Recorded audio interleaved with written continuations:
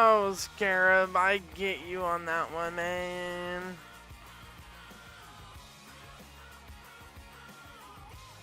I used to get that feeling a lot where you're about ready, like you're on that urge to sneeze, but then you just can't sneeze. It's hell. Hell on earth. Welcome everybody joining in, by the way.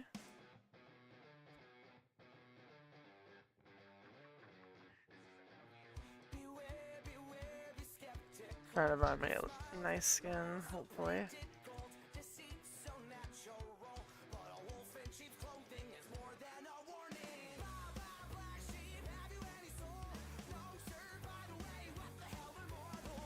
Easter Bunny! I like the pastels. They're cute.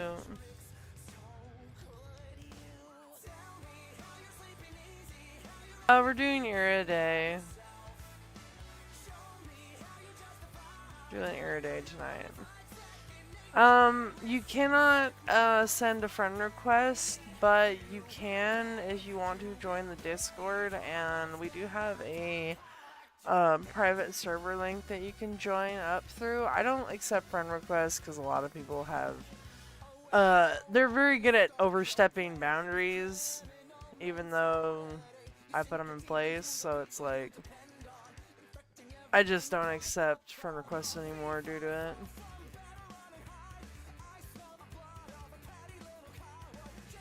I appreciate you understanding. Yeah, why not this one?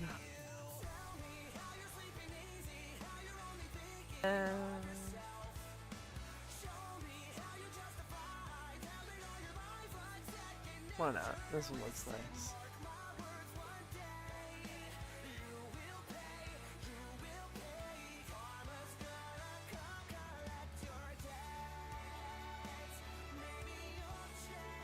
The only reason why we do it through the Discord is to avoid stream sniping. Like yesterday I posted a link to the private before, like in my stream, But like the problem is that like with us doing the nesting stuff, I want to make sure that we're not getting interrupted with this. So we're gonna, that's why I'm doing it through our personal.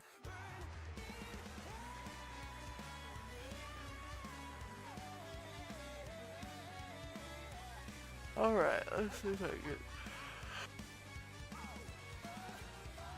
Oh, I need that thing that makes nest cheaper. What the heck is it called?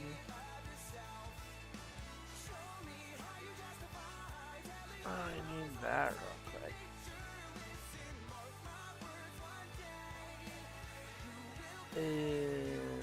Yeah, it's the egg gobbler. I need that. Yeah, I need that. How much do they go for in like trade? What do you guys, cause I do need to buy a couple of these, I think. Actually, I'm not gonna lie, I'm probably gonna stock up like on a lot of these. Because, these are gonna be worth a lot of money. Oh, can you? Well, how much do you want for it? Oh.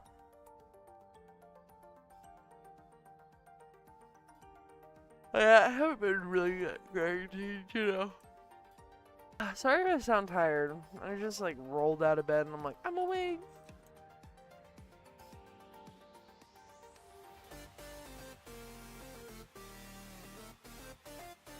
Oh, I appreciate it, Tobias. Are you added? I just want to make sure before I go run into Trade Realm real quick. Are you added or not? I think you are. Oh, I need to give this guy away. I know somebody handed him off to me a while ago, this one. I need to give this to somebody. I'll throw that in a giveaway sometime, this little dude. I just haven't had a chance to. Okay, so we are added.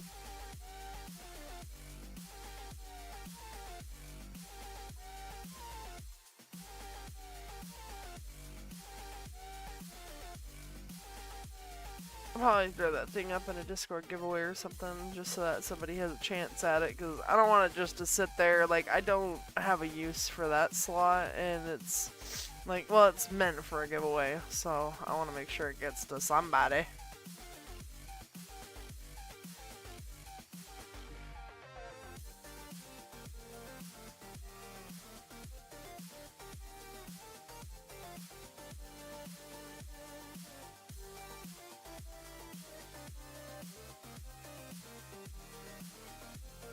Ooh, a little laggy.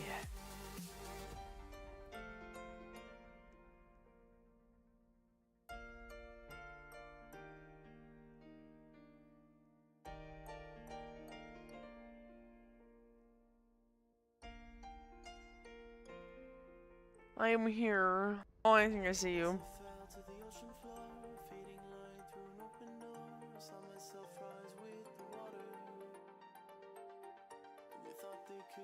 Tobias!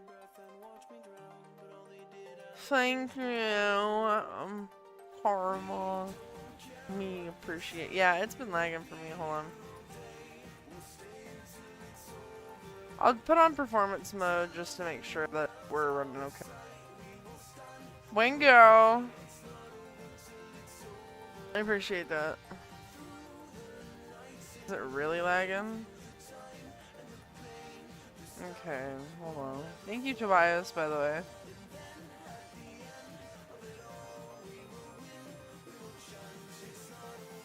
Alright, let's head back to the private. Thank you again. Let me get back on here.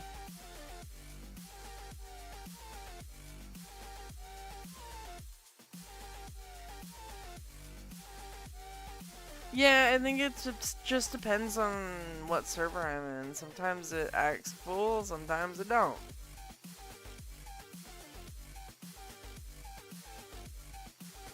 You again. Let's get the little guy on.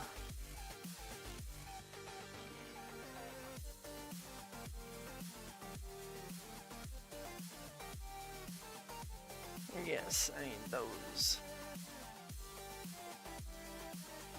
Because even with the gestation thing, that should be perfectly fine.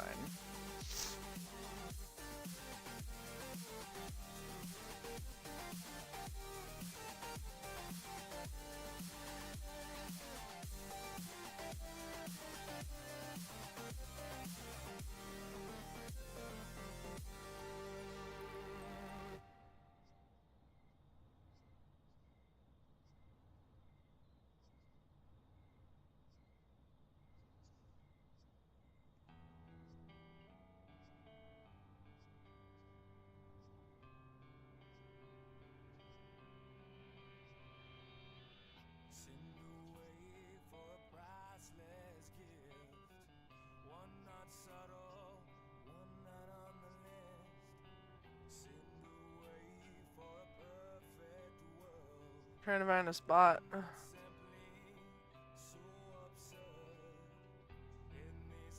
I'm lagging.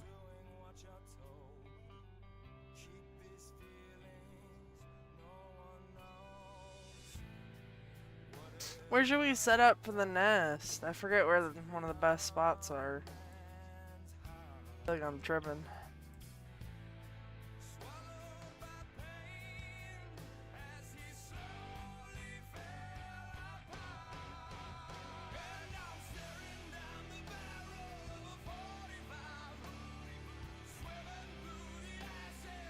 I'm not sure where to go to plop down to put down a nest. Order shrine, so that would be in swamp, wouldn't it?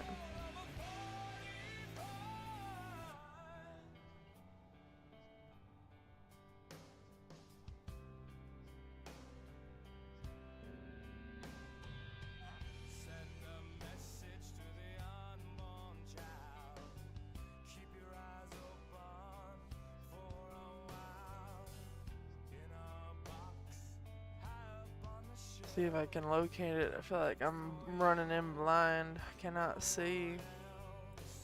This ain't it. Wrong way.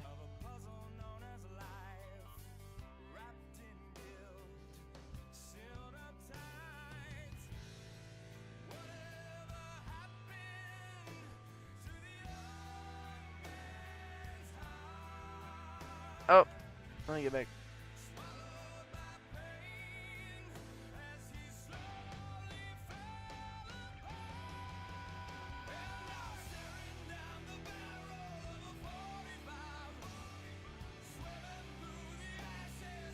Okay, we'll place the nest over here.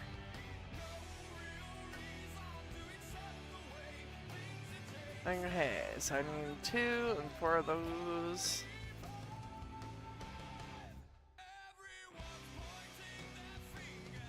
I need crystal, I need mushroom, I need moss, I need mud, I need wood.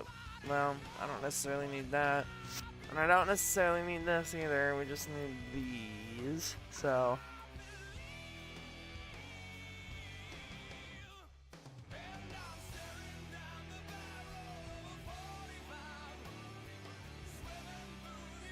Oh yeah, no, it looks great, Death.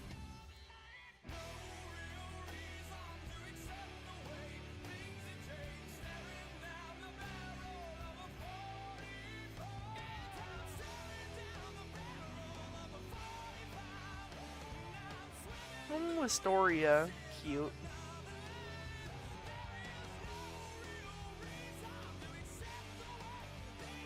We love Wisteria.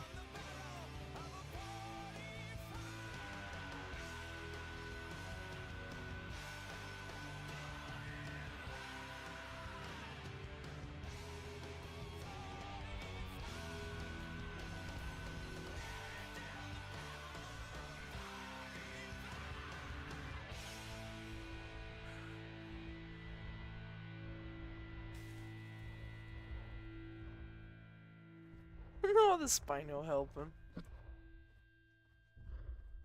I need to get my hands on that species. I really need to get my hands on this.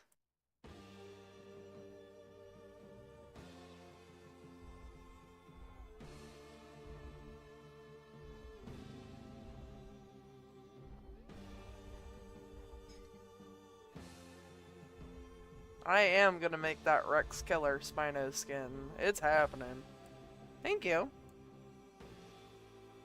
That's upgrade. And I need aloe vera. If I can get some people to get some aloe vera. And I need... I think I got moss coming. Thank you. Alright, I need more mud, more moss. Probably a little bit more mushrooms. Need some aloe. Please and thank you. I need more crystal and mushroom, but we need some aloe and some moss and mud.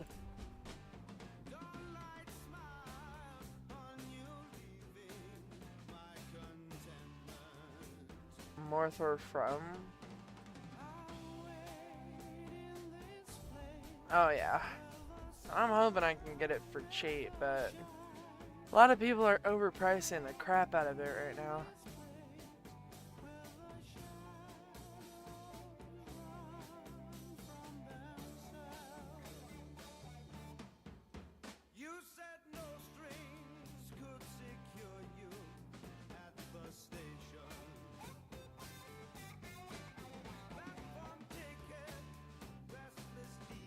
Yeah, I ain't gonna pay 30K for that. Yeah, Tacito, you should give it to me for 4K. I want a Spino for 4K. I couldn't grind that though. Honestly, it's deserved if you had to grind it all out first. Hey. Who wants to pay 30K for this? Who really wants to pay 30K for this, man? It's beautiful, but 30K, man, that's, yeah. They're not painful, I know they're not that hard. I just don't want to do it. I just don't want to do it.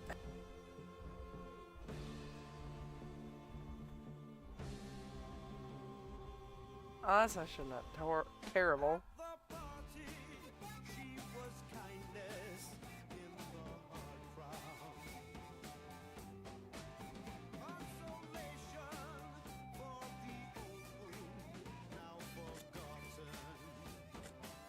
Okay, I need Bulrush, Lily, Moss, and mushrooms, crystal, aloe, and some bones. I wonder if I can pick up these bones over here.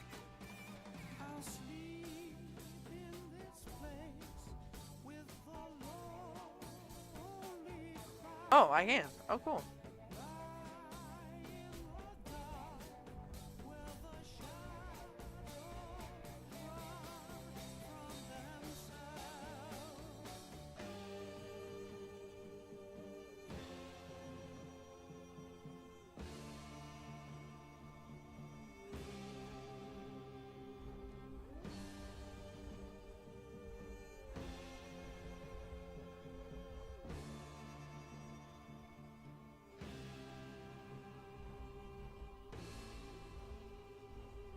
Sassy Queen.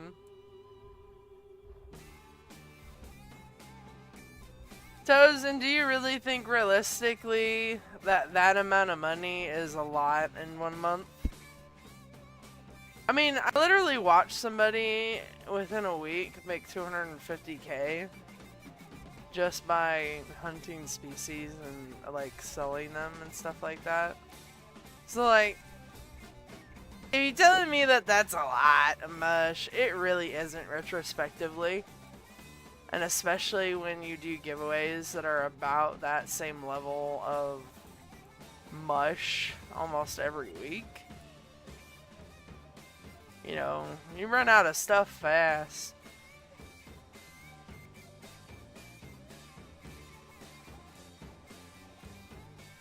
I'm not gonna... Okay, but that's the thing. Isn't it fair, though, for me not to want to have to pay 30K for it? When people are getting it for 4K from the artifact shop just because they grind from it? You know what I mean? Like, I'm not gonna pay that. Just because I get extra mush doesn't mean I want to spend it stupidly. You know what I mean? Like,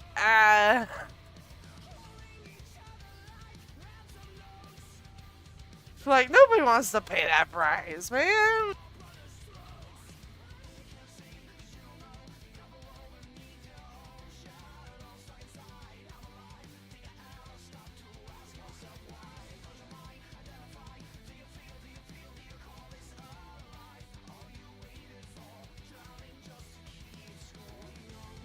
I mean, it is entirely passive when it comes to mine.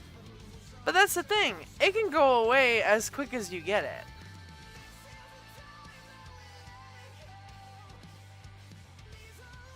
I'm not gonna settle and pay for that price right now.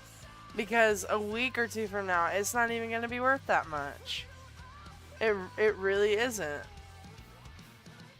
That's why I'm like, you know, everybody can take advantage right now and sell them for high. You might as well. But I ain't gonna buy it. I'm not gonna buy it for 30k. Screw that. That's the same feeling that I had with Zymor and Kilo. Like those shadow creatures.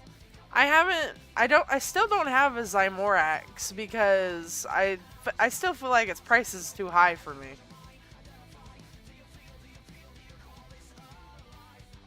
Yeah, Abigail, you should be. Make sure to check your own settings though.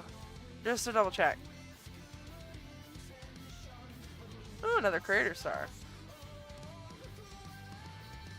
Okay, I need mushrooms, lily pad. Or not lily pad, but lilies.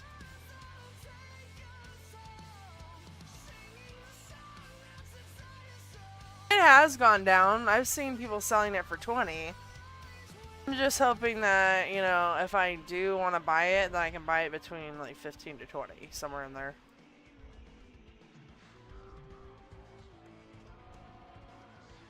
The Shadow Shrine is a pain. That's why I'm like, you know, I understand that it's going to be a lot for a while. I just know that if the Spino is easy to get, that it's going to be shooting down in price a lot faster than those shadow creatures. Okay, I need more bones. I need mushroom, crystal. I need another lily.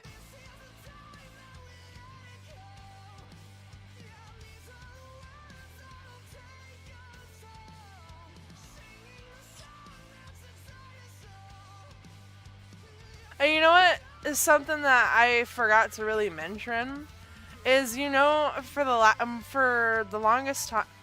Wait, what is? I didn't even notice that you were on my face. I had a whole parasite and everything. Ew. Ew.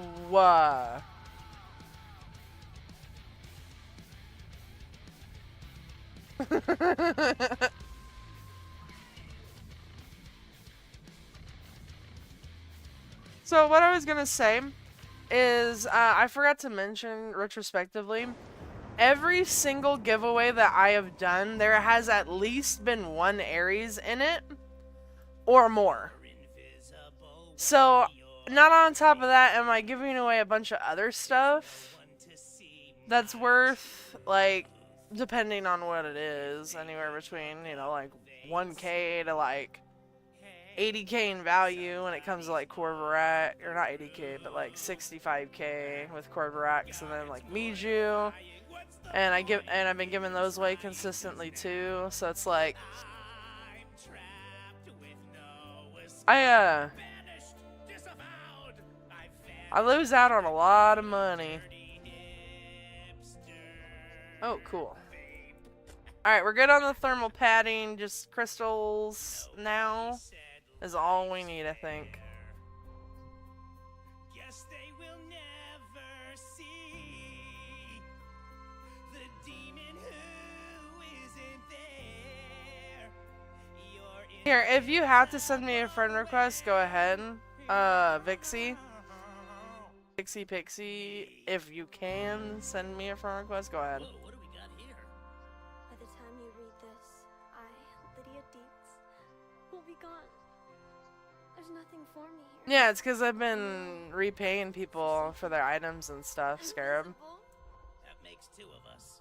Who the hell are So just give away like 25K on the Discord too. Yeah. So it's like my money goes. Yay, we got him. Yeah, make sure you don't have your nesting request set to friends, guys, because yeah, you won't be able to get through. Oh, another CREATORSTAR. Okay, let me make sure to check it out. I usually don't add people, but I know that sometimes the server has a bit of a problem. If there's anybody else that needs to add me, go ahead, just put your username in the chat. Just so I can make sure that I know who I'm adding. Vixie, where are you at?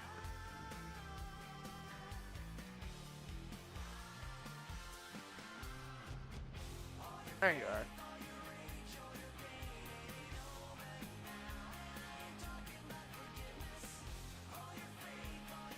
Well, we're doing Erie Day because it's a part of our raid tomorrow, so this is the one that we're doing for the moment. If we have time to do another one, we might.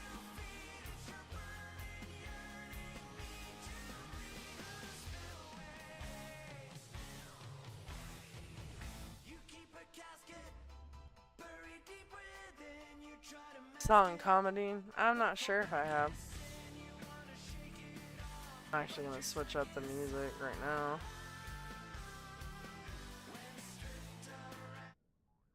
Time to bring in some trauma.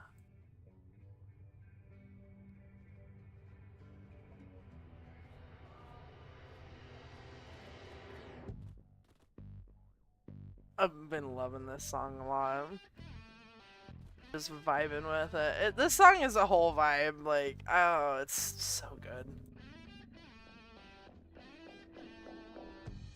What will you do now that you're gone?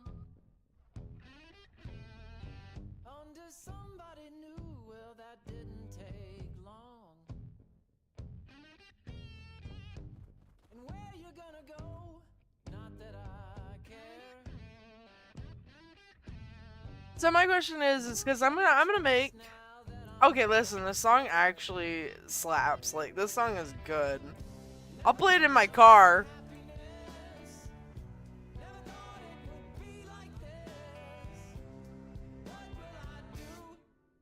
You're gone. Now that you're gone. I like this Miju. Running to see him in. Tobias, you made that mistake when we told you not to look that thing up. Who's gonna keep you warm out there in the cold? And who's gonna rescue you? Yeah, it just goes from 0 to 100 real fast. And I'm just like, listen, you know, why'd they gotta ruin a wonderful song?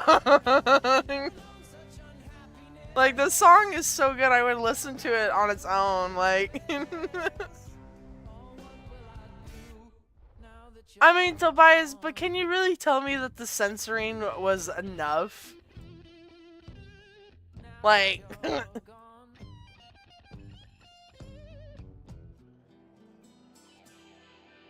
Dang, I'm just throwing out creator stars, alright.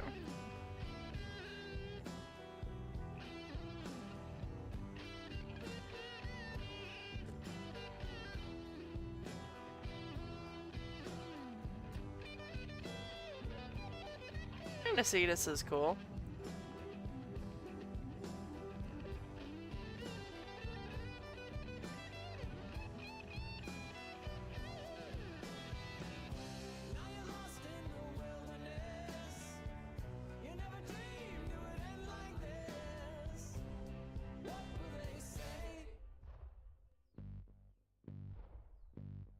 Now that you're gone.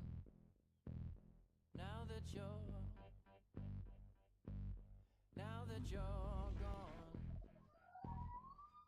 Ooh, neat Depsicle.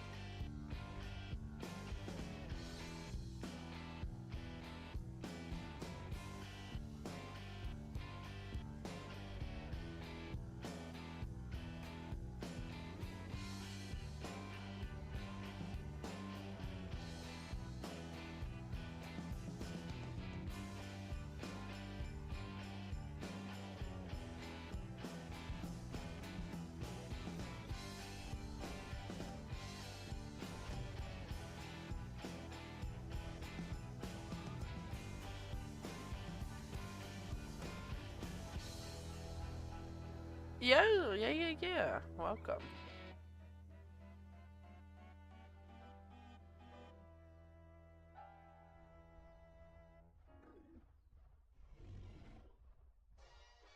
Okay, so I wanted to show you guys something because I keep telling y'all what I want to make. Like what I want to make spino skin wise. I want to show you guys what it is.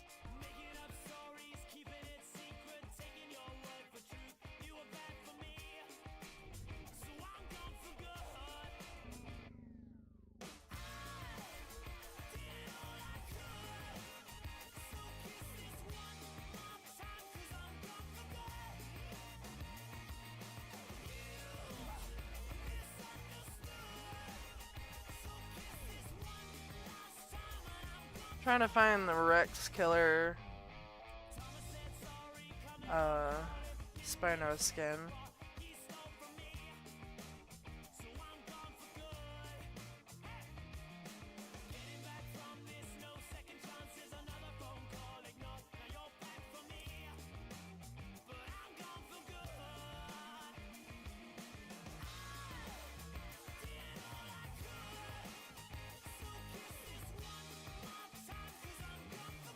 Alright, I'm trying to get a photo of it real quick.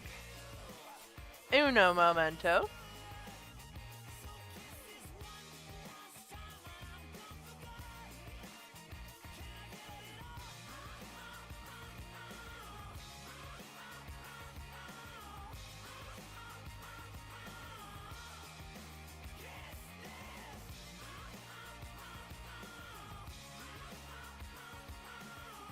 Ooh, another creator star, nice.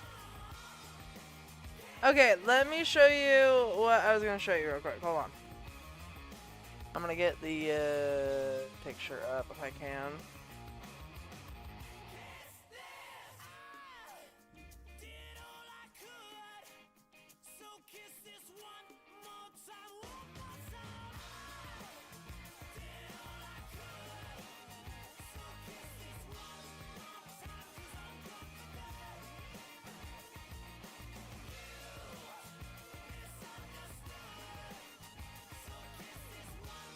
JP Spino, that's cool. I think the Rex Killer is based off of Jurassic Park. Let me show you.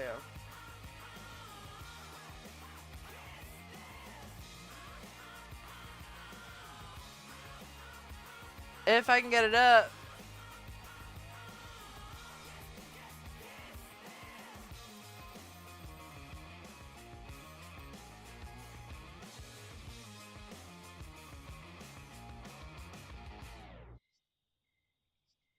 This is the skin I want to make, is the Rex Killer.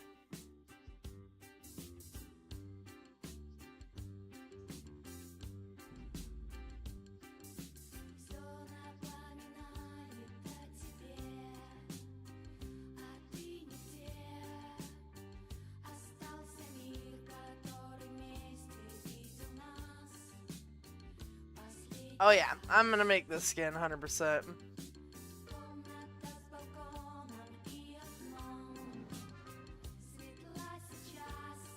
Well, that's, I think, the point of it, is that's why it's the Rex Killer skin for, like, the aisle. But, yes, you can, I'm definitely making that.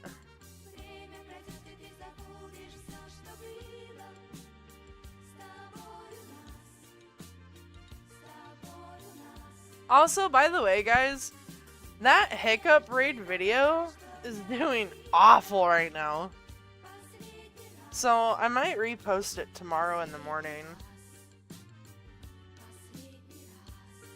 So, if you guys see another announcement for it, I'm not even re-announce that I'm gonna re-upload it, but probably going to re-upload it just because it did not hit algorithm at all.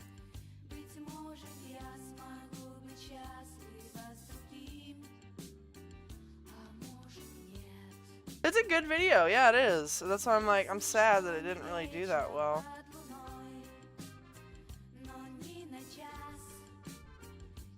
Good God.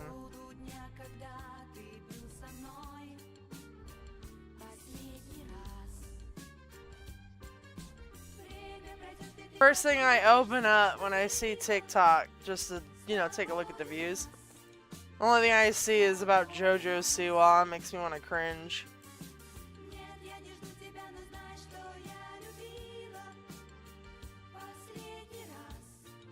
Some more spinos. Beautiful. But nice. Dude, I am pumping out the sea stars this time.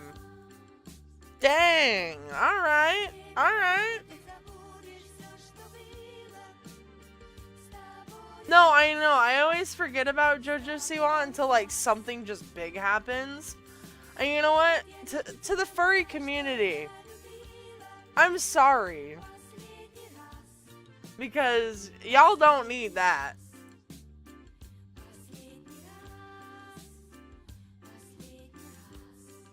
Yeah, we're nesting in mutts.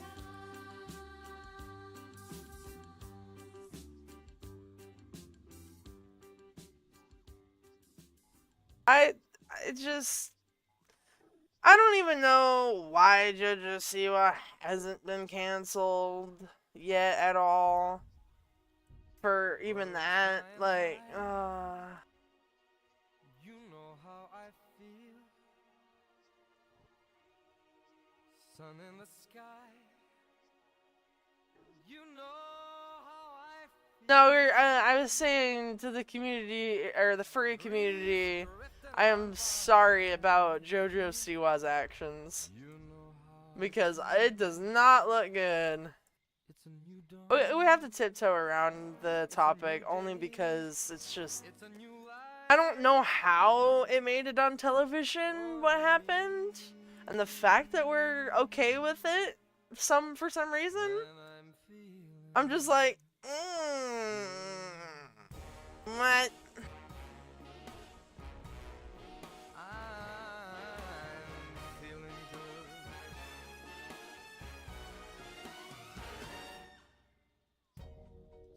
Fish in the sea, you know how I feel.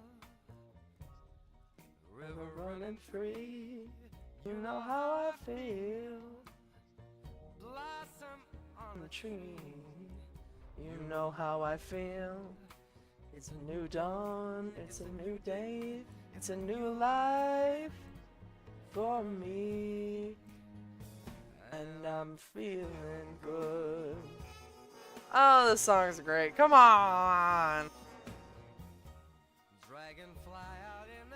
I don't care if you use pride skins, it's fine. Nate's like, help! I feel like I'm in my dad's car.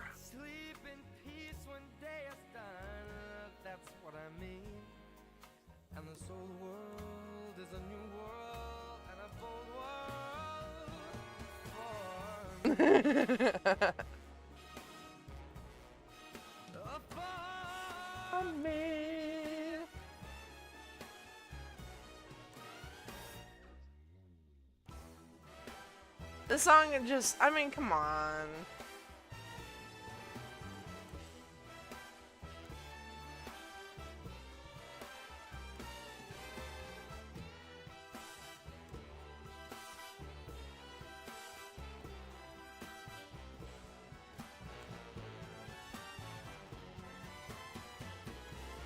Another one.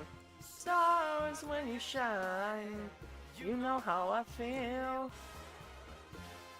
Into the pine, you know how I feel. Freedom is mine. Oh, yeah, it's Michael Blue. Yeah. New day, it's a new life. It's a new dawn, it's a new day, it's a new life. A new life, it's a new life for me. And I'm feeling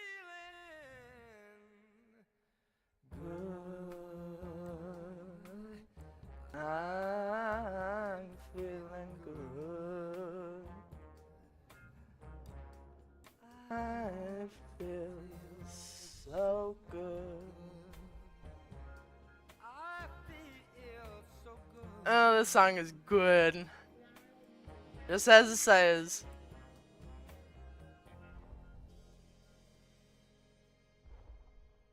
You can't be making something wrong with Michael Bublé.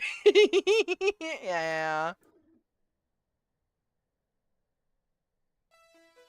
I was in the car and the song Fire on the Mountain played as a bus went up in flames. No! Oh, that's awful. We didn't start the fire.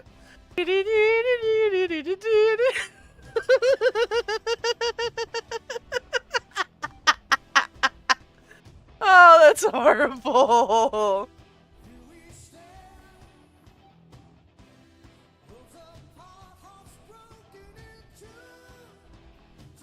That is such good timing. Your mom was probably like, yo, no. And I'm reaching for you. You. And that's gone. But change your mind. If we can go on. Survive the tide of divisions. Someday love will find you. Break those chains that bind you. One night will remind you. I can't even sing right now. The Sea Star plushie? Yeah, it is. Won't desert you. No, I still love you. Yeah, no, so CCs cannot trade that plushie. It is account bound. We only get one. And so, like, let's say, for instance, if I was ever, like, you know, step down from CC or whatever, I would not be able to keep that plushie. Like, that... Oh my god, a salmon magnesetus! Look at you! Look at you! Another Sea Star! And another one. And another one.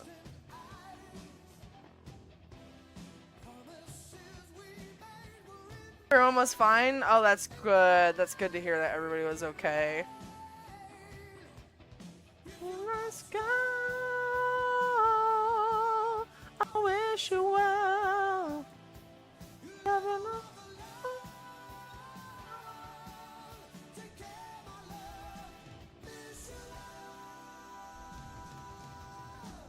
Someday love will.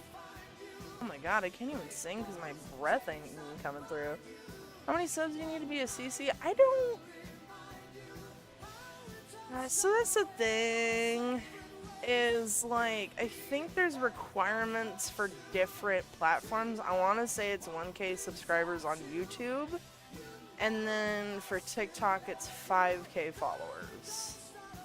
I want to say that's what their requirements are, but when I, you know, applied and whatnot, I only had my YouTube channel and I was just above 1,000 subscribers, so it's like, that was like years ago. And I didn't even need to do an application. I just told Aretha that I was streaming, and then she's like, you want the role? And I'm like, hell yeah, I want the role. But again, this was like legacy days. This was when this game wasn't even that popular. Now we consistently have over 30k people playing, and it's kind of crazy.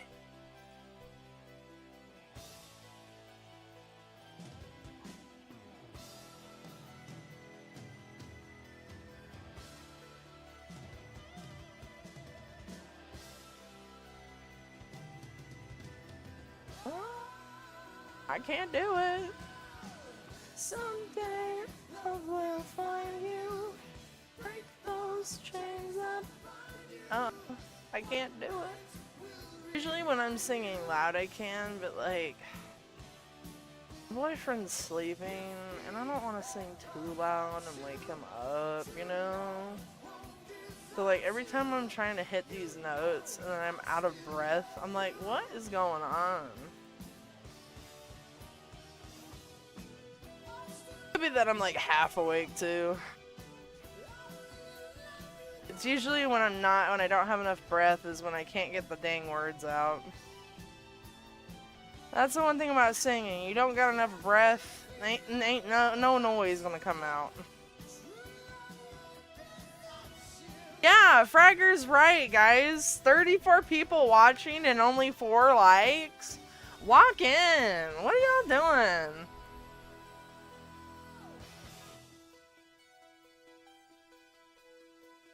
I'm not gonna pinch his ear. He's so cute while he sleeps. Leave him alone. Just 0 likes here. Nobody likes anything I do.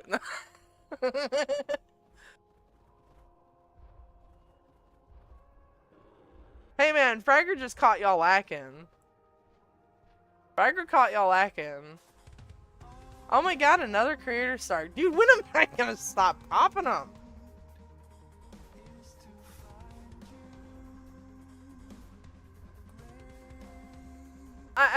I'm sure that they know that you have to refresh it for them to see. It's just funny for them to see on their side that it says 0.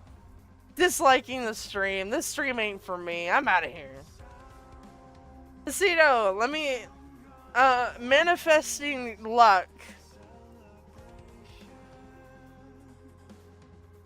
Oh my god.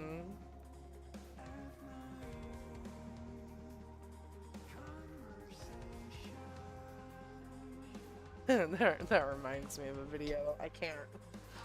Unfortunately, I don't know if I can reference it here. Because the video... it's not, like, horrible. It's funny.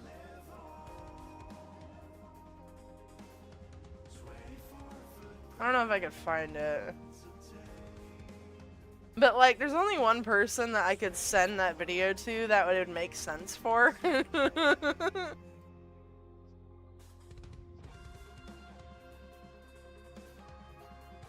So I saw this video, video about calls. Have you guys seen that video on TikTok? The call video? Cause it is so good, dude. I cried when I was listening to it. I don't know if you guys have seen it, but it was so funny. I'll see if I can find it. Hold on. I'm gonna turn off my music just for a second just to make sure that there's no random video that just pops up so I can just show you.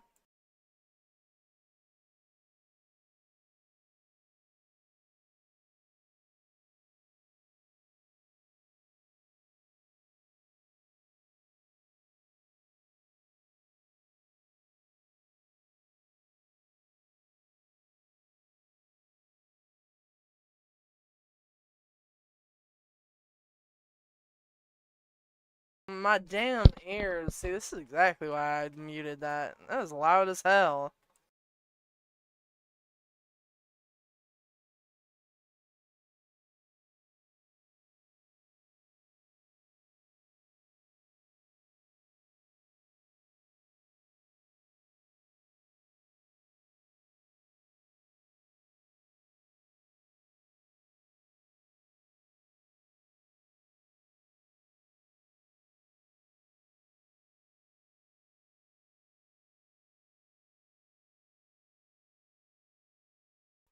Okay, hold on one second.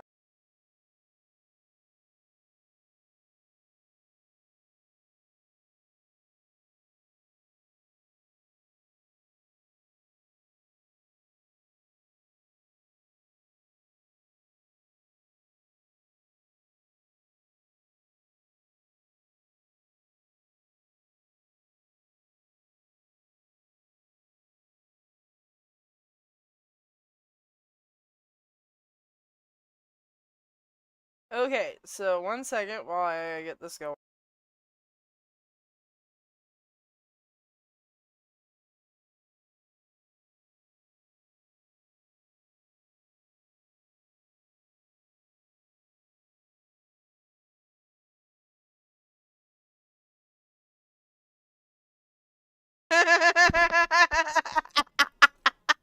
So I'm trying to show you guys this video, right? And I'm crying because Finger! Why are you the only one that's not a creator star? Finger didn't manifest it, not at all. Okay, so why I'm laughing? Because, oh my god.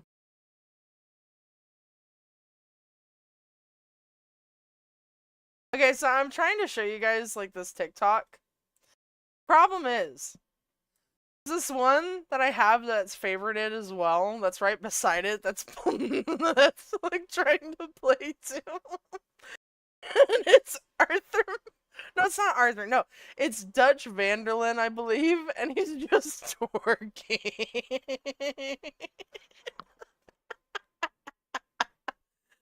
Just like, I don't. It's making me cry.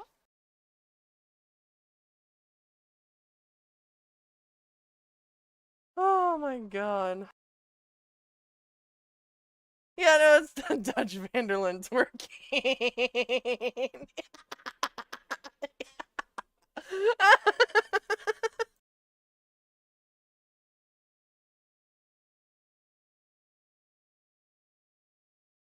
Wait, I'll have to see if it's appropriate. Make sure it's appropriate to show you guys. Because, I mean, if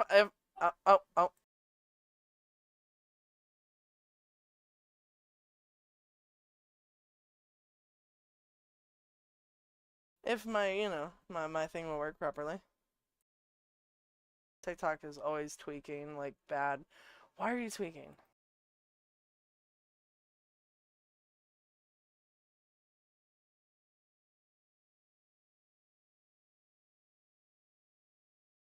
Yes, Fragger, yes.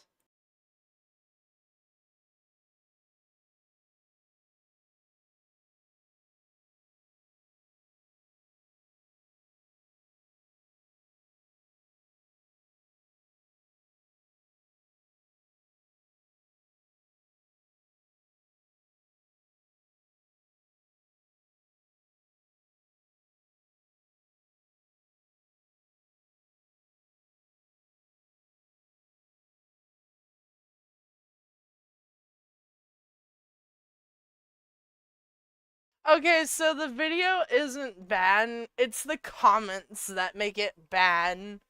It's the damn comments. Oh no.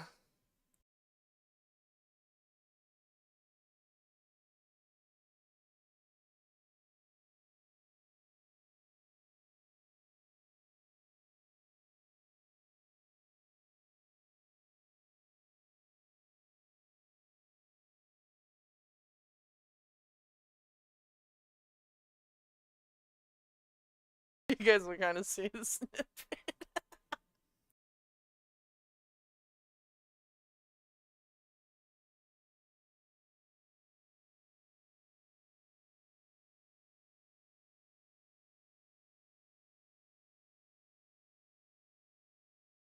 Oh.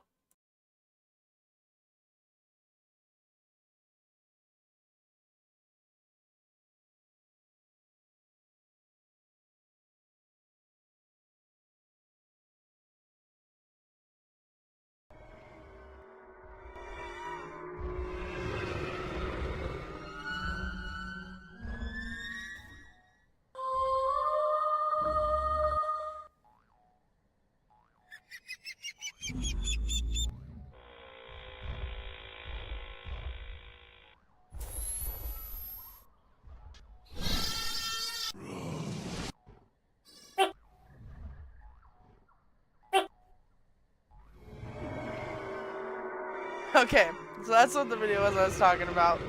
Is the sounds. The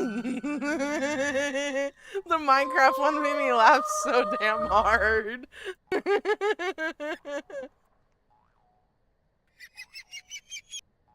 It's still playing.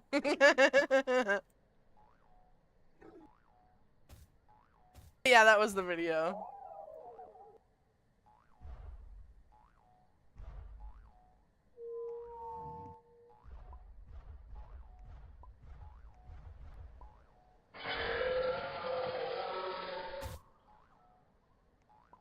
See if I can invite you, Frag. See if it works. Frag! Bruh. Bruh. Are we for real? I think all of these guys used up all my luck and you just got none, Fragger. Well, no, they're not the first non-C star. This is their second now. This is tragic.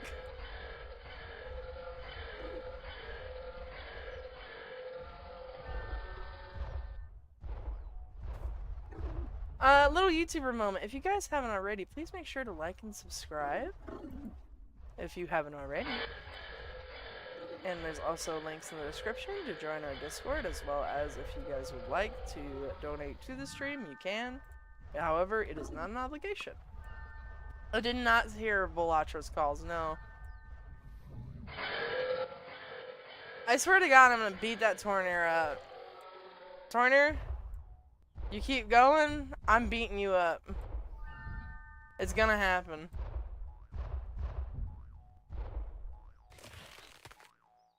Oh, make the... Are you a Starlet? Make noises.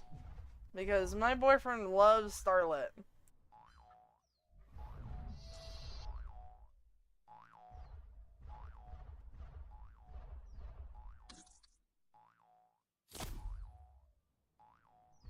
I want to hear them because I want to see if the boyfriend's gonna. Oh, the boyfriend's gonna love them. The boyfriend's gonna love the call. It's like a chicken with the little ding, brack. It's cute. I don't know who the audio designer is now, but you've done it. Peak COS we have been in now. We finally have variated calls. We've been waiting for this moment for ages. Okay, Fragger, let's see what happens. Yeah, there you go. There you go. Pooh from... Aw, that's cute. I love Pooh. Still was weird to me as a kid that, Cosmo got pregnant. That was weird. What a weird time to live in.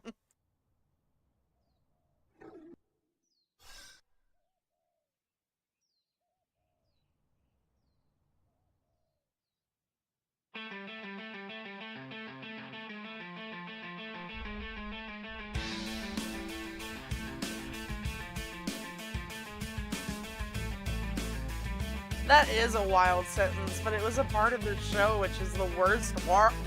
That's the worst part.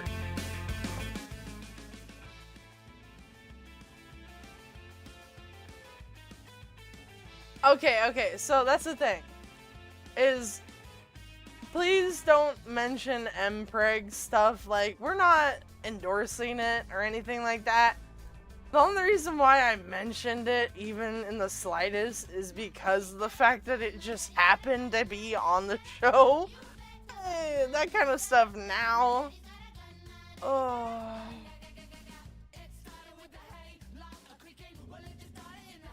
It's okay, I'm just like, please. A lot of that stuff is fetishized, so I stay away from the topic, you know what I mean? Because when I hear, like, mpreg, it can be, I believe there's, like, different types to it, like, on what it could mean, and so I'm just like, no! No!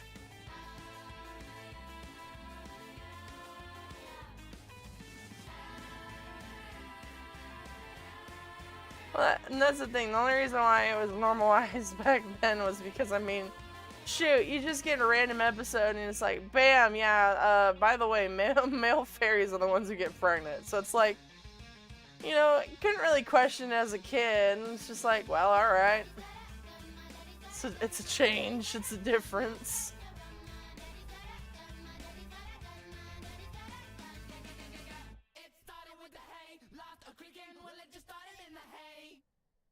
With his long johns on, pub went a creeping up to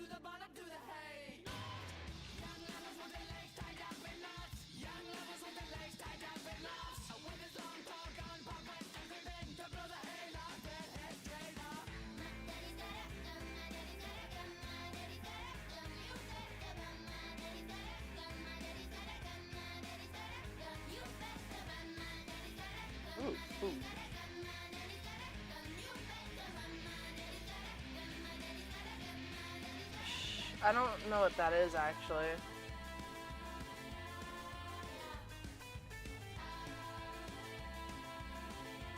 Oh, you ate all the food right in front of me.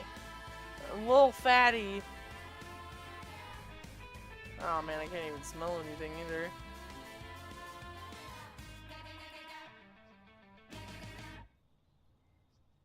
It's okay, you don't have to give me a partial. Yeah, we re-nest until you get the C-star usually anyways, so it's not a big deal. New series. Oh, it's like a, oh, I see. No, I have not. No. I haven't kept up with Fairly Odd Parents. I don't really watch shows, I ain't even gonna lie.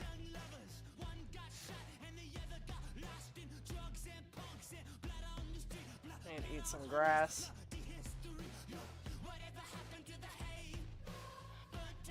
And stop getting stuck on stuff.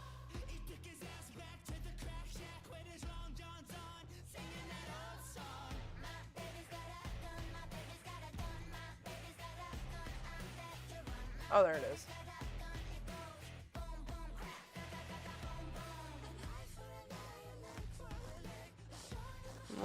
Let her eat for a second. Nah, I haven't seen it, no. Like I said, I don't really watch shows or anything. I don't really sit down and, like, watch stuff. The one show that I am interested in is Blue-Eyed Samurai. I've seen a lot of clips. Absolutely love it. Fowler reminds me of... God, what is his name? Hold on, let me find out. Hold on.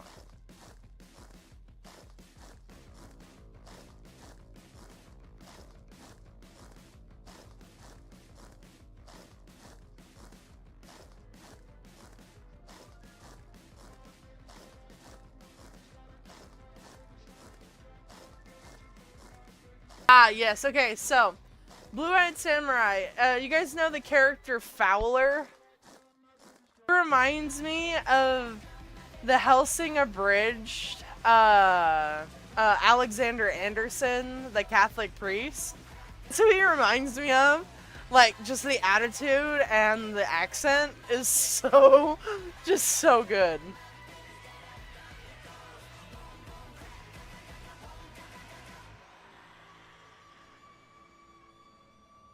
And I mean, I don't know if you guys have ever seen, like, Helsing Abridged.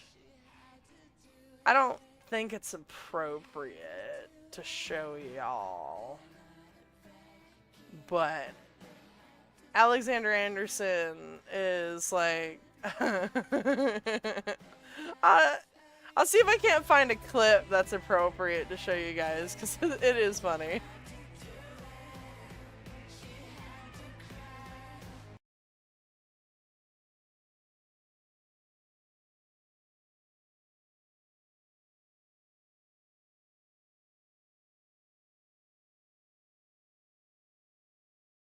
Follow Romelli, that guy. I love it. Let me see if I can find it. We're gonna mute that. Yep.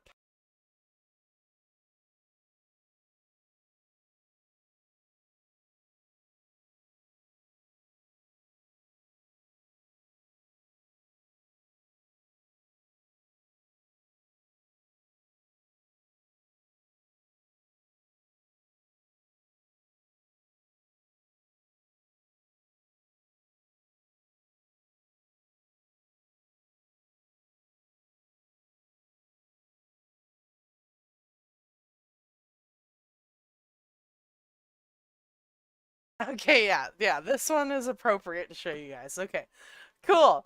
So, I don't know if you guys have ever seen Team 4 Star's Helsing Abridged Ultimate. Unfortunately, Team 4 Star doesn't really, like, post anything anymore. I'm pretty sure they kind of just poofed off the face of the planet after posting, like, some of their last Abridged series.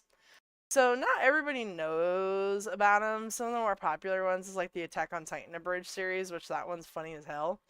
But I really love the Helsing Ultimate one because it's so just whack.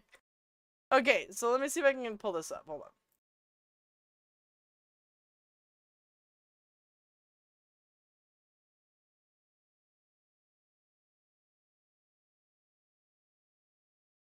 I'm gonna see if some of the rest of it is maybe appropriate.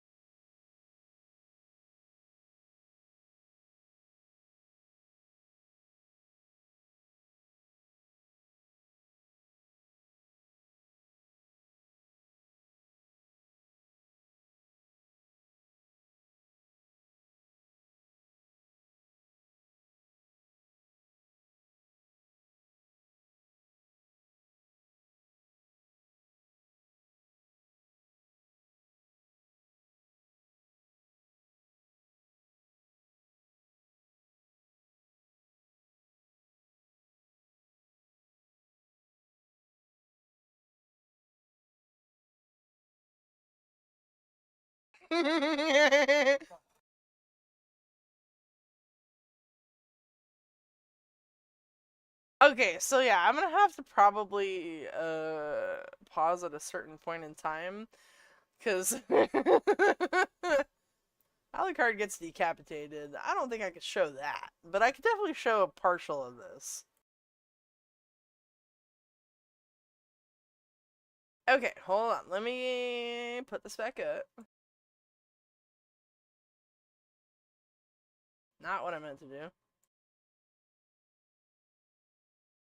Okay. Listen closely. So what can I do for you, Father O'Malley, O'Connell, O'Carroll, O'Reilly, O'Brien, O'Sullivan? Who is also Italian. Tell me, Anderson, what is your favorite thing to do? Spreading the word and love of Jesus Christ to the many people of the world, teaching peace and love for all. And the killing of vampires? Ah, just try to fucking stop me. And what about Protestants? Second verse, same as the first. Now put me on a plane so I can put him in a hearse. Yeah. So that's who Fowler reminds me of, is that guy.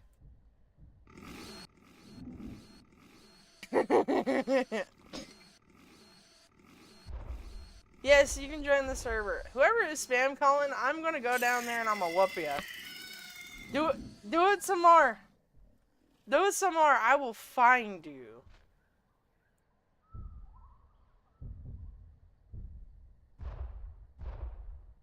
I'm pretty sure it's supposed to be either Irish or Scottish for Anderson, at least for the abridged version. Unfortunately, I can't show you more because, like, in the next one, it's like, you know that would be cool and all, but you totally ripped that from Boondock Saints. No, I didn't! And then he decapitates him while he's talking, so it's like, I can't show you that, but it's funny. Storm, though, I can add you. Can you post your Roblox username in the chat and just send me a friend request? It should just be Subrealm. Walmart bag. Oh, we got 2 of them.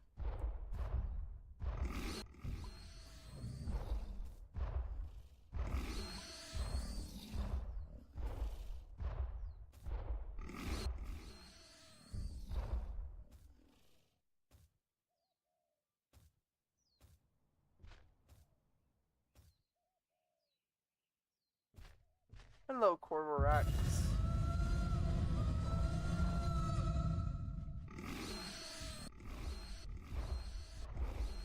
And it's unfortunate too because I can't reference Blue-Eyed Samurai, but there is one scene that I really like from it. I'll find it for you guys. It's one scene that really does stand out to me out of all of them.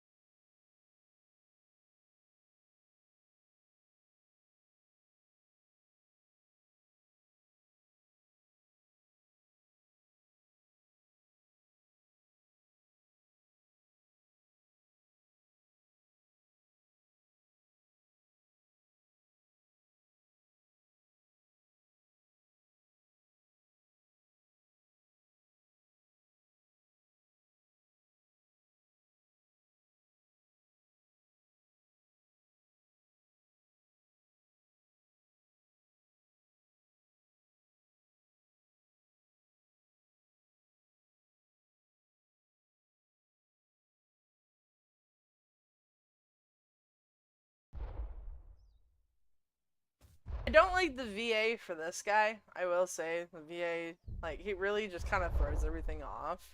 But the VA for this guy, yeah. Yeah. Time to test our guns. Our guns? I don't understand. Where are they? They're right here. This scene was. Of course, I had to modify the designs to get 2,000 rifles from my country into yours without notice. My country's history is one of manufactured suffering. I was a boy when the Tudors burned any food the rebels under O'Neill might think to eat. We starved. Everyone starved. Mouths on the dead stained green from chewing nettles. You get resourceful in a famine. My parents died early, left me and my sister catching rats. The rats ran out quick, fed my sister on my blood, kept her alive an extra 2 weeks. I didn't sleep for 3 days to protect her body from the starving till the ground thawed. I cut out her kidneys and buried her. Fat cap on them like a pig.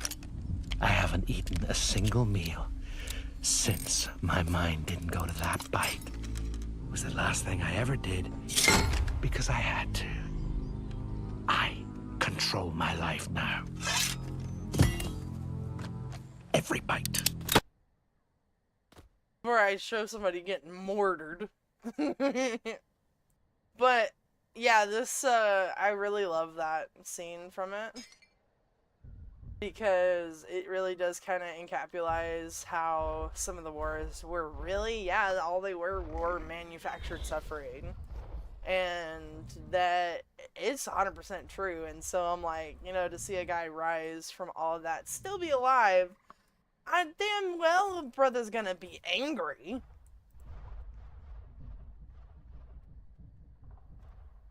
I would be in the same boat of being that angry at the world, honestly. Being left like that, damn. But Fowler was definitely one of the best villains, I think, of that show. I haven't watched it fully, but definitely love it.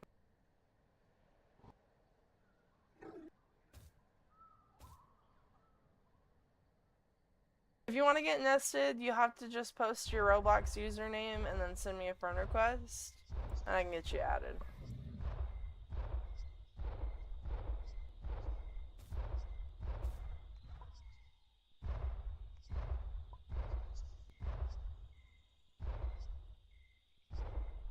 To the music.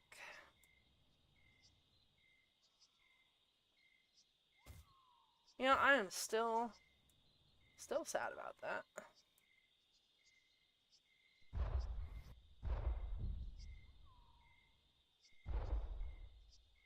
There's some music that is no longer available, and I'm just like sad.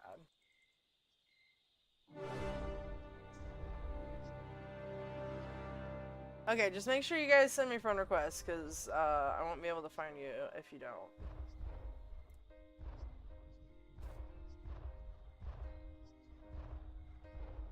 Sometimes you guys can show up with a lot of versions.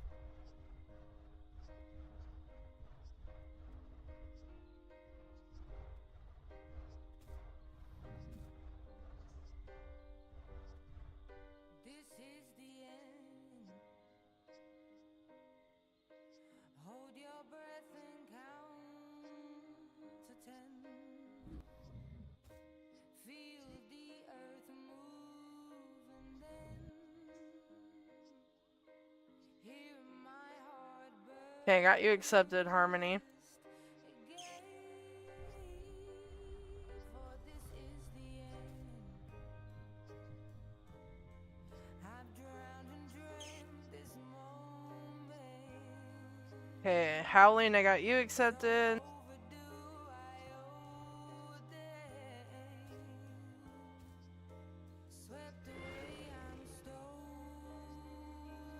And Yuki, I mean, I think you're in the game already, but I got you added regardless. I don't have a list, so it's just you accept when you can. What is the Varsk doing? Something's holding it.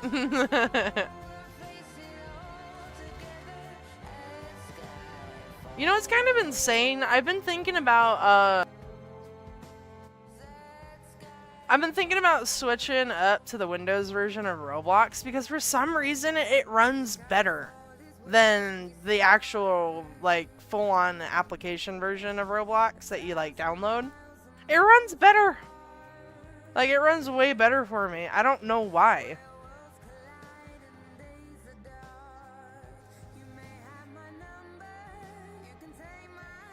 Oh, you're good, Metalhead. Go ahead and join me.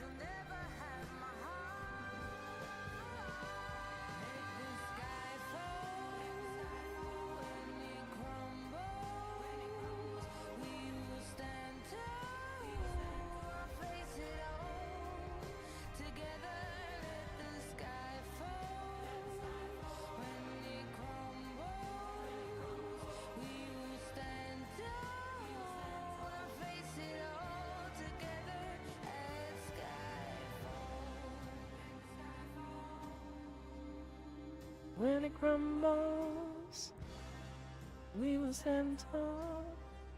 I'm dying.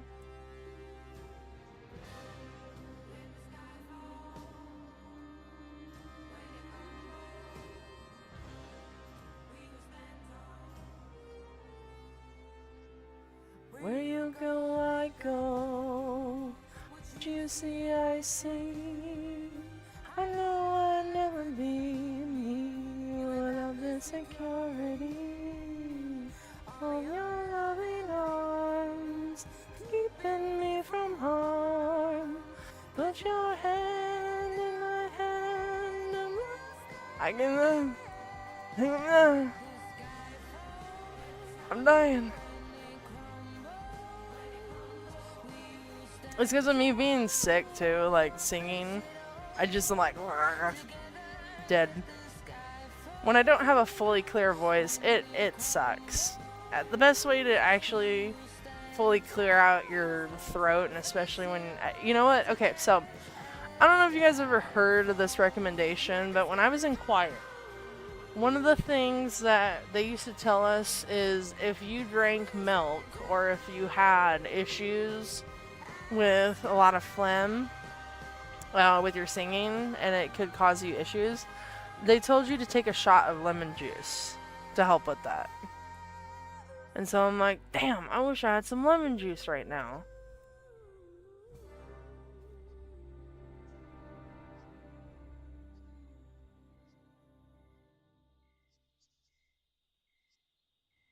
I'm gonna make the songs a little louder, don't worry. Sorry, I didn't see that until now. Yeah, lemon juice. A shot of lemon juice. You just take that down. Yeah, that's true, though. I might have a lemon.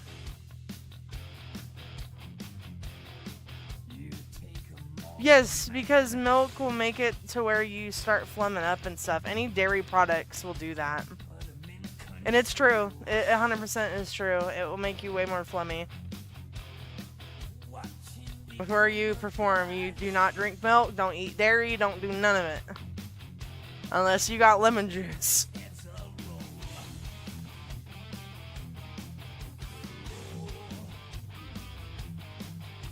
I don't know, I've probably told you guys this before, but when it came to choir, I did choir through 6th through, I think, 10th grade.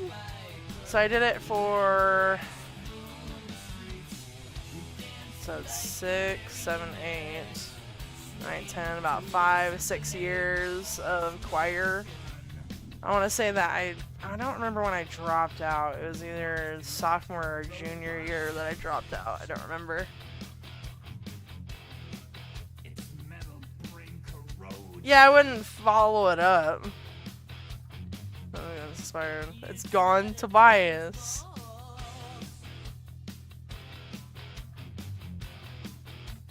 Tobias. Have you not gotten an egg yet, Tobias?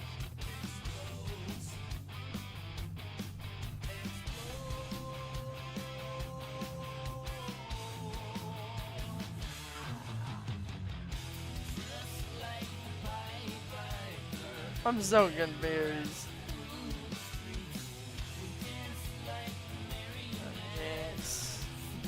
There you go. Not gonna lie, I don't even remember who I've been nesting first. Bias, I'm sorry. I'm trying to get you in if you haven't gotten one.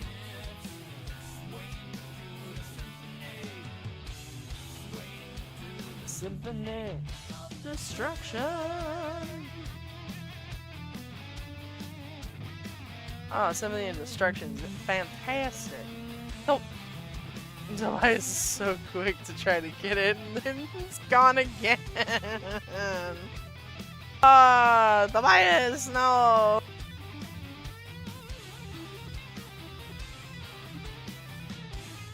Oh, okay.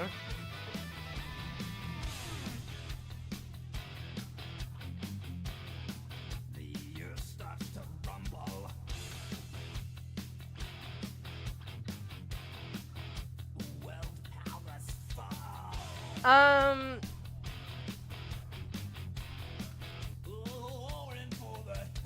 me see here. I'm actually gonna stick with my Spotify playlist just for now, cause like, I don't know if that song is gonna be inappropriate or not. I don't want to check it out first. Hey! Hey!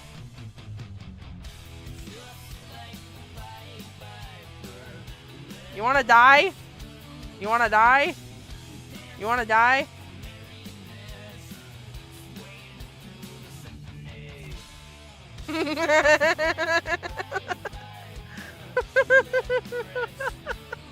Oh my gosh. Just the please don't kill me. You're biting me.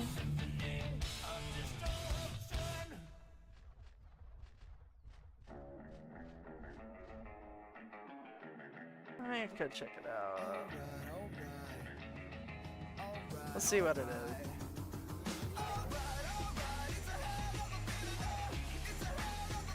Oh! I see. Oh, it's not explicit. Okay, that's fine. There. Let's listen. Ooh. Okay, what's this?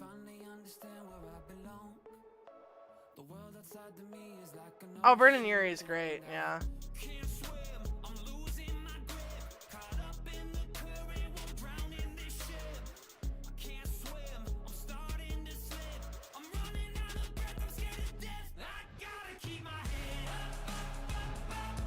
Ooh. Right, Sync, you have a good one. Putting that in my liked songs.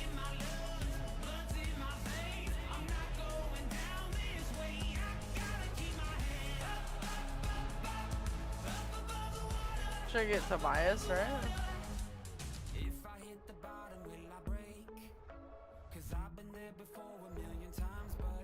There you go. Because, I mean, you did send the request first, and then bam.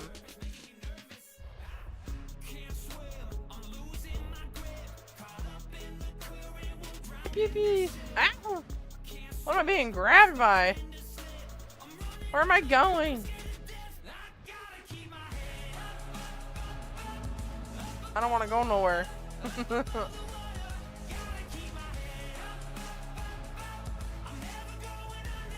Yeah, you did get the mute right off the gate. It's only Fragger who ended up having issues.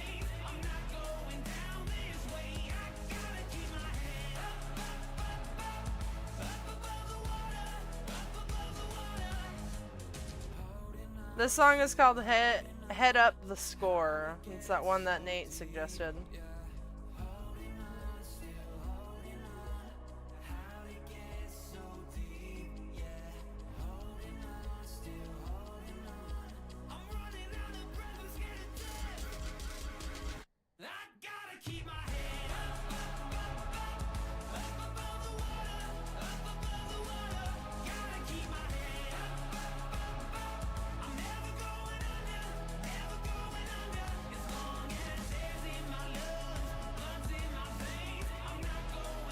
Okay, let's see if I can take a look at it.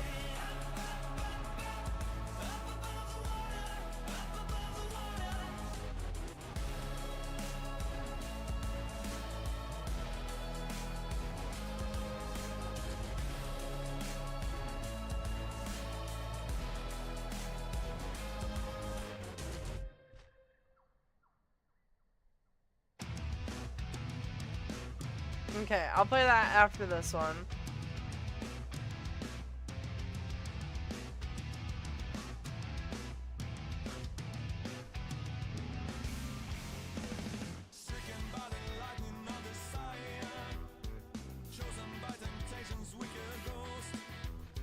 Savior of the young and of the fragile, healer of the ignorant and poor. After every lighted fire, ashes fertilize the soil.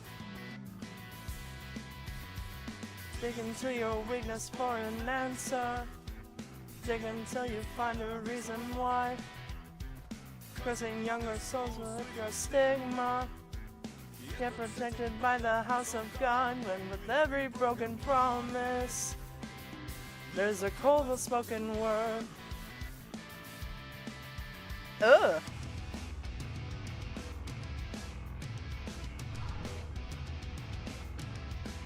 That's a good song, yeah. I'll have to take a look at it.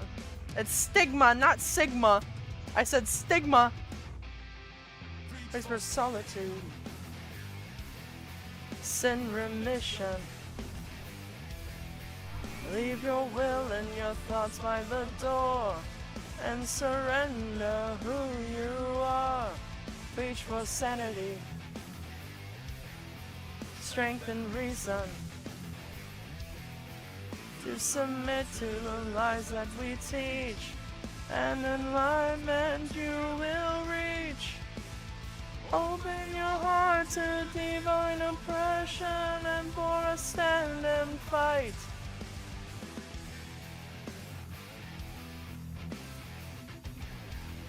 Sigma. Tonier. That's great.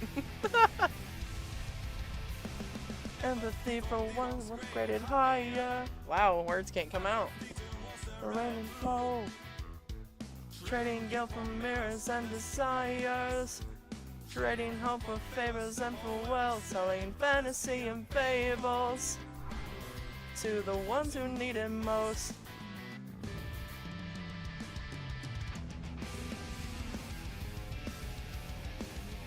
Yeah, get it, Boreal. Get it. Get it, Boreal. Bro's jamming, like, for real. Hey, going down that fast, I can imagine they get crazy whiplash. Can you not, please? Thank you.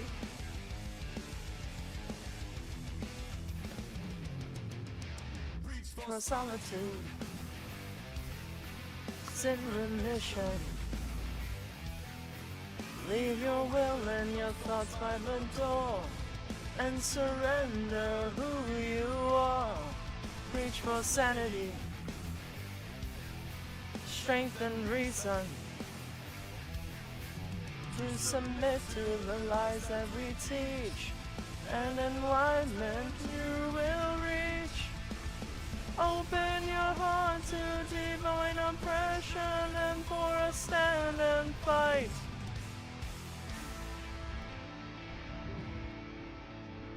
Headbanging baby Boreal. Yeah. Tonier though, that's funny as hell.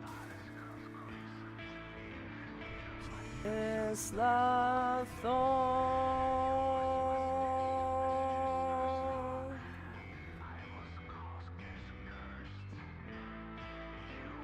Sorry if I'm all crackly and gross sounding right now. Like I said, I'm still recovering from my sickness, and I love my singing.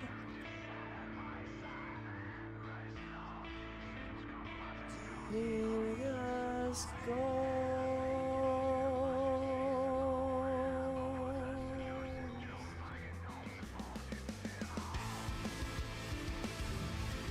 I walk a lonely road, the only road that I have ever known. Spinning, spinning, spinning, spinning, spinning, spinning.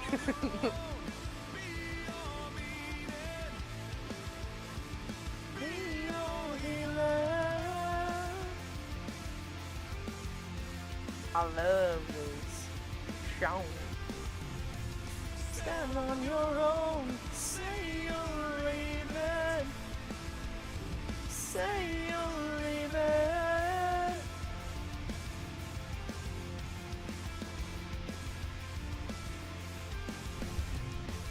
Hold my hand one moment. Teach me how to see beyond the lines. Your bones are broken. What? Just a broken promise. Just an echo of a distant cry.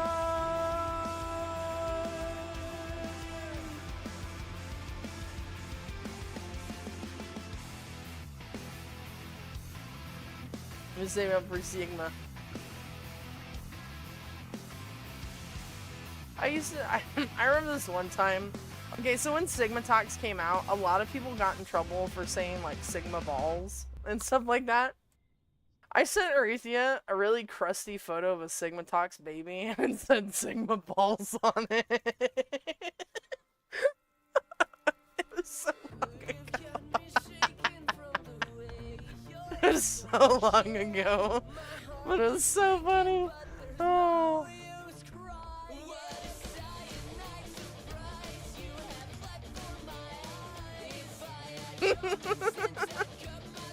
Yeah, it was the same thing as like D's nuts and stuff like that. And people got really irritated with it.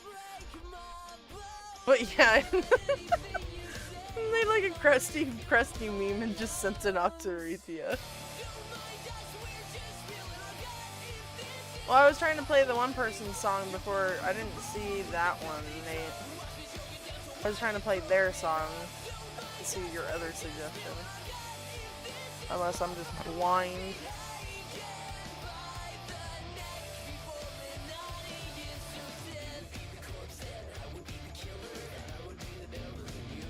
Well, I mean, because like Sigma balls is supposed to be a play on words. You can kind of piece that together on what that's supposed to mean. But it's just it's a joke, obviously.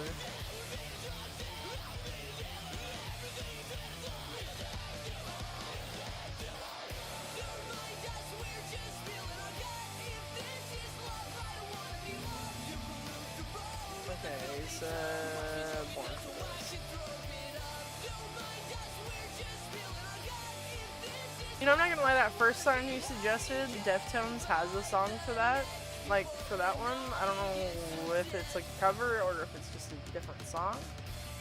But we're gonna find out. Later, probably. I'll find out later.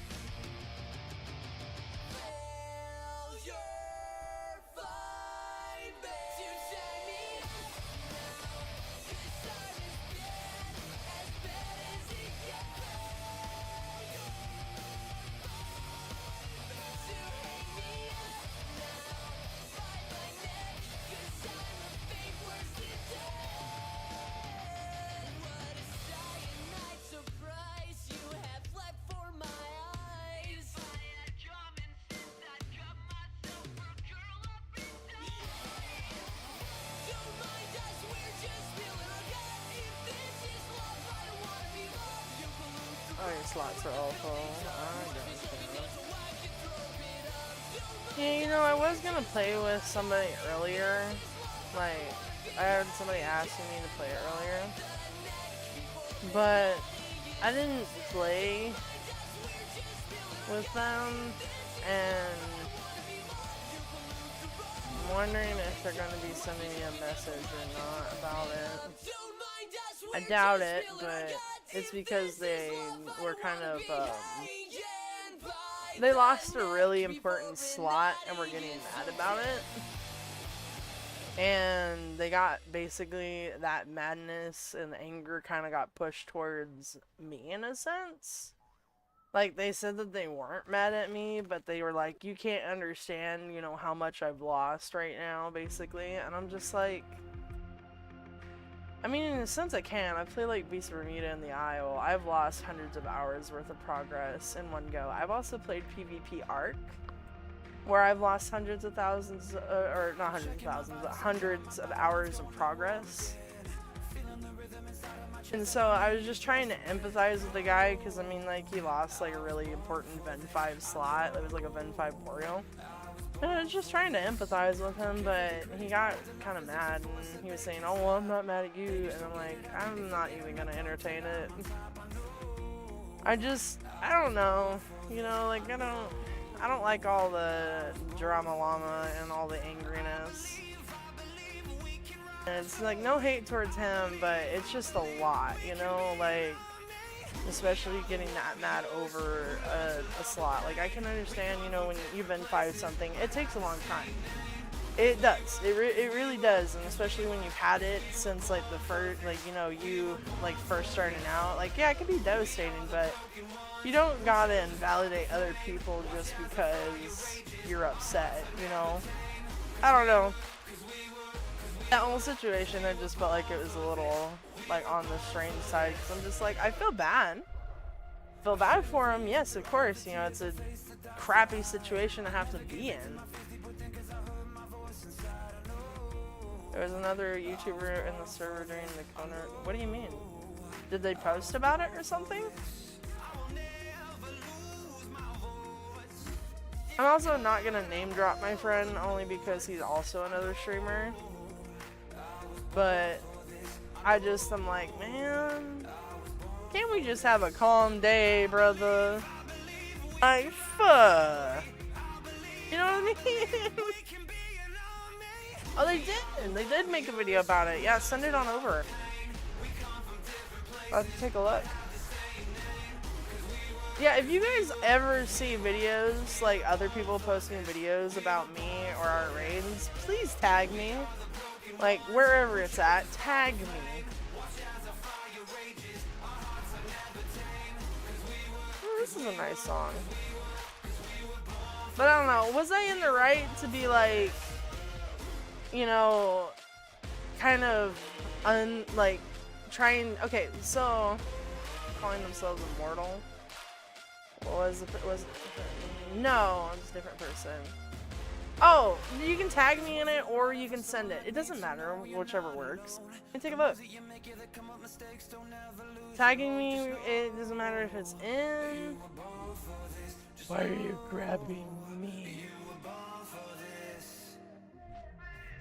Magnificent. Let me see.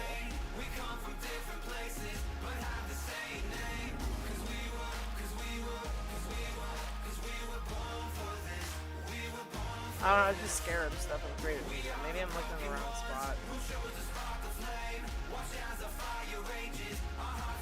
Hold on.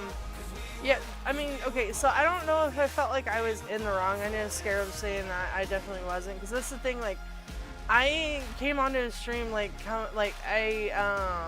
understand they cosplayed it. Oh, okay, I'll have to take a look at that. Hold on.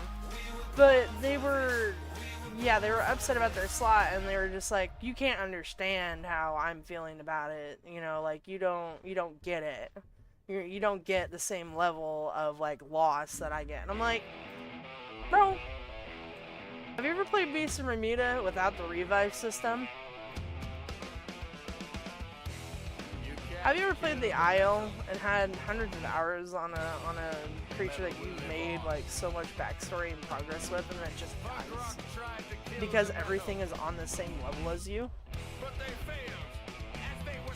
So it's like, you know, I can get the level of loss that he's talking about because I've lost creatures that I have put, like I said, hundreds of hours into. So I'm just like, I don't know if I was in the wrong to be, you know, like, not want to play with him because of that. Because I'm just like, I feel like it's just going to be, you know, a bad attitude the entire time that I'm there, and I'm not with it. Like, I don't like drama in VCs, and I don't like just drama in general. And I'm not saying that he was being dramatic. I'm just saying that, like, you know, hearing somebody being upset about that and then continue to be really, really upset about it and mauling over it, I mean, there's a point. I'm just like, you know, get over it at that point. Like, I get it that it's, you know, it was a very, very important slot to you, but you're gonna have to get over it. It happened, that's just how it is. That's what I'm saying. I'm like, you know, you don't gotta start getting upset about it, you know, like, it's just a slot. Like, I get it that it's like been your mascot and been like something that's like so important to you, but man, you like, it's a tendency that when this person gets angry that they get the other people around them affected by it too.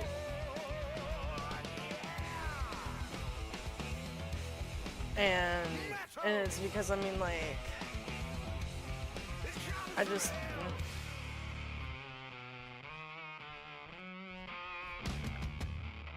well, that's the thing. I typically have a hard time wanting to play with people to begin with, but when there's drama involved, I'm immediately like, I'll hear the tea, but I'm not, you know, I'm not interested in hearing active drama, like somebody getting yelled at or something like that, or things of that sort. I'm just not a huge fan of it. Because I don't think the games are that serious. Like, you know, I don't ever think that any kind of friendship should be ruined because of, like, this game or anything like that. I don't think any game should ruin a friendship. Because that's the thing. I've dealt with some of probably the worst situations that you could put yourself into when it comes to trying to make friends and then just immediately, you know, afterwards not being able to make friends for like the longest time because of what they did.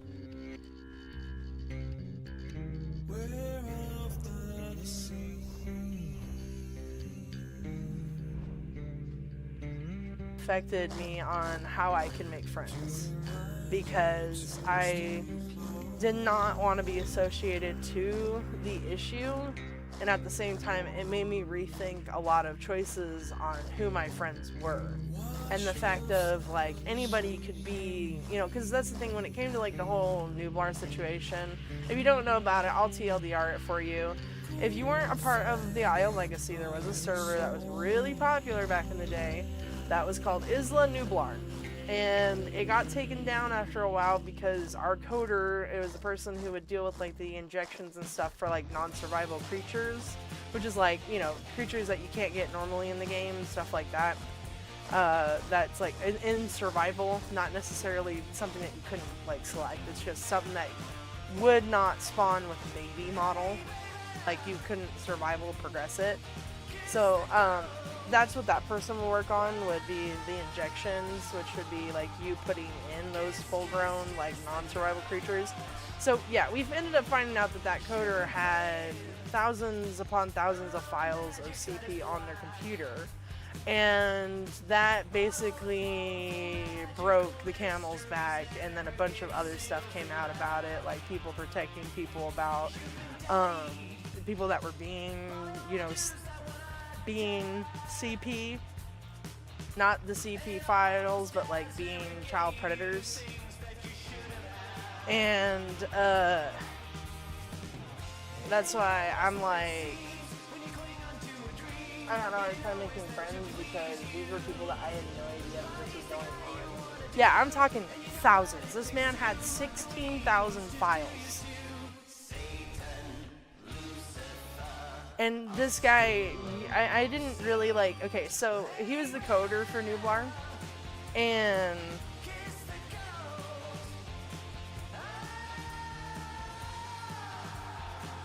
yeah, that is a lot.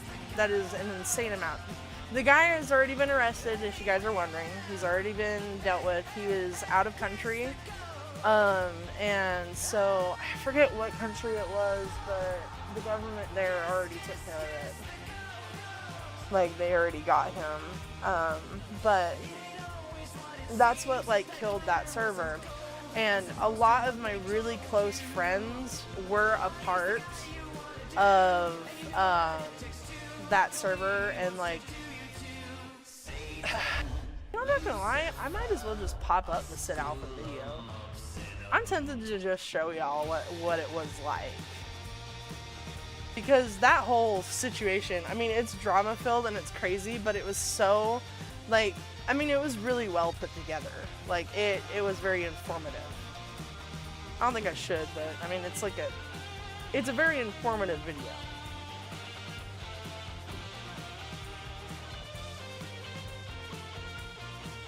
No, bless that country. Oh yeah, no, 100%.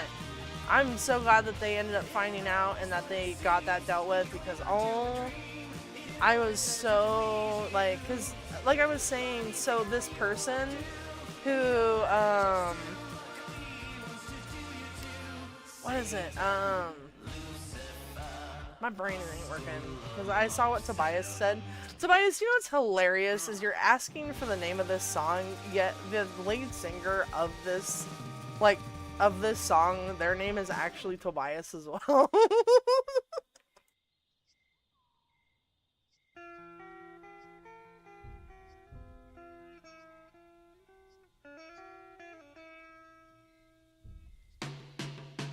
Yeah, it's Ghost. Yeah, it's Ghost.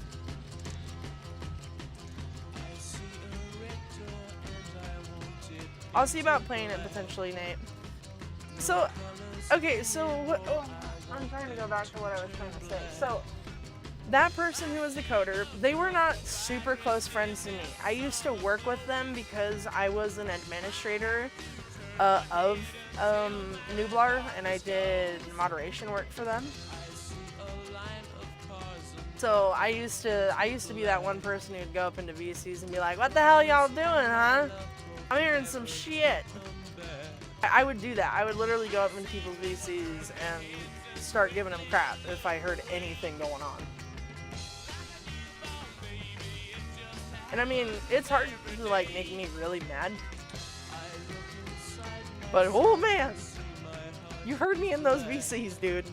I was a lot of people were scared to approach me because they're like, damn, I don't know if like they're being serious or not. Like, I don't know if I should, like, people were scared to approach me because I was the one who was always, like, I tried to be as fair as possible when it came to doing moderation and reports and stuff. But I also would be, like I said, the one who would go up into VCs and be like, you guys need to quit the shit, otherwise I'm gonna do something. I'm gonna get you muted, brother. We also used to do, like, when we would take reports, we would also go into VC with them as well. Like, we would VC interview sometimes if we needed a better explanation of something. Goober, it's obvious your friend nesting thing is on. You can join via the link, the private link. It's in my Discord.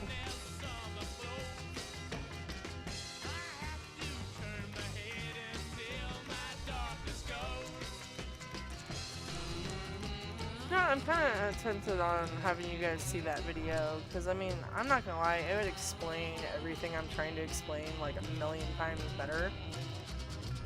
And then I can also point out who were my friends and stuff, but it's up to you guys if you want to see that video. It's not like it's the worst thing I've seen, it's just got some sensitive topics like that, like what I was just talking about.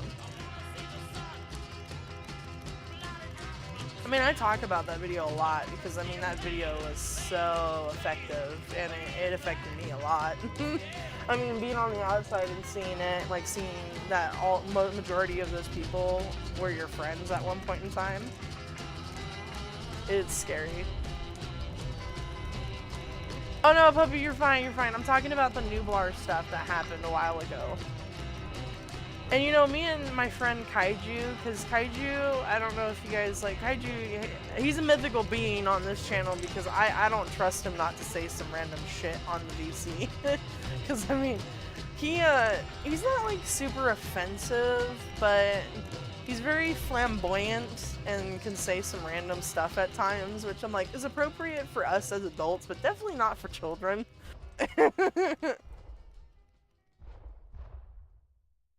But Kaiju, he used to be a senior admin on that server. And we were talking about, like, how we missed, you know, Nublar, and, like, just, you know, there was good times on that server. It's just that, you know, the way that it ended was so crappy because even, like, the server owner was wanting Kaiju to take Nublar. And I told Kaiju at the time, I'm like, do not take that server. That the PR alone to handle is going to be hell for you. Don't even, don't. That was like one of the first things I told him, like, do not touch that. Do not touch it.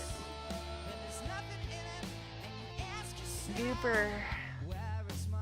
Goober. I swear to God, Goober. Do you have your friend thing off, dang it?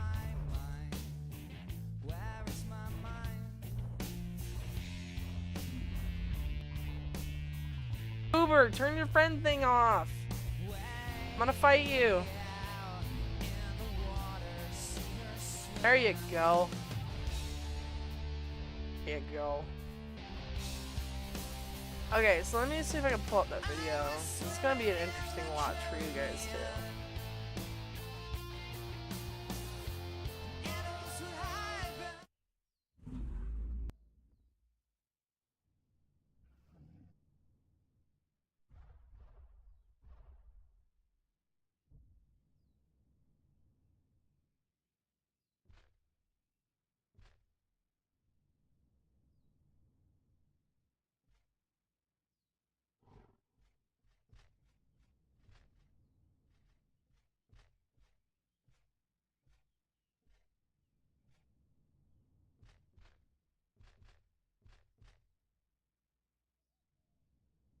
Oh man, this video is long.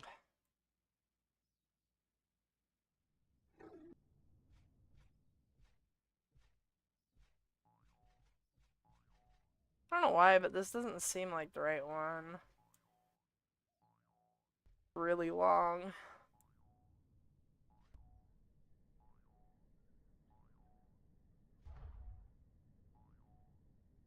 No, that's the right one. It's 38 minutes. God damn, okay.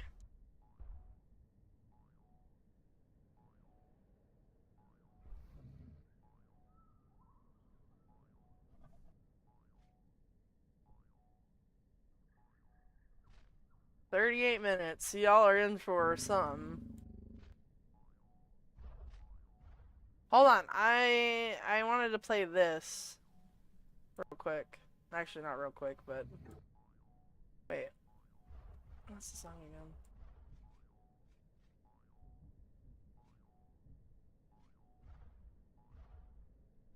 Okay, I'll play this song.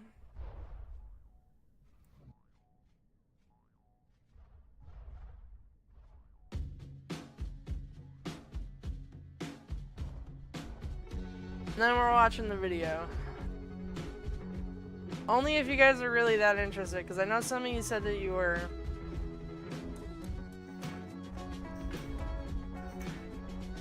I think this one's the right one, ain't it, Nate?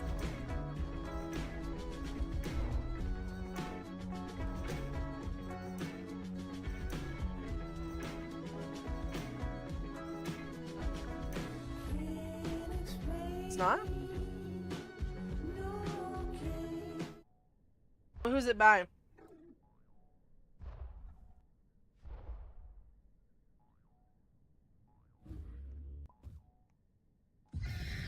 Nice job. I don't know if it's gonna let you send a link in my chat. I don't think it's gonna let you. By the score, then let me do that.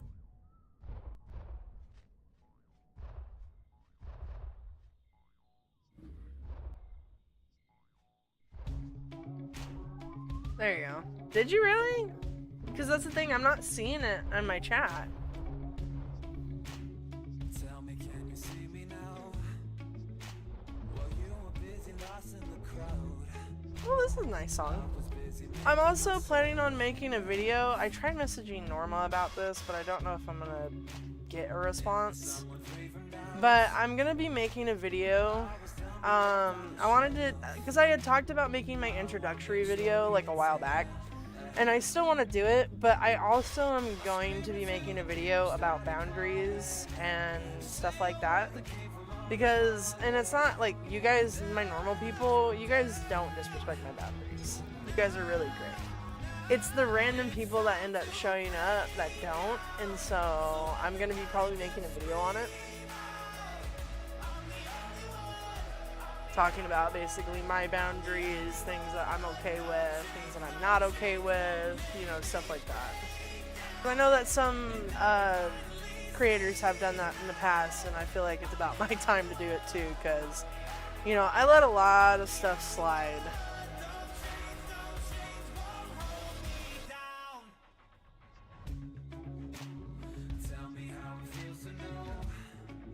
No, it's the people that like constantly ask me for things, and the people that, you know, just act very like overbearing and annoying.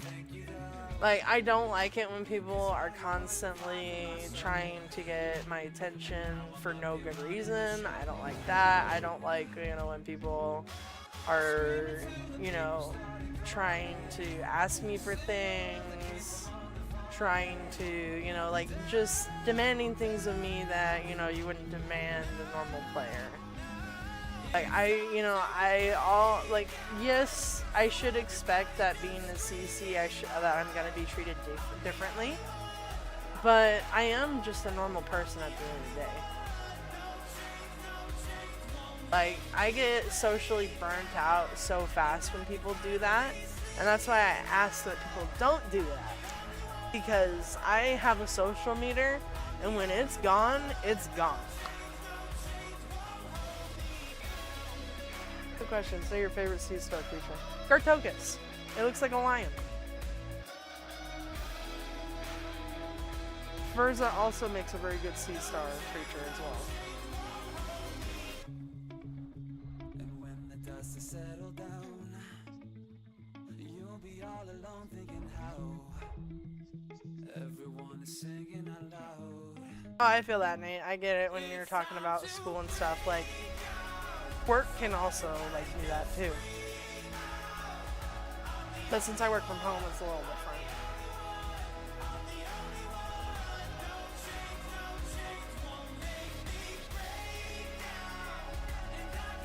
Oh, yeah, right? Same thing, I get that. And so I'm like, you know, I like it when people don't, you know, like, I like it when people give me the respect that I, like, okay, and it's gonna sound like, you know, mean to say it like this. I like it when people give me the respect that I deserve as a CC, but I also, you know, really appreciate it when they have that respect, but also can treat me like a normal human being.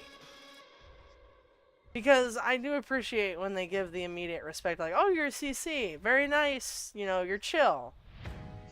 Like, I like that, but I don't like it when people are like, oh my god, Aries, give me Aries, free Aries, I want mush, I want your money.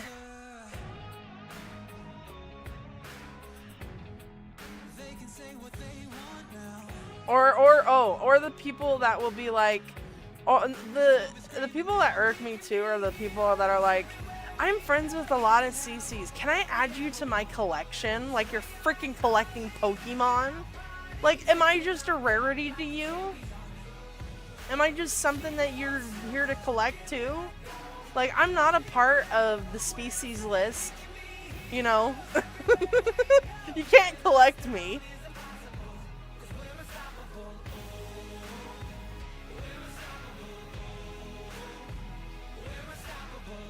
I've seen some shorts about that, about people like wanting to add you to their collection. That is a very big, yeah, no, you don't do that to CCs.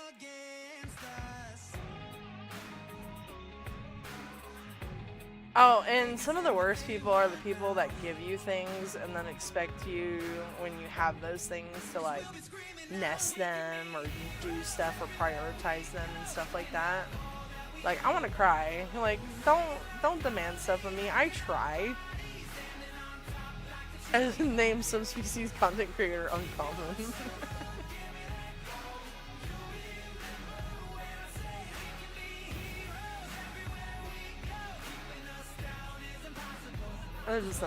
Yeah, I don't like any of that either.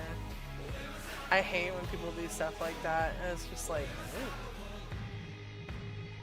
I'm not here for your Pokemon collection.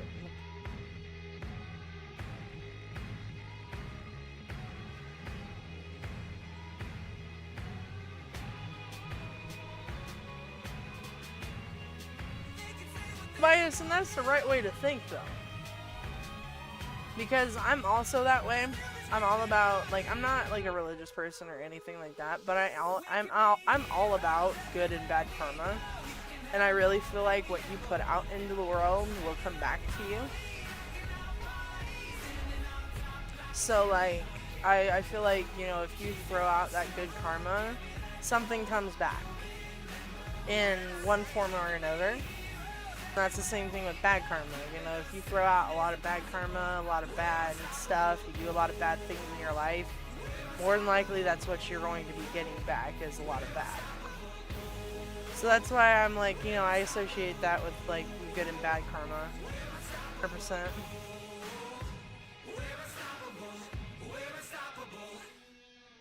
We're still working on Iriday, like we still got people requesting in for it. Okay, so we listened to that music, but we're gonna pop up the video and we're gonna watch that for a little bit. I'm gonna probably talk about it. Just a tad as well.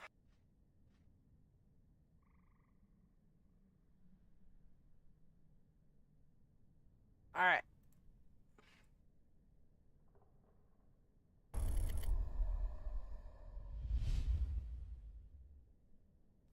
Ladies and gentlemen, I am Sid Alpha, and whenever you have a large communal game that contains within it a high percentage of underage players, you will invariably have people with predatory or potentially predatory intent invariably follow along in order to give themselves a large number of potential targets to work with. However, it's even more troubling when such an individual is an administrator within one of those communities because of the perception of authority that it provides them. Such is the case with the community Isla Nublar and the individual that goes by Piki. Now, unlike most cases surrounding this topic, there is no question as to the veracity of the information surrounding this person's predilections, as this person was actually tried and convicted in a court of law. Yes, however, there have been massive arguments within Isla Nublar as to how the situation was handled, the treatment of Piki's sister who first attempted to bring this information to light, and a public perception regarding the Discord administrators regarding past actions, and this most recent circumstance that has seen the Discord server for Isla Nublar in an uproar. Now, I'd like to firstly apologize to some of the people that had provided information that may not be included in this video. My primary intent here is not to serve as judge, jury, and executioner, and I know there are a lot of stories to be heard, but too much discussion on other topics detracts from the whole. Plus, if I were to include everything, this video would be nearly 2 hours long. However, the provided additional context was very important information for me to have in my decision making, and for that, I thank you. So we will first run through a basic history of events. We'll go through the documentation and proof of Piki's conviction, as well as the documents Piki, or rather his grandfather, provided to the Isla Nublar admins claiming his innocence, and then we'll run through some of the basic public perceptions surrounding Isla Nublar that I feel helped contribute to the uproar currently being faced, and then my final opinions on the matter. I would also like to point out that the YouTuber and Isla Nicta owner Anthomnia tagged me in on this on Twitter, which I otherwise might not have been aware of what was happening. So thanks to him for doing so, as I have been able to help direct traffic and make sure information is verified. While I will keep the content of this video non-explicit, I recommend if you are a child or are disturbed by such topics, or if you happen to have children around, please leave now.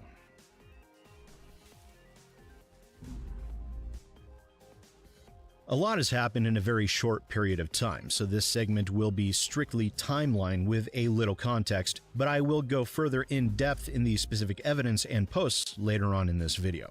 Back in 2018, Piki, a Norwegian, was 23 years of age at the time. He lived with his younger sister and parents, as well as his wife, who he apparently married in the Philippines. His wife only lived there part-time, when the two of them traveled back and forth between the two countries at different times. In April of 2018, the Norwegian police conducted a search of the home due to Piki's father being arrested under suspicion of abuse of Piki's sister. According to court documents, Piki knew that his father was being reported for the abuse, and he had asked his sister to tip the police off that their father kept what they state as, quote, abusive material, which is known in the United States. Also, this footage, I believe, was recorded on Nublar. A lot of these people I recognize from that, so...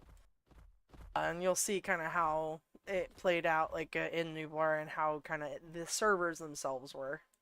As kiddie porn. As a result of that, all electronic devices were seized for forensic and data analysis. This included Piki's computer, his father's computer, an external hard drive, several USB thumb drives, and Piki's cell phone. Between all such devices, Peaky was found to be in possession of 14,466 files of CP, which broke down to 4,674 unique pictures and 9,762 unique videos. And the children depicted within those ranged in age from between 1 year to approximately 12 years of age. Yes, you heard that right. You heard that right. 1 year old. Now, along with that, a USB thumb drive was found to contain the rubber ducky keystroke injection hacking software. I had to. The main hearing was held on June 6th, 2020, it was that bad. where Peaky pled not guilty, although the courts didn't see it the same way. In December of 2020, the senior administrators were informed that Peaky would be going to jail. Apparently, Peaky had told them that it was for the rubber ducky hacking software, where lower administrators and moderators, as well as the public, were told that Peaky was going on vacation for a little over a year. In May of 2021, Peaky's sister came forward, informing one of the administrators in private about what Peaky was really in jail for, providing a link to a news article discussing the story, and several days later, Peaky was banned from the Isla Nublar Discord. Then a few days ago, the senior admins stated that they had obtained jail transfer and leave requests from Peaky's grandfather, taking them as proof that Peaky was jailed for the hacking software and not for CP, and they unbanned him. His sister began spamming the Discord channels in warning and was... So pause this for just a second. I don't know if you guys saw that person that just came up, Serena. Serena's going to be a big key point in this video. I don't know if you guys have ever heard me talk about Serena.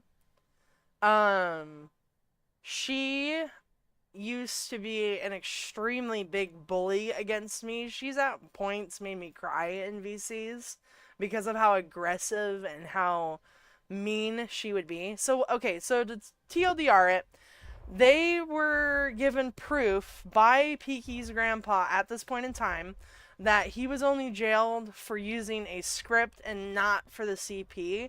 So Serena added him back. Serena was a senior admin at the time. She was very aggressive and mean. She's not a good person. Like, not at all. She was very mean to me all the time. Like, me and her would always butt heads, especially on moderative issues, because she would always, you know, thought that she could get the final say on things. And that's where my friend Kaiju comes into play, and why we've been friends for so long is because he's had to come in at some points and defend what I'm saying, because what she's saying doesn't make sense. But he was also a senior admin at the time as well. Subsequently banned for that spamming. Particularly, I believe she conducted that within the bot command channels. When asked, the senior admin stated to me that they did not know at the time that the account was Peaky's sister. And one admin, Serena, stated that she attempted to send a friend request to the sister once she learned of this, but was never added back, and as such, no discussion between the two ever took place. Hello there, Editing Sid here. As I was recording this audio, I did receive word from Serena that on Sunday she did manage to have a discussion with Peaky's sister, as did Oil. And within that, I will note to Serena's credit that she did keep her cool when confronted with an immediately aggressive teenager who seemed to want to be anywhere other than there. As for Oil's conversation with her, it was apparently over voice, and I do not know what was said there. Now, back to the rest of the video. As the senior admin stated, there was insufficient proof of Peaky's conviction of CP. Peaky's sister submitted via email a request to the Norwegian legal system to obtain a copy of the court documents, which, upon showing sufficient cause for the request, they provided her with the document. Peaky's sister then provided that document to another Discord member, who passed the information along to another unnamed community manager, as well as other former members of the administration staff and some of the clan leaders. Despite having the court documents in hand, Oil and Plump Raptor, who has recently stepped down due to unethical zealots doxing him, they stated that they didn't 100% believe the allegations. Now, at this point, debates were raging within the Discord, and it has been difficult to gain the full picture. However, Serena, a senior administrator, and Oil, the Discord owner, stated to me in a conversation conducted on Saturday that they had never received the court document for quite some time on Friday, and when they did receive it, they had it translated and eventually took action and rebanned Peaky, with that ban taking place at around 9:30 p.m. Pacific time on Friday. However, that was well after Peaky had left the Discord, stating he wished to, quote, avoid the drama. During this time, another senior admin had stated to clan leaders that Peaky had already left, so what was the point? We kind of would like to see the documentation just so... Really doesn't matter. He left. So we can all just move on. Was there a reason why he left? He got tired of the drama.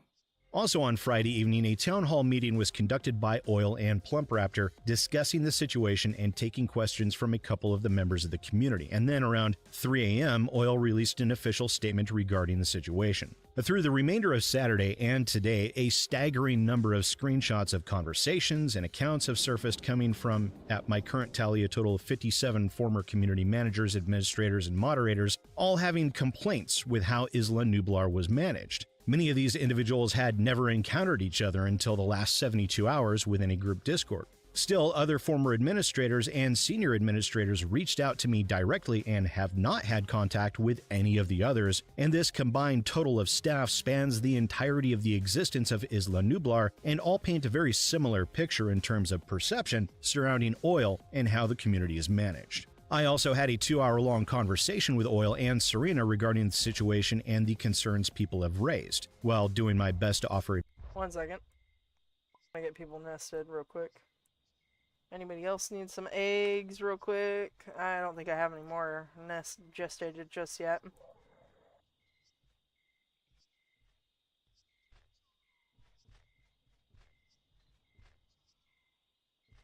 Advice for them on how to handle things moving forward, and somehow this is still an active situation with more information that came in even a mere couple of hours ago at the time I recorded this. But for the moment, let's discuss the evidence itself, as some of it seems to have confused numerous people.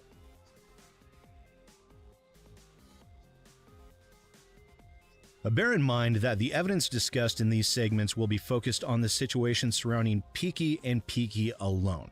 There will be an additional segment where I discuss some of the other instances that have been brought to my attention, and some of this might not make the Isla Nublar community happy, but facts are the facts, and I have to present them as such. The first time I was made aware of this situation was via Anthomnia on Twitter, where I was directed to this Reddit post made by Crazy and Irish. It discusses the events that have unfolded regarding this situation. Which, by the way, Crazy and Irish was also a close friend of mine as well. And within it, she posted this news article from NRK.no, which is the Norwegian version of the BBC, meaning it is a government-owned news organization. Within that article, they discuss a 25-year-old man who was set to stand trial under Section 311 of the Penal Code. So this video that we're looking at, this is a video I've talked about before. So this is where I came from, this server, and this is the video that essentially kind of like basically killed it. Like, it really did kill the server after this video came out. And this is basically what I saw of all of my like ex like friends and stuff, like being on the outside perspective. And I've tried to explain this video before. And so yeah, it's wild. I'm trying to like play the video out so people can understand what I've been talking about when it came to that, because it's complicated, very, very complicated. And when it comes to Anthomnia, like I said, it doesn't surprise me that he was one of the first people to tag Sid Alpha in this issue, because Anthomnia has always been one who wants to go after predators, and like I give respect for that. I don't like Anthomnia just in general because he's not that great of a person, but I digress. More on Norway's bloody penal code system in a moment, for being in possession of thousands of files of CP. As he was not convicted yet, the newspaper article refused to mention the person by name, and this was taken as insufficient evidence by Oil and his senior admins. And as such, Peaky's sister submitted a request to the Norwegian authorities to have the court document released to her. Like, I don't blame him, obviously, for tagging Sid Alpha. So it's like, you know, I give him props for that, and also for catching other predators. It's just him himself I don't like because of previous things.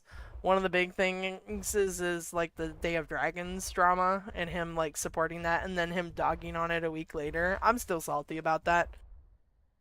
And then also when I was on Anthomnia's server, or not, I wasn't on it actually. I think I had some footage.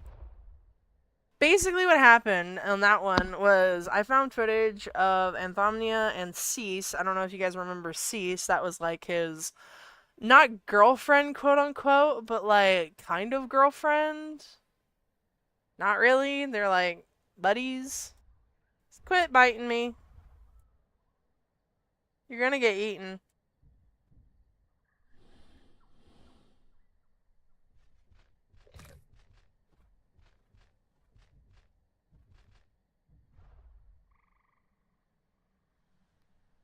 Do it again, Goober. I'm biting you. Okay, let me keep playing.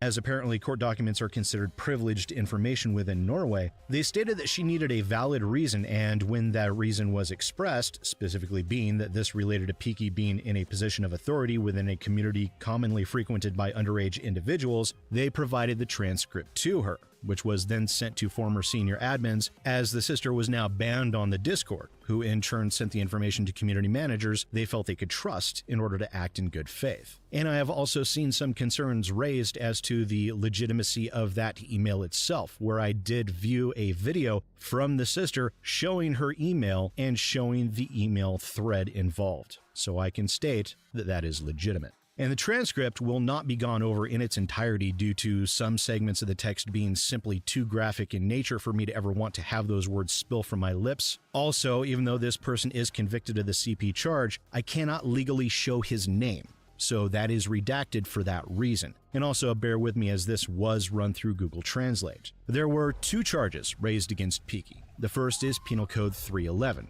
the acquiring or possession of CP. The second charge was Penal Code 201, unjustifiable possession of what equates to a hacking tool, specifically the rubber ducky keystroke injection tool on a USB thumb drive. To both of these charges, Peaky pled not guilty. And within that background of the court document, it reads, "The accused lived at the time of the indictment at the home of his parents, together with his younger sister. His wife, whom he is married to in the Philippines, and who, according to defendant's statements in court, is not a valid marriage in Norway, was periodically with him in Norway. She is nevertheless referred to as his wife in this judgment. The accused traveled from time to time to the Philippines. He was home from his last visit to the Philippines in late February 2018. In April 2018, the police carried out a search of the home the accused lived in. The search took place in connection with the defendant's father being arrested, suspected of abuse against his daughter, defendant's sister. The accused knew that the father would be reported for such abuse before the arrest and search took place, and he explained in court that he, in that regard, asked the sister to tip the police that the father kept abusive material. Defendant had a separate room in the basement of the residence. The police seized what they found of PCs and data storage devices throughout the home. After making the seizure, they become aware of some of the units belonging to the defendant in this case. The units were therefore returned to him. On that, at the time, mirror copies of the contents of the devices had already been sent for analysis. Through the analysis, it became clear that there were large amounts of abusive material as well on the units belonging to the accused. On that basis, the police conducted a new search where new seizures were made of units with the abusive material on them. It has been found illegal material on all the 7 objects that are now allegedly confiscated. In conjunction with the searches, the police also found the object mentioned in the indictment item 2. After the first search, large amounts of abusive material were also found on the defendant's units. Nordstrom's district court ruled on 16th of October 2019, where he was convicted among other things for violation of the Penal Code 2005 and subsection 311 first paragraph. This applied to 18,521 image and video files. There you go, that's what it was. 18,000. They had 18,000. Because at first it was 14, it was 18, and it's because they had to actually go through the court process. It was 18,000 files. Bruh. Analysis of the material found on the defendant's units have been assessed up against his father. Okay, who's hitting me, and who wants to pass away?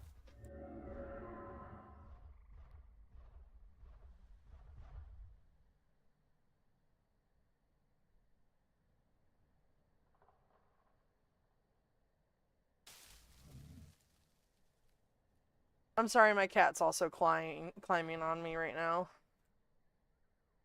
He's like, I want love. And I'm like, dude, I'm trying to watch a video.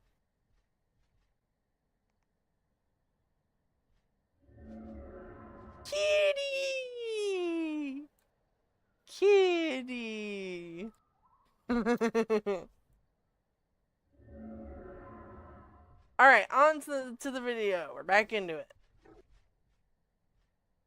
Father's device and found that larger parts of the material are the same. Now, there's no need to go through a full ugly breakdown of the entire document and the family history related to this case. However, suffice to say, some of the material was Peaky's and some of the material was belonging to his father. Potentially, Peaky planted the material on his father's computer, whereas Peaky claimed the inverse, where his father supposedly planted the data on him. Now, even to the extent that Peaky had CP on his phone that he had viewed. Now, in addition, Peaky... I'm not joking. Next person who hits me, I'm getting up and I'm gonna kill you.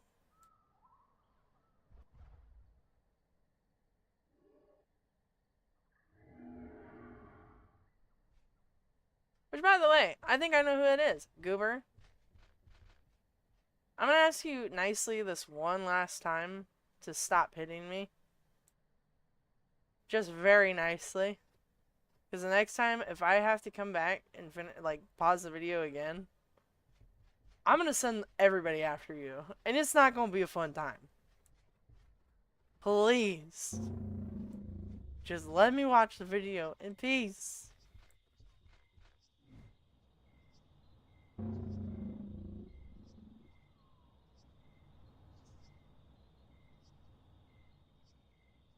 Hold on.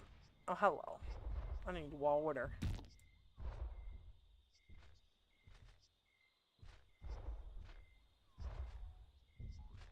Why do I think it's you? Because it's always you biting me. You're like, give me attention, give me attention. What more attention do you want? It's negative attention. Quit it.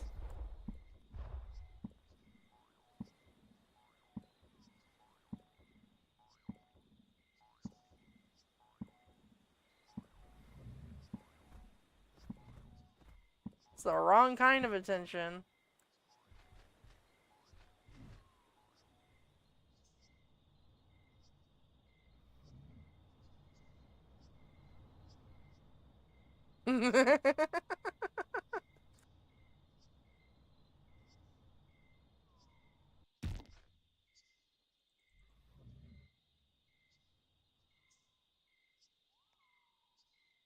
Oh, little Kibby. Oh, Kibby. He's like moving around and stuff. Hold on.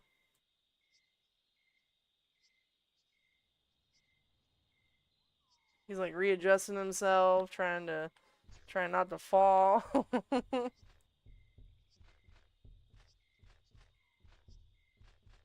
Now he's watching my screen very intently.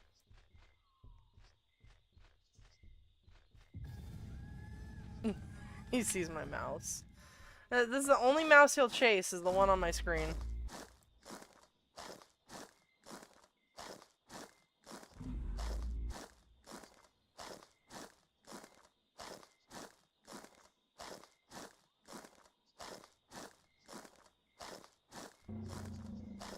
No, Goober, no. Okay. And once I'm done eating, we'll keep working on that video. What's the question?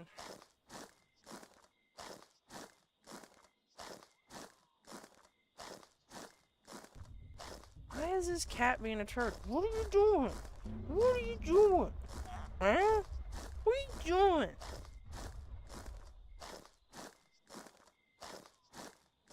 Somebody's asking if anybody would want to be nested as Varskala. I don't know if anybody wants to, but we'll see.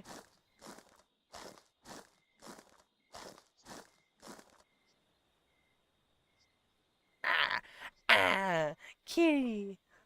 Kitty! Kitty! He's trying to attack me when I put my hand on my keyboard.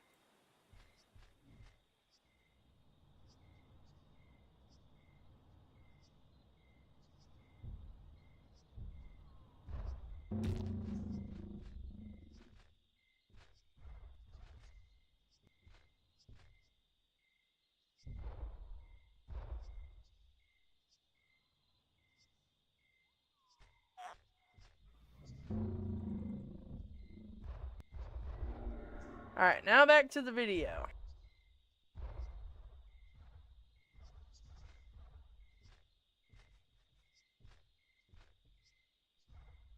himself gave the court contradictory statements regarding his defense. And as I said, the description of the acts contained within those videos and photos were horrendous, including acts conducted against babies, children 3 to 6 years of age, 5 to 7 years of age, and girls ranging between 7 to 12 years of age. In regards to the rubber ducky keystroke injector, the court did not find or was unable to prove where the prosecution alleged the following. The prosecuting authority has stated that there is evidence that the accused had intended to use the piece illegally, in that he has an interest in influencing the net. It is shown to messages he has received a request to hack an Instagram account, and message contact as is about DDoSing of networks, which the court understands as affecting a wireless network so that capacity is reduced. Documentation has also been submitted showing that the defendant's user has been linked to activity to which Kripos has reacted. Without it, as far as the court has understood, is shown that he has used the piece itself for something illegal. The prosecution has further pointed out that he did not have a valid purpose for having the piece, such as, among other things, IT managers in companies can have. Now, in addition, Peaky apparently claimed that he bought the chip to learn how to code applications such as Adobe Reader, which, to my mind, is such a ridiculous apples to oranges comparison that I find rather laughable the prosecution didn't pick up on it. However, at the end of the day, Peaky was acquitted of the hacking tool charge. However, he was convicted of the charge of CP. At the court's discretionary measure, the original sentence was set at 1 year, 8 months out of a maximum penalty of 2 years. However, it was reduced. Yeah, so, which, by the way, when it comes to Norwegian law, unfortunately, yes, they did get him, but they did not give him the amount of time that they should have. Because if you guys are hearing it, you're hearing it right. He got 1 year and like 8 months and a reduced sentence too, on top of that. And it's because their country has a different way of prosecution and how serious matters are. I don't know what exactly, how they determine it, but yeah, they don't take it as seriously over there. Reduced due to the overly long period of time that had been taken between the charges being filed and the court hearing, and so the sentence was reduced by 5 months to 1 year, 3 months being imposed, as well. Yeah, so he got reduced down to 1 year and 3 months for all of that. As 8,000 kroner to cover legal costs. Which, while I know that sentence may seem startlingly low for many of the viewers, Norwegian law is not nearly as strict in terms of sentencing of such things as the United States is, where such a charge would carry a prison sentence maximum of 20 years versus Norway's 2. But moving along, prior to Oil and the senior admins receiving the court case... Apparently the max sentence you can get for having stuff like that in Norwegian law is 2 years. That is ridiculous.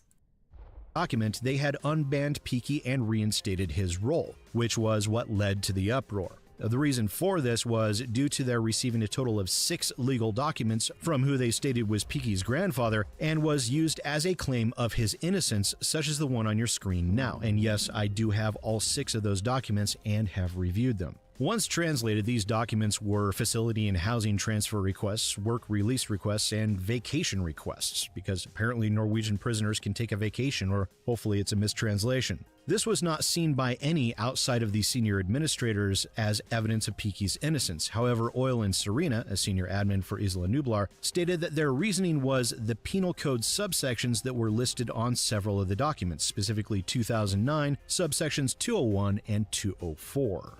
Reason being was when they looked those up, they came across Penal Code Chapter 21, where it states subsection 201 as being unjustified handling of access data, computer programs, etc., which carries with it a fine or imprisonment of up to 1 year, and subsection 204 as being burglary of computer systems, which I think is a mistranslation as the description states essentially hacking.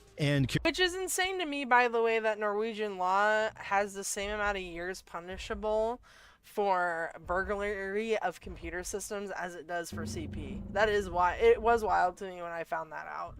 So that's the thing, is he was already out of jail by the time he came back. So this was happening after he had already been jailed and he had came back from his quote-unquote vacation for a year. I remember when he was gone for a year because we didn't know what the hell happened to him, and then he randomly came back one day. Carries with it a fine or jail sentence of up to 2 years. And within the court document, it listed penal codes 311 and 201, where in this document, chapter 26, they list penal code 311 as the CP, and there is no subsection 201 or 204 listed. But wait, there's more. And then we have in this document of Norway General Civil Penal Code, we have 201 listed as CP, 204 listed as CP, and 311, which relates to maritime felonies. However, the main focus is subsections 201 and 204, where we have two different definitions depending on which document you look at. And when I was searching on Google, the first result for 201 showed the hacking definition and not the one for CP. It took some digging and some help from No Black Thunder, thank you sir for helping me out at 5 a.m., your time is very much appreciated, to figure out what was going on there. However, the documents that were obtained by Oil and the senior admins did provide one crucial link in the chain, something that I don't think they fully understood, was that all of the documents involved listed his full name, first, middle, last, without exception, in multiple inappropriate areas. Now, up until that point, all we had was the moniker Peaks from the court document, which, while substantially similar to Peaky, didn't. Basically, what he's trying to say is it helped them basically find out who he was and find his charges, because when they provided that full name, that screwed him right off the pooch. Provide me with a direct one-to-one correlation. These did. And when the Isla Nublar senior administrators gained access to the court document, I feel they should have made that connection as well. Which also ties back into the first news article that was sent regarding this situation, and also a subsequent news article which was also sent to me by No Black Thunder, which discusses the conviction of Peaky and his sentencing. Now, after all of this, Oil and Plump Raptor held their town hall to over 400 people, where Anthomnia and myself were both listening in. Within that, they seemed very unprepared, and Plump Raptor did the vast majority of the speaking. Within it, they took questions from several individuals, where people were concerned about their unbanning Peaky, even though, based on the evidence that Isla Nublar had at the time, that Peaky was in possession of hacking tools and held an interest in hacking, while the server has within it a large number of children, along with debates about the evidence and how it has been handled. And in terms of the rubber ducky device, be aware that it is a programmable device, but is commonly used for penetration testing for security audits, and the code itself is available on GitHub. And it is not a key logger, it is a key injector, where its intended use is to mimic computer keyboard inputs in order to break the human interface trust within the operating system. At around 3 a.m. after the meeting, Oil released a lengthy statement in the announcements channel where he addressed the current state of affairs and issued a direct apology to the community. Also, at the end of the town hall meeting, Oil had stated that they would do another on Saturday, although that never materialized, and from my discussions with him, they were planning on doing it Sunday instead, and I informed him they should make their community aware of that change, as well as set a time for when it would be taking place, an action that has not yet materialized. A vacation with Norwegian Cruise Line is so much more. I love because ads. There's more included. Yeah, ads.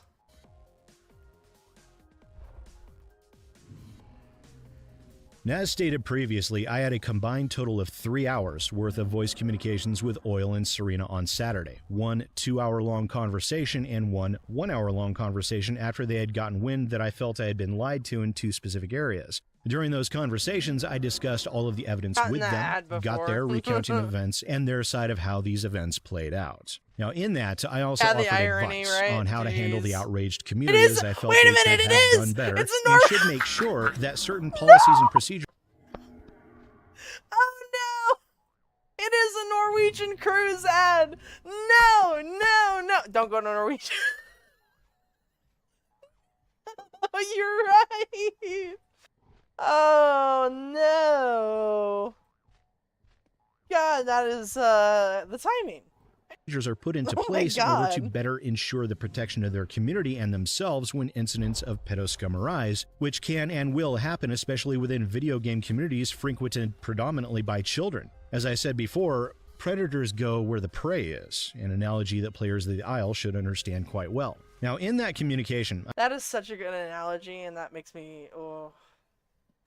Yeah, predators do go where the prey go, and yeah, that is a very accurate statement. I found them to be very receptive to our dialogue and eager for my perspective. However, there were those 2 points of contention that I felt warranted bringing up here before we talk about public perception, as well as one instance that, after discussions with Serena, I still feel warrants mentioning because it involves an instance of grooming where it was deemed insufficient evidence to proceed, and I'll explain my thought process behind that similarly to how I expressed them to Serena. The first surrounds the player known as Daddy Beard, who goes by the current moniker Mr. Beard, and the situation surrounding this.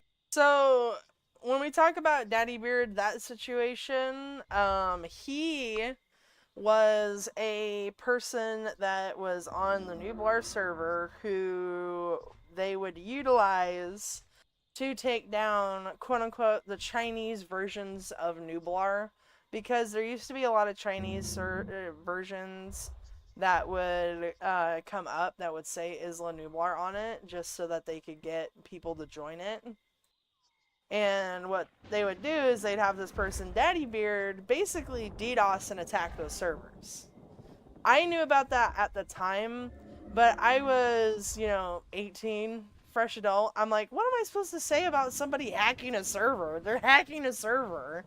Like, if anything, when I talked about that situation with Kaiju, I was like, that entire time, and I know it's Flood, that entire time that they were talking and discussing about, like, him being there and, not, like, because a lot of the staff didn't want him there, obviously, because, I mean, he was, hacking stuff, and that's not legal, right, And so, I had always thought to myself, because there's actually, I didn't know if you guys have known this, there was a Discord server that all of the Isle server owners would join, and this also included the Isle devs. This included, like, Anthomnia and other big names. Like, a lot of big people were in that server, and that server was utilized so that server managers could discuss with people, like, discuss with the other server owners about issues that they're having on the server, aka, like, a hacker. So, the entire time, they had the ability to report this guy and get rid of him, but they didn't. The only reason why I didn't, say anything at the time, because I'm like, it was either, if I did make a problem with it, I would lose my role. I would not be an admin, I wouldn't have been a mod, I wouldn't have made it as far as I did. Because nobody was allowed to mess with that guy. You continue. This video clip.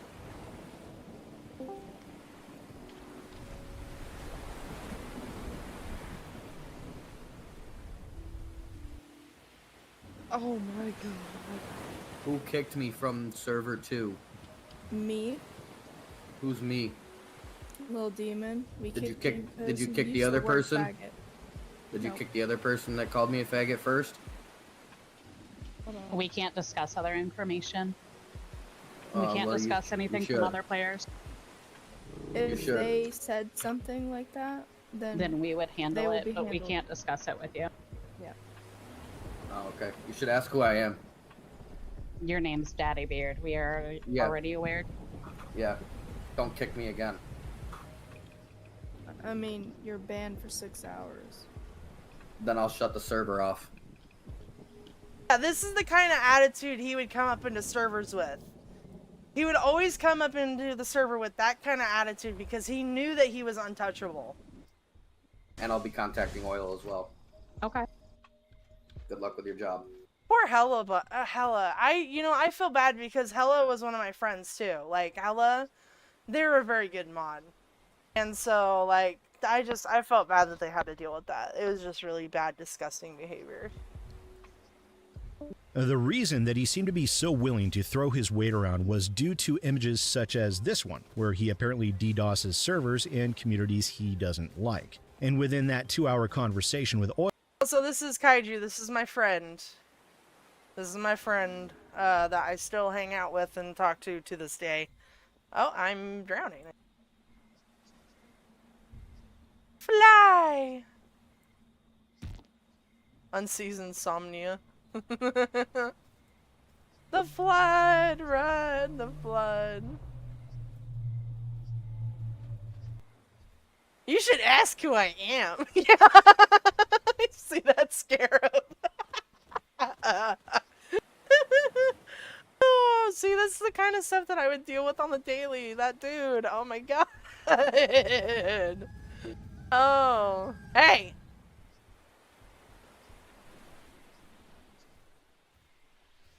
You're lucky you're not Goober, because I might have killed you on that one. Yeah, it's a nice looking Barsk. I'm gonna heal now. Did someone die from drowning? Oh no. That was your alt, okay. It's all good. You're all good. If you hit me on accident, I'm not gonna get mad. You're fine. You're fine.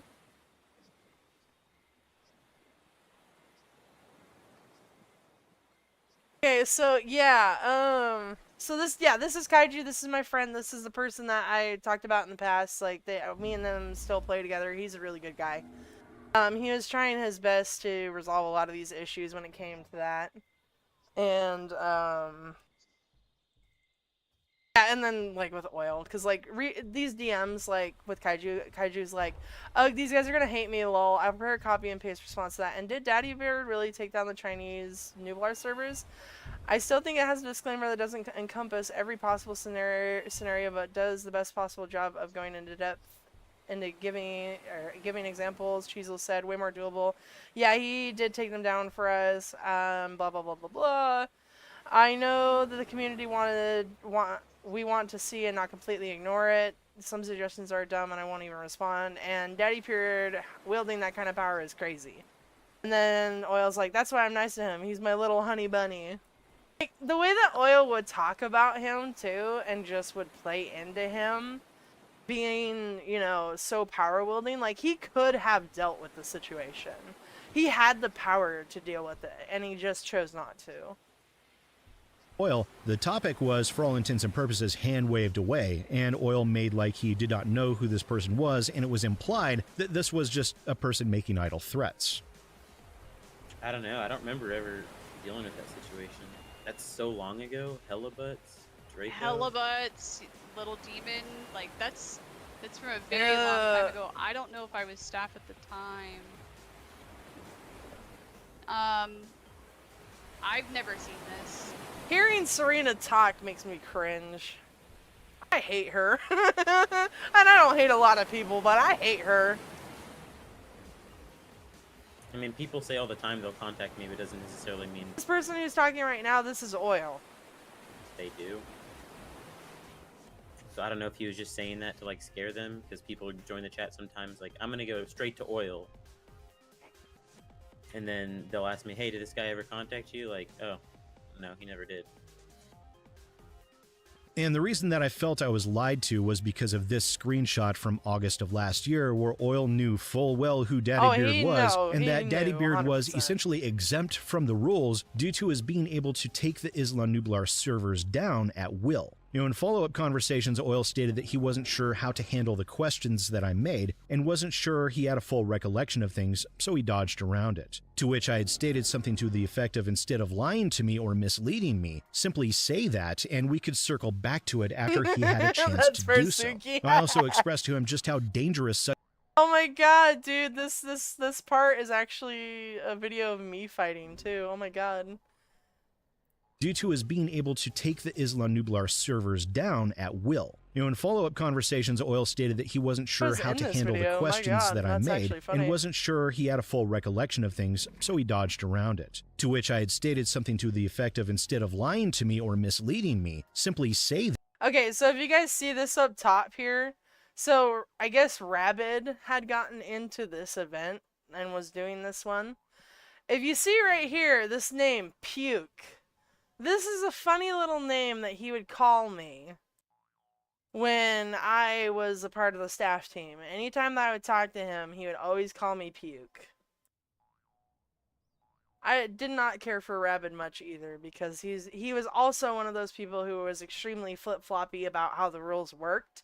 And one of the biggest issues that people had with Nublar was its moderation team and the staff team, and the fact that they, like, let's say for instance, like, a similar situation may happen to something that's happened in the past, but there could be a completely different outcome. Like, maybe somebody got banned, and then, like, the other situation, oh, maybe they got a slap on the wrist. it always varied. And I'm like, I can understand if somebody like has been continuing to do the same thing when it's on like a punishment scale if they've done the same thing in the past. But there's been situations where like it's been the same scenario, same situation. They don't have anything on their record yet. There's a different outcome to it. And Rabid was a big part of that issue.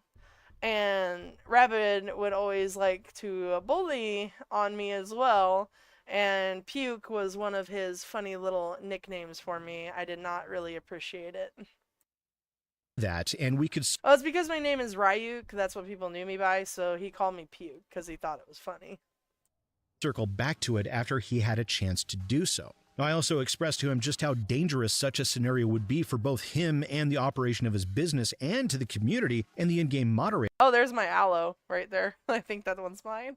As well, who have to suffer through someone acting in such a manner and being told to essentially suck it up. It causes morale issues, it breeds discontent, and it is just pure toxicity for a gaming community to be, for all intents and purposes, held hostage in such a manner.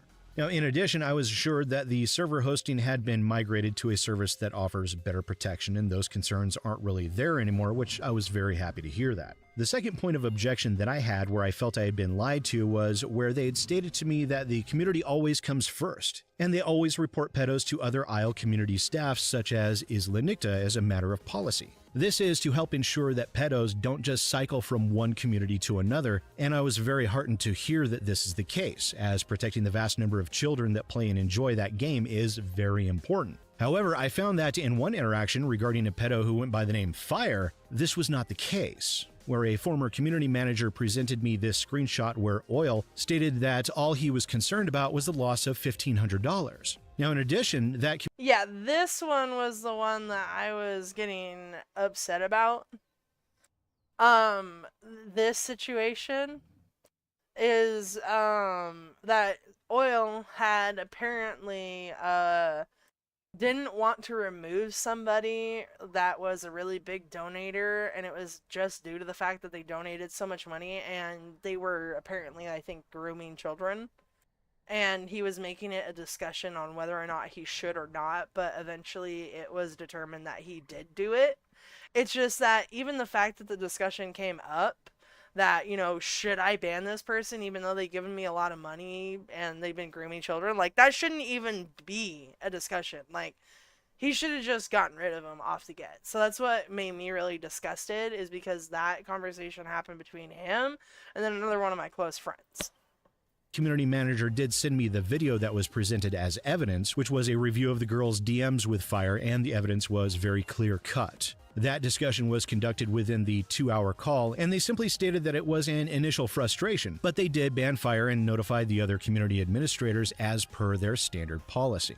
But again, after that call had ended, I was presented with this image where Oil was actually considering not reporting Fire to the other communities in order to keep the total $3,000 that Fire had donated. This, of course, had me incensed and ready to put them on blast or even considering such a course of action, and frankly, it still does to a certain extent.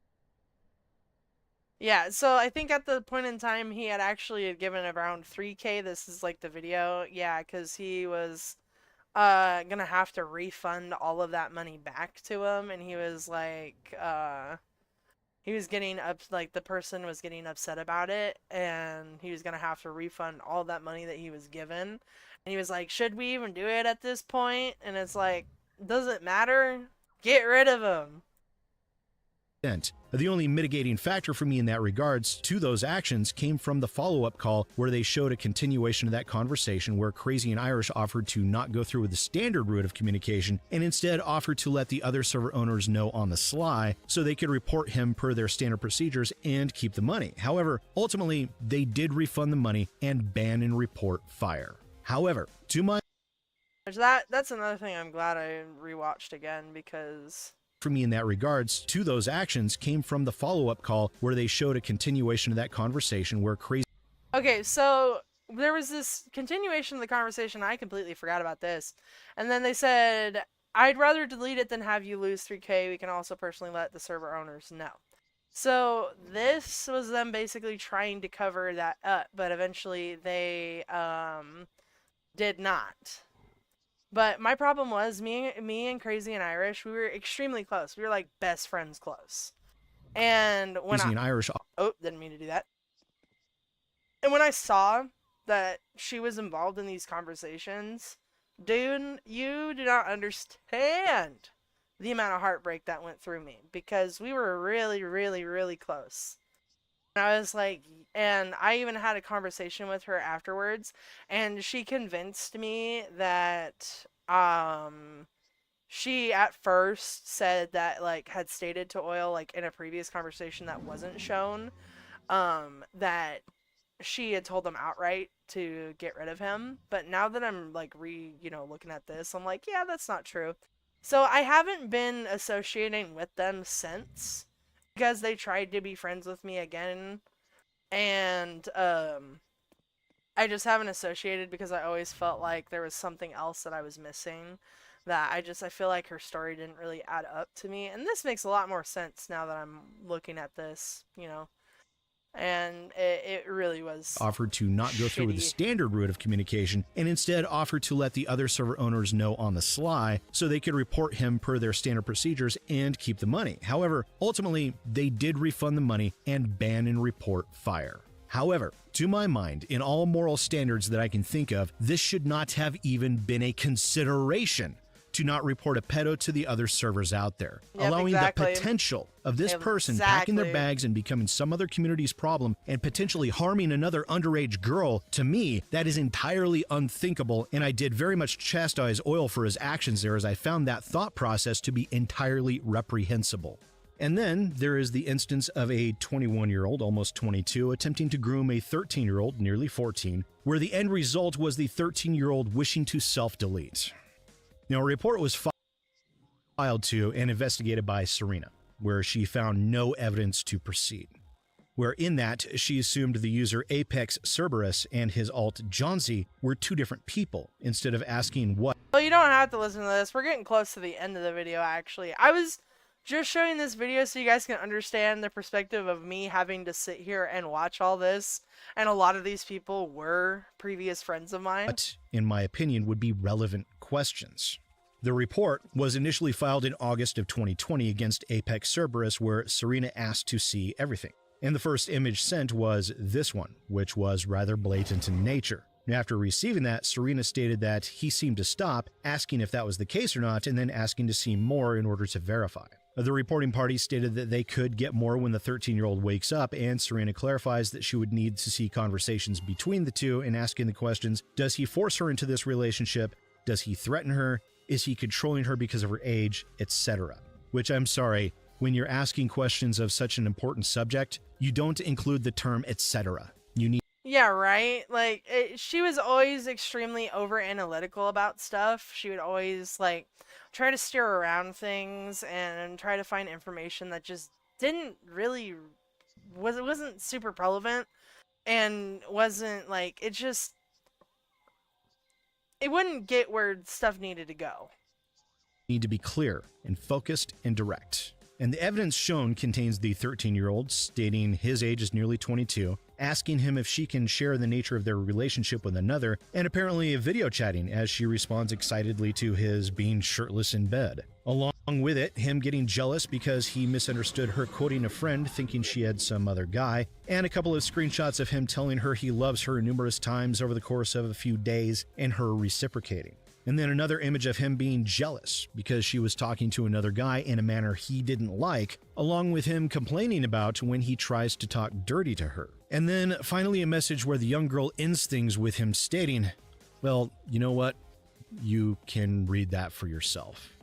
In response to that, Serena stated, I legit don't see anything here that I can act on. That's one of the things that pissed me right the oh,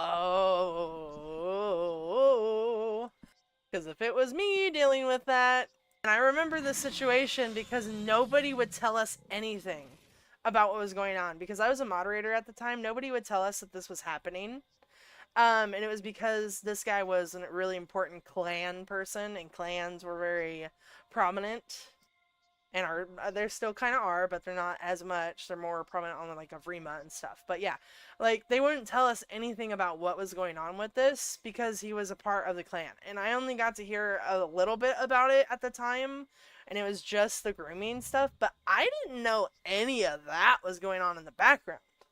And then when I see that, it made my blood boil because I'm like, there was totally more than enough to do something about that. Serena just chose not to. Because of the fact that she believed that Jauncey and Apex Cerberus were two different individuals. And within this, I see a very classic example of grooming a minor, one where the outcome is entirely uncertain. It's known that the 13-year-old wanted to self-delete over this situation, and for all we know, she might have. There is that possibility. And that is an extreme danger that is faced by communities with predators like this and making any sort of assumptions in regards to a report being filed. When Serena expressed confusion surrounding my discussion of properly asking questions, I responded to her with the following. Well, for example, does he force her or threaten her? A good thing to know if it needs to be reported to the authorities, but ultimately irrelevant with a grooming situation in terms of... Yeah, see, ultimately irrelevant. Like, the questions that she would ask were not good enough. They were not informational at all. It just wouldn't make sense because she wasn't like trying to do anything about it. She's just asking all these stupid questions about it and not really looking into it. Of community protection.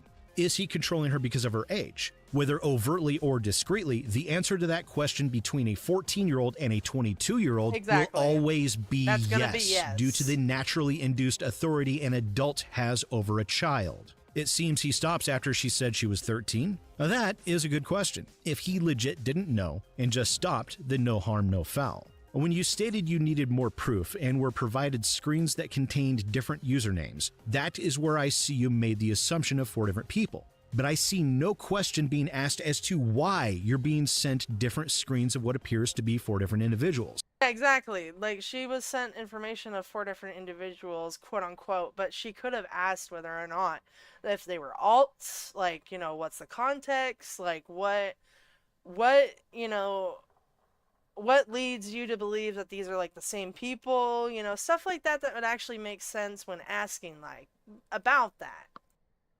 What's the context? Why are these usernames different? If these are alts, I would need some sort of information linking the user being reported to the alt. Stuff like that. Aside from those questions, unless I'm being fed selective information, which is also why I wanted to make sure I brought this to your attention, nothing else was asked. Now, as a result of that, a child groomer was apparently left to roam free. Now, I fully subscribe. Somebody knocked on the door. Hold on.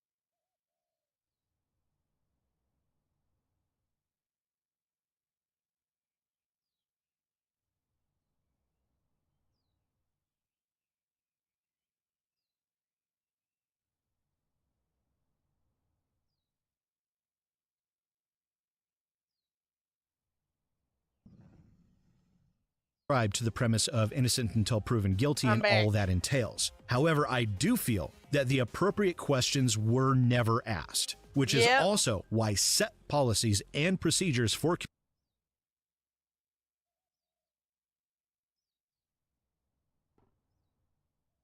Communities such as these very much should be generated in order to do their utmost to limit the possibility of that outcome becoming a reality. Because leaving a 13-year-old child up to the devices of a 22-year-old when you have that information sitting right in front of you is unacceptable. Also, Tacito, I think you're leaving. I hope you have a good rest of your night. From what I can gather, the public perception of Isla Nublar, along with Oil and KK's, KK being his wife, have been less than stellar. Okay, so speaking of Kayla, Kayla was his wife, and I feel, you know, that's the thing. She was his wife and lived with him, so she knew more than likely about all of these situations. And you know what's the worst part about all of this? About all of this that actually does piss me off the most? They have a kid. They have a child. Him and Kayla have a child, and he was doing that. Just letting pedophiles run free? Being just okay with all of that behavior? He had a kid. And I even met the kid on VC too. And she was so cute. Her name is Rose.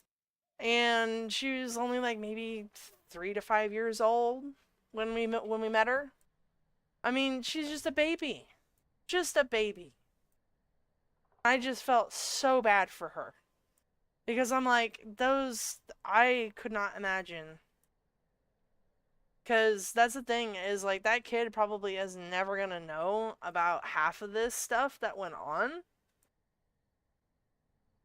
And yeah, it breaks my heart when he mentions Kayla, because Kayla was always tending to Rosie, and I loved Rosie. Rosie was such a sweet baby. She would come into VC and she'd be like, gang, gang, gang, gang.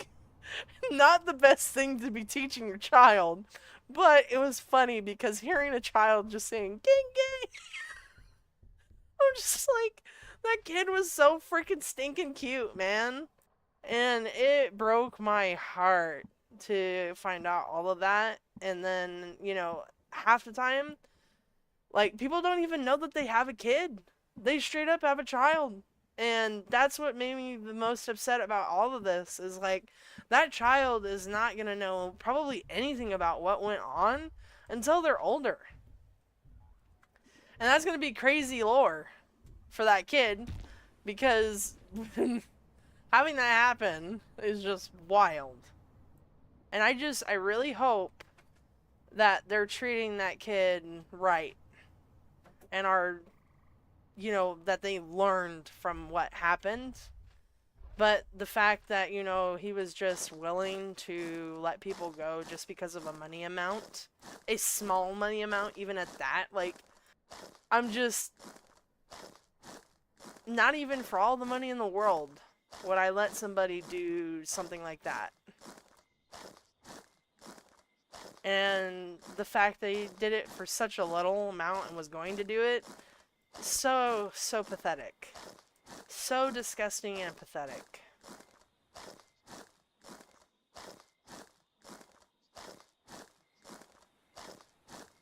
Like, just to value somebody. Like, and it's not the perspective of, oh, you should have charged more. You know, that's not what I mean. Not at all. What I'm trying to get at is the fact that you're willing to put that kind of value on somebody, and put that value on, like, that kind of trauma is just so nasty to me. Like, I hope you guys get what I'm saying. I'm not trying to be... I'm not trying to make it sound weird. But, like, I just, you know, to put a price on something like that is just abhorrent in of itself. I guess is to put it all into one thing. It's just, to even consider it for anything, it's just wrong. It's just wrong. You know, I didn't even get to check out that one video that you guys were tagging me in, but I will after this. We're almost done with it. You guys, by the way, as for expressed sitting, to me by Oil. Which, okay, before I continue, by the way, thank you guys for sitting and watching this with me. I'm sure that this information is very interesting for you guys to hear, and I hope that I'm not making anybody uncomfortable by watching this with you guys. I just wanted to show you guys this perspective of, like, being the person, you know, sitting on the outside and seeing everything about your old friends being put on display like this. It was insane for the time. And Serena, that they are very concerned about maintaining a safe and enjoyable server and community, and they have always been open about wanting staff to be able to come to them if there are any issues. Whereas the reception I have seen to those remarks from the nearly 60 former administrators and moderators paints a very different picture. Oh, it's okay. Within even the Reddit thread that Crazy and Irish posted, there are several examples. I had figured that this would be an interesting one because Sid Alpha does a very good job of explaining it more than I can, because I mean, obviously this is him being backed by all the information, so you know he's able to tell you guys. Oh, and baby Skittles, I remember Skittles. Yep. I have a lot of stories from being an X mod. Examples that perfectly underscore the sentiment that I've seen universally expressed by former staff. As Serena pointed out to me that the majority of those staff are either disenfranchised former staff or people who left on bad terms. However, I feel that may be a justification. It is 100% a justification, because that's the thing. You got to think about it this way. If you have a bunch of people saying the same story or saying the same thing about something, it inclines people to believe that more than likely they were justified. So that's why I'm like, yeah, they were probably more than 100% justified, because the way that they acted on that server was not right. Even the way that they just treated the players in general, and even the mods themselves. So I'm just like, you know, when they're telling all the same story and everything's lining up a lot better than what the other people were telling you, it shows for a matter of fact that they're trying to be malicious. Like Oil and them were trying to be malicious about the whole entire situation. Not to me, but to herself. When you're dealing with this many people, many of whom have never even met or heard of each other before the past 72 hours, all sharing similar stories in theme, to this point where one of the more prominent members of this group, Aaron, released a full discussion of events that is fully 20 pages in length. They're talking about Aaron, which is Aaron Yeager. Aaron Yeager was also a part of the staff team, which, Aaron Yeager, Attack on Titan. Aaron was, actually, he was pretty decent for the time. I don't remember a whole lot with him, but he was a good cookie. And Aaron was basically the guy who pretty much explained almost everything that happened with Nublar and like the documentation that they had on it. Aaron was the one who put that all together. And I'll link that document to the pinned comment down below. And yes, it was a 20-page document that he had linked up, and so that he did a lot of work on this to make this public. A lot of the other stuff, not like the whole Peaky thing. Like, it was about the Peaky stuff too, but it had information of what Sid Alpha was talking about in its entirety for like the timeline things, like Daddy Beard and the other stuff. Now, in addition to that, were instances where clan leader Rat Honey Mustard, who felt compelled to make an announcement in the clan channels notifying that they were leaving Isla Nublar, had her statement promptly deleted. Oil and Serena stated they had no knowledge of the announcement deletion and had also stated that other clan departure announcements were still up. Editing Sid here again. I did forget to mention while I was recording this that according to Oil and Serena, it is apparently standard Isla Nublar practice to ban a clan once they announce they are leaving, and whomever conducted that action likely accidentally also deleted her posts for the previous 24 hours. I sent them the message that Honey Mustard sent to me so they could post it back up themselves at their request. However, I do not know. Yes, Rat was a very prolific clan. I didn't care for Rat. They were very egotistical. A lot of the clans were very egotistical, but I mean, like, the members themselves, not all of them were bad. I can't say that 100%, but I know some of them were just annoying. No, if that was ever done. Then we have Two Door Poppy, who gave the... That includes, like, which that was like Rat and Donut and all those other clans, yeah. They were all egotistical in their own ways. Like, one of the big things I remember seeing, because, okay, so one of the big reasons why I had a lot of issues with clans on this server is because we had a set rule set. It was supposed to be, like, semi-realism, which the semi-realism portion of it is where we don't actually, like, roleplay anything out. We're not, like, trying to enact, like, a profile or anything like how realism servers do. Semi-realism is just pack limits, you know, herd limits, you know, potential territory areas, and, like, stuff like that. Like, generalistic rules of playing and, like, body down and stuff like that. And, I watched the Donut Clan themselves. They had taken the Great Falls area, the upper part of it, and there's, like, a canyon that what you could do on that server is if you placed a nest towards the front of that canyon and the back of the canyon, you could defend that entirety of that area and get mad at carnivores. And that's what they'd like to do because the herbivores were bored out of their mind. They wanted to fight something. Another clan rolls up, they tried attacking, like, they attacked the donut herd that was there. They got the kills on that and were able to, you know, take down some of them. But then what some of the other donut members did is they swapped to their other slots, their rec slots, came back up to that area as a group of 3 and challenged them for that body and kicked them out basically from that area. So that's the kind of clan stuff that I hated seeing because it was specifically skirting around the rules and mix packing. However, the thing is with that is I couldn't do anything about it because we couldn't quote unquote prove that they were actually doing it because they weren't in VC with each other. And that's the problem. Is that how are you supposed to see that they're in VC with each other when they have their own clan discords and they can also have private VCs? And they also have the ability to, I don't know, group call each other if they really wanted, if they didn't, you know, like, because Oil and them always thought that, oh yeah, you know, I'm in the clan discord, I can see them. No, you can't. You can't see them all the time. You're not paying attention all the time. And that's the kind of stuff that they would just let slide. And that's, you know, like, that's why I hated the clans, because they would always skirt around the rules. The Nublar team 24 hours to replace the bot tokens before he removed the bots from his Discord account as he was planning on leaving the team. They did not do this, and it resulted in severe issues for the server. They banned him under what they stated as the assumption he was acting maliciously. And when they came to him for aid and refused, Oil threatened legal action against him. And what Two-Door Poppy said seems to sum up the sentiment of former staff perfectly.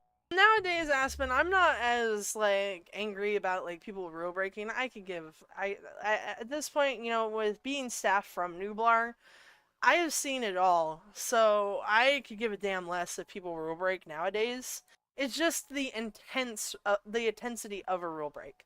Because, like, the rules that I break usually, like, quote unquote, for, like, oh, sorry, hold on.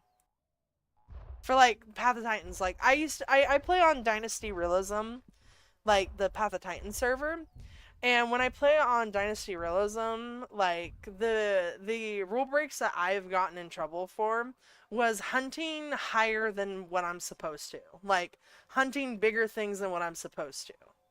That's the only things that I've really gotten in trouble for so far. Not for things like intentionally skirting the rules or intentionally not playing by, like, a profile or stuff like that, because I know with Dynasty Realism they have specific profiles, so it's even more complicated. And so, for a good example, there was this group of Packy Rhinos that we were hunting as, what were we?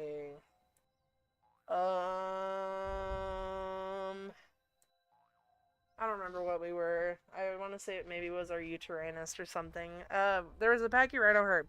And in the Packy Rhino herd, like, profile itself, they are supposed to remain in a circle formation to defend their young. And until they, like, one of them reaches to about half health is when they can start breaking off and running away. And trying to, like, because, I mean, they can defend themselves in the circle, right? But they can't run out of that circle and, like, chase you down. They can't do that. They're supposed to stand their ground. However, these people, they did not only They left formation, chased people around. They also moved their formation like 2 times because people were running out trying to distract us, and then they were starting to chase us around and all kinds of stuff. Like, that's the kind of rule-breaky stuff that I'm talking about, which is ridiculous. Like, you know, an accidental, oops, I hunted something bigger than what I was supposed to. That's, you know, I don't feel like that's a big issue. Like, oh, well, like, I died because I hunted something bigger than what I was supposed to, and I still got in trouble for it. Woo! Woohoo! But when it comes to that kind of stuff, like when you're intentionally skirting the rules and you're intentionally not doing what you're supposed to, that's when I have a problem.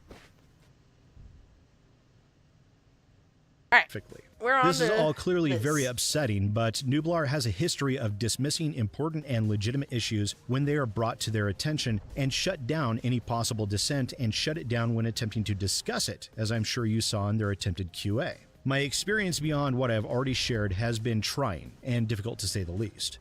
I have felt belittled, dismissed, unimportant, and vilified anytime I attempt to discuss, anytime I myself saw issues as a member of their staff team. One of the most noteworthy occasions was when I told them that I had some concerns that I wanted to discuss with them in our designated bot info group chat, because I did not like how things were being handled, lack of communication, and being made to feel like my contributions to the server were not recognized. At the time, I'm not gonna lie, I have felt belittled, dismissed, and unimportant and vilified anytime I discuss myself as I saw issues or as a member of their staff team. You know, that statement right there, that I felt belittled, dismissed, and unimportant and vilified, 100% feeling like me, baby. Oh, that was always me, trying to, you know, do the right things, and then, you know, always dismissed. Or yeah, that was a very accurate description of how they would treat people.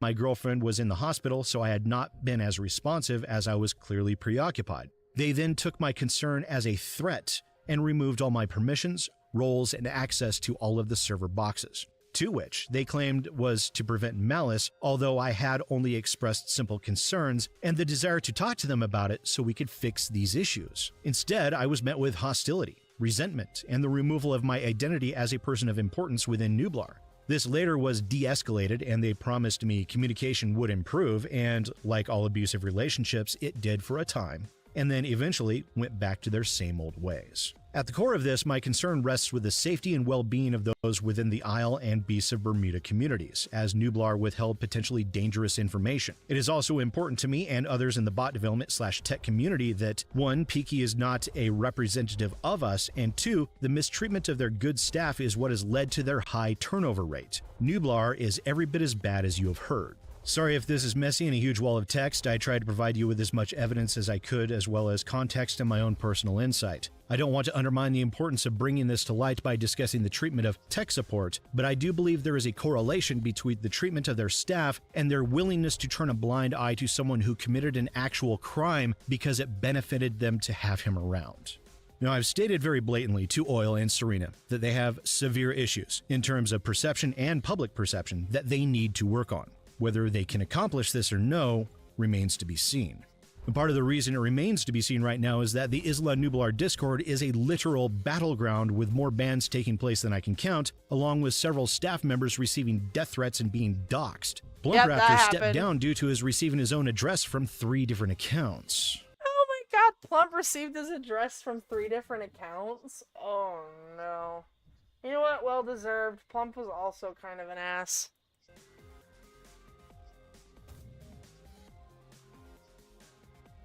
Now, I honestly did not want to make this video a hit piece against Isla Nublar.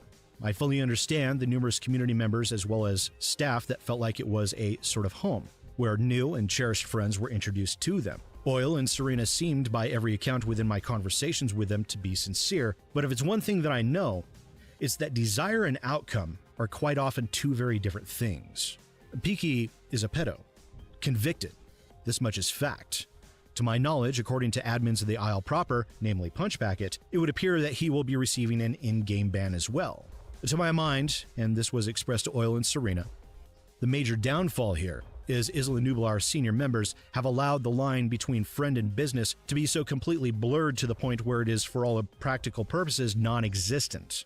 And that is, to my mind, what helped create the situation that they find themselves in. In addition, I feel a potential lack of self-awareness between intention and action has helped propagate the overall negative perception that was pervasive before the Peaky incident ever happened. To my mind, Peaky should have never been unbent. They allowed their friendship and misinformation to cloud their judgment, and without those willing to speak out, most especially Peaky's sister, a pedo may have regained access to a position of authority within a community with a great many children, which is a dangerous proposition to say the least. However, I do have to say that I'm not a fan of the harassment I've seen the senior admins receive at the hands of some of their community. Doxing and death threats will never win an argument or a debate. Such actions only create hostility and closed minds, and they will never be regarded as acceptable behavior in my eyes. Now, if Oil and Serena's wishing to do better and to be better are in earnest, then I wish them the best of luck. But action is better suited than words, and it will take time. But if they fail to implement those standards, then they have only themselves to blame. Once again, ladies and gentlemen, I am Sid Alpha, and I'll see you next time. Alright, so that's basically the whole video. So to provide some pre-context to that, I was already out of Nublar for a year before this happened. Before all of this got found out, boy, I will fight. Anyways, it was a year after I had heard that stuff was going down, and then I had received messages.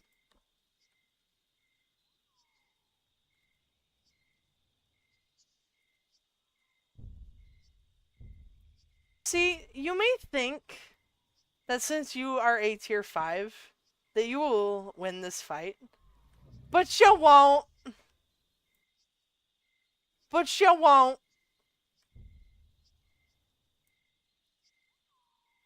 Quit spraying me.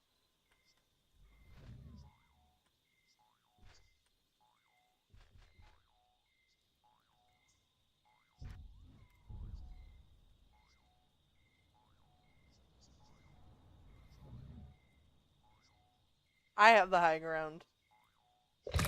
Get bit in the face. Ow! Ow! That hurt.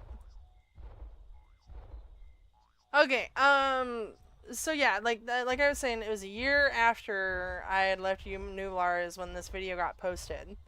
And then that's when I started hearing about, you know, like being told, oh, there's this video out, like you should watch it. And I'm like, oh man, dude, I'm not ready for this. I'm not ready for this, because I heard about some of the stuff that was going on, but when I watched that video, it was like being, you know, being told everything that, you know, you may have had some kind of inkling about. The Peaky situation, however, I had no clue that man was involved in such vile stuff. Like, I had no idea. Thank God I was not a good friend with him. Like, we were okay. It was more of like a business type thing with me and him. Like, we had more of like a business relationship, because anytime I had an issue with the bot, I would go to him.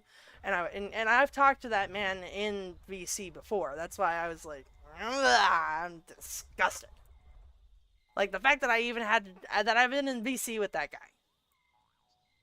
Whew. Yeah. And then, you know, seeing all my friends on the outside, like Crazy and Irish, and then Oil doing all of that, because, you know, I wasn't, like, at the time when I had left Nublar, I didn't have, like, super bad feelings towards Oil. Like, I wasn't ever mad at him. The reason why I had left staff at the time was because, we had an ARC server, and I think I've told this story before. We had an ARC server that was PvP, and it was for the staff team, which, you know, all the staff at the time, you know, they'd play on there, and they would, like, you know, hang out, but it was PvP. So that's the big key difference. It's PvP, not PvE, which, you know, you'd think with a server with a bunch of friends, you'd probably want to do PvE. No. So there was another guy who was involved in. They weren't technically involved in that situation, but they were involved in this. Their name was Basically, and Basically would he would play on that PvP server. He would talk about how much he was an old clan member. He was actually co-owner with Oil for Nublar. So he did co-own with him at the time, and I'm surprised that Basically was never mentioned in the Sid Alpha video. But yeah, no, he was co-owner with him. And what was it? Basically, I got addicted to that ARC server. And the reason why I got addicted to it was because with it being PvP, there was always constantly something happening. But it was because Peaky and Basically had a tribe of their own, and they would find ours that was set up in the Redwoods area on, I think, the Valguero map. They would find ours, and then while we were offline, they would snipe our tames. They would just kill them. So when I would come back to tames being dead. And so I was constantly on the ARC server trying to keep my stuff protected because they were just coming on there to kill my stuff. And I'm like, that's very nice of you guys. I get it that it's ARC PvP, but do you guys really gotta snipe all of my tames? Yeah, no, but they offline raided, and then they would also online raid us. They would actively online raid us, because I had a tribe with Crazy and Irish and Rach, which is another one of my close friends at the time. And what had happened and what had caused our whole fallout was I had yelled at Rach because I don't know what happened at the time, but I think she wasn't paying attention or wasn't doing something right, and I got mad because she was letting her tames die because they were actively sniping them at the time. And so I got mad and I yelled at her, and I still regret it, I shouldn't have gotten mad over a game, but at the same time I'm like, when you're on a friend's server and it's PvP and they're sniping your tames actively and doing it while you're offline, yeah, I'm gonna be mad. And so Crazy and Irish and Rach ended up going to move over to their tribe. And so eventually, when we started getting Genesis servers, they had a main base in Genesis in the snowy area, and it had all of their good stuff. And so I actually met with somebody who was just a random person who was they were Basically's friend, but they were from the opposing PvP ARC clan that they had met in the past. And I had played with them for a little while, and I told them what was happening, and he's like, dude, raid him back! And so he told me all of the stuff that I needed to get and everything that I needed to do to, break into his base. And so I went while they were offline, because they did it to me. I went to his base, climbed up with a Bloodstalker, and grabbed my, what do you call it? That big ol' insect centipede looking bug thing that spits at you on ARC? I forget what it's called, but you can use those to break metal. And so I was using that, and then rockets and C4, and then I went in, killed all of their tames. Yeah, Arthropleura. I used Arthropleura to break in, and then killed all of his tames, grabbed all of his shit, and then he basically came back to an empty base, dead tames, everything. It was so good. It was so good. And so then after that, Basically decided that, instead of, treating it appropriately and being an adult, he made fake screenshots of me talking shit about him and was spreading them around to our people, our friends. And so then they were starting to disassociate from me because they didn't like the way I was quote-unquote acting. And I even called them out on that screenshot. I was like, dude, that's not even how I talk. That's not even how I talk.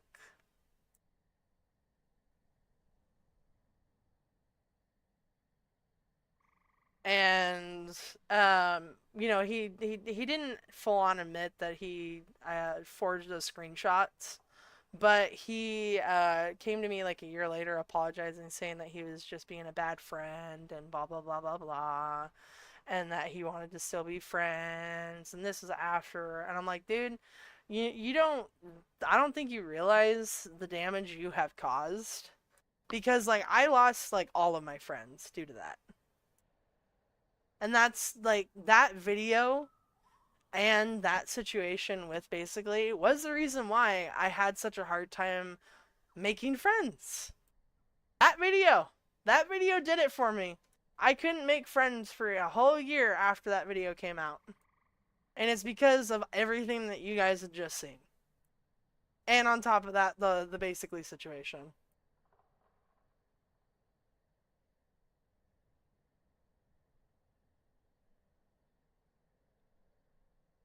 Anybody else need an egg?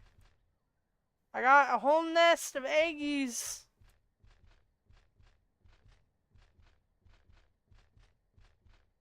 Got a whole nest of eggies. Nobody? Somebody? You guys want extras? I can give you extras. I don't want to eat the eggs. Nah.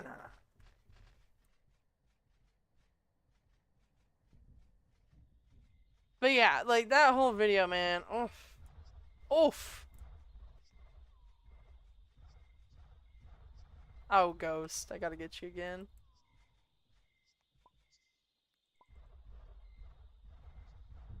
Let's try one more time. I don't think I have... I mean, I have Jigo, but I don't think I have, like, I don't have a slot of it right now.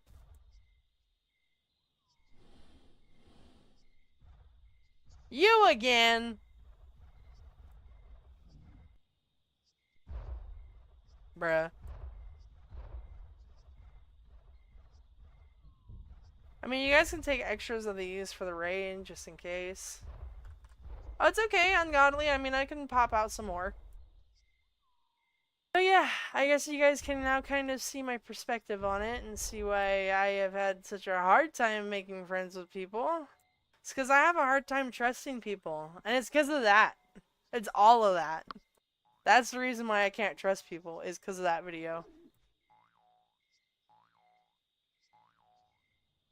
And that's why I don't, like, you know, a good example. Oh, you got double red? Dude, on it. Nice. Nice. So, like, you know, that's the thing is, like, you know how, like, I guess what would be considered normal is, like, you guys have your friend groups. And you guys might have, like, a VC you'll go into all the time. Like, you guys have friend groups. You guys will hang out every single day. Stuff like that. Like, I know some of you guys do that, and I know that it's a good majority of you that you guys have your own friend groups and own VCs that you guys hang out with and stuff like that. I don't. I don't have a group of people that I go to anymore on the consistent. Like, I don't have, like, my own quote-unquote friend group anymore. I just have people that I hang out with, and it's not like I'm, like, you know, they aren't my friends or anything. Of course they are. It's just, I don't actively hang out with them every day. I don't do that no more. I can't. Like, it's hard.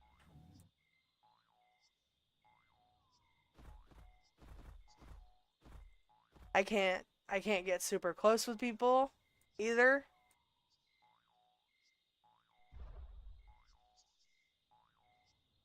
Like, yeah, what Ro was saying, yeah, like, it's hard. Because that's the thing, too, is especially now with being a CC, I can't, you know, just say what I want when I want. You know, like, there's been plenty of times where I wanted to say things that I can't. And it's just because, you know, I have to keep in the back of my mind, if I want to continue giving stuff to you guys and continue doing what I'm doing, I have to keep you guys in mind first. Before I say some stuff, you know what I mean? So that's why I just don't talk to nobody, like, about my personal, usually, unless they're just not associated to my channel. And even then, it's usually a quick VC talk. And that's like with my older friends like Kaiju and stuff like that. Like me and Kaiju will, we'll shit talk stuff and like talk, a bunch of nonsense and things like that. Like for, like good friends. And that's the thing is like, I have falling out with all my friends. Yeah, that's kind of how I've felt with that too. Where it's just the issue of like you have a hard time being able to trust people again after having such a bad falling out. It's just like when it came to me, when I had my falling out, and then after seeing like the Sid Alpha video, that's what really solidified it in place that I just will never be able to talk to these people again. And for over 2 years, I didn't talk to Crazy and Irish. Like, no, it was like 1 or 2 years. No, it was about a year. I didn't talk to her after that. And then, when she was saying all that stuff. And then now I'm seeing on that video again that she was trying to deny it outright. I'm gonna have to reblock her. I have to remember that. Because I didn't realize that she was actually intentionally trying to get him to keep the money. I remember that situation of her just discussing it, not her intentionally trying to get him to keep it. So that's what was that's also kind of broke my heart again right now, is because I thought that me and her were still cool, but we're definitely not after that. Because I'm glad that I rewatched the video. Keeps me fresh on the information because it's just not something to tolerate. Oh, yes, and I mean, Aspen, for it to, like, because, I mean, that's the thing, like, I'm not trying to say, like, my situation's worse than yours, because, I mean, like, you have your own personal, I'm sure that broke your heart when it happened. But when you have it on such a public scale, and when almost the entirety of the Isle community, the community that you're active in, knows what happened, oh... It's just, I'm glad that I didn't get super associated with that. Like, a lot of people don't know that I used to moderate and administrate on that server. But I've had people recognize me from there before, and it's not very often. Yeah, I'm not gonna ever say yours is worse than mine. It's just, like, all of it is a crappy situation.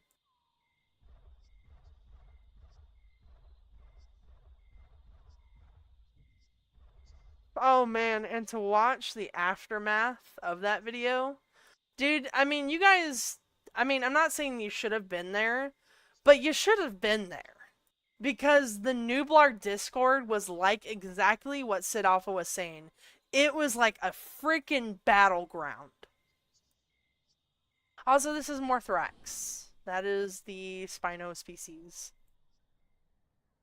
Like, yeah, you guys should have seen that Discord. There was so much shit going down. Like, it within the same day, everybody was flipping their lids. People were leaving.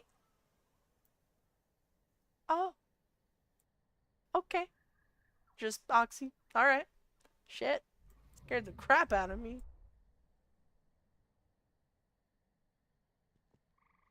But yeah, no, that server, it was set on fire.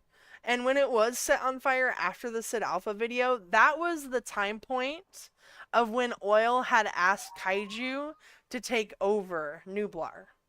And even at the time, Oil, which this part still pisses me off, they made an agreement with, what was it?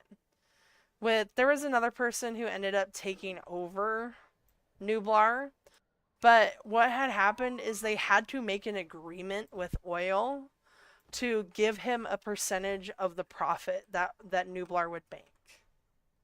So he was still getting profit from that server, even when he wasn't owning it at that time. Quote unquote, he was still getting profit, even though he technically, at that time, that server was dying. It was dying and people were actively making it die.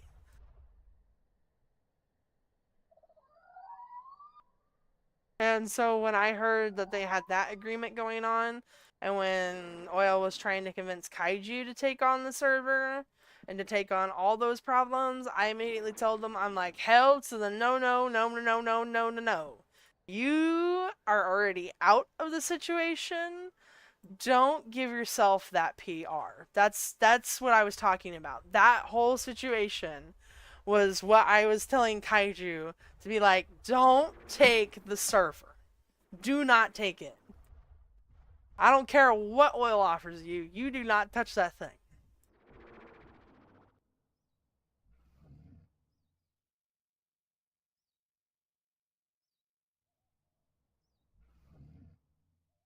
Anybody else need eggs? Might be.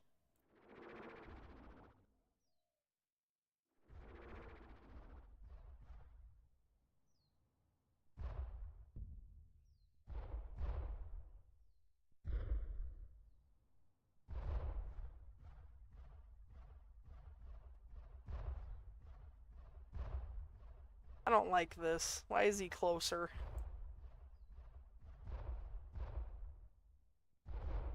Yeah, put that thing back where it came from, or so help me. Yeah, literally. I didn't want him touching that thing with a 10-foot pole. I was like, dude, it's not for you. You don't want it. And, you know, he, like, I wouldn't say he was trying to convince himself to get it, because, I mean, he really wasn't. But he was just like, man, you know, because we've had a lot of good memories on Nublar. Like, I mean, a lot of my friendships had started there, and that's why, you know, I've been such long-standing friends with Kaiju. It's from that server. Because, I mean, when he got in, he was like, whenever, so with me and Kaiju, I think I met him originally as a mod.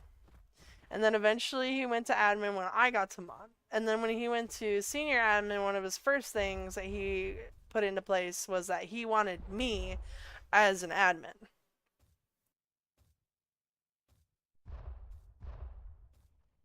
And then that's where in Light I had my admin role. And I was only administrator for maybe a month or 2 months before I left, because I just, that whole situation, not the peaky stuff in that, but the situation with basically forging screenshots of me talking crap about him, and then the whole ARC server stuff, I just was like, dude, you guys are treating me like crap. So I just left. I was done with all the stress and drama, but it broke my heart, because I'm like, you know, that was, Nublar was my home. Because I had moderated for many a month before I even became an admin. Like, I worked for them for over a year, probably. I mean, when it came to Nublar, like, you know, a good example is, like, they would require 20 hours a week out of you. So I was putting in part-time job hours into that server. Yeah, you can be nasty next, that's fine.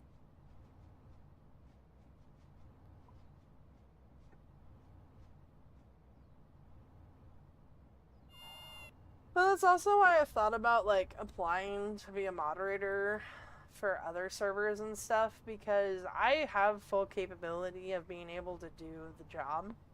And I know how to do the job because of my experience from Nublar. But I just,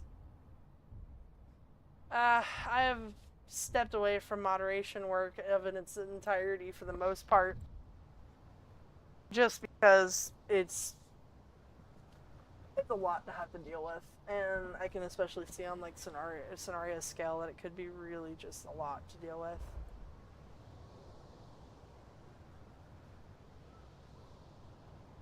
Okay, now it's time to find that video you guys were talking to me about.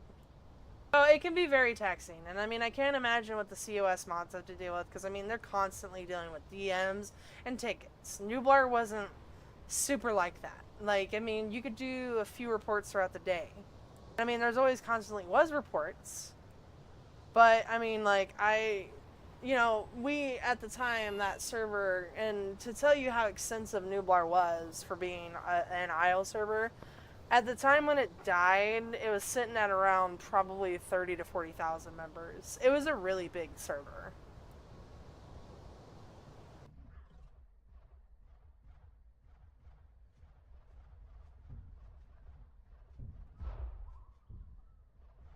I mean, like, that's a lot of people to think about for the Isle, like, 3-4 years ago.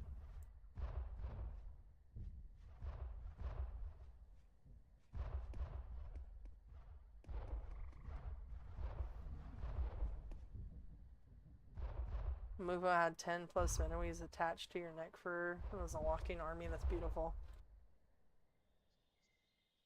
You were covered in fleas, yeah.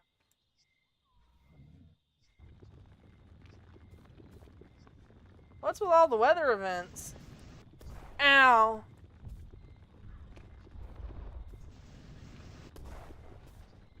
Ow!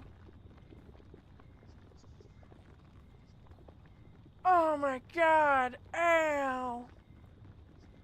The boulder! Ah! Oh, the boulder!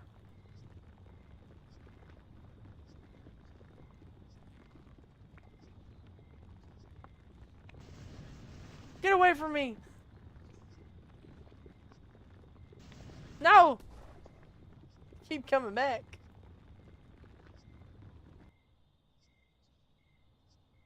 You change your settings when you PvP the Sonarian one? What do you mean? I'm confused.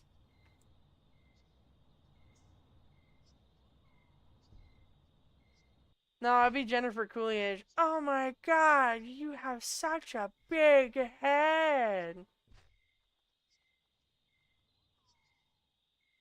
That's such a big boulder. I love boulders. I'm gonna cry.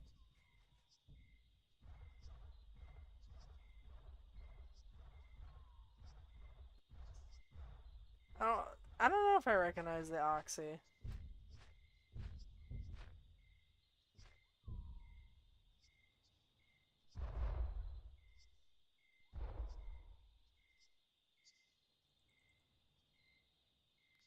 Okay, now what I was initially trying to do.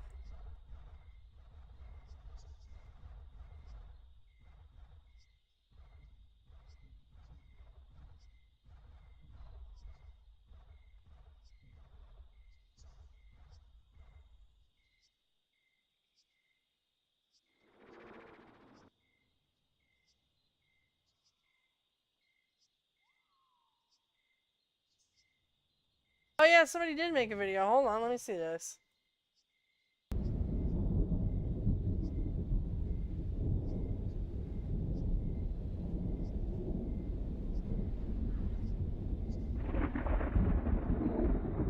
Oh, it's the Golg that we were fighting that we couldn't win! It was the Golg! It's the Golg!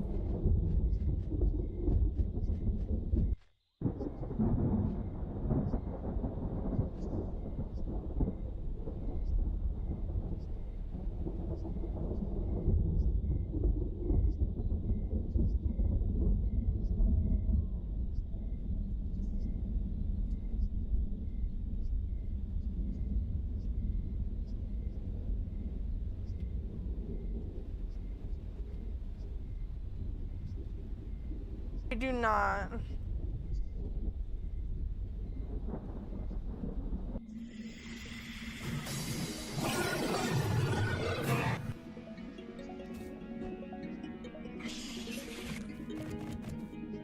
This is a really bad spot to fight him. Good lord. That's great! Got clips of me in there.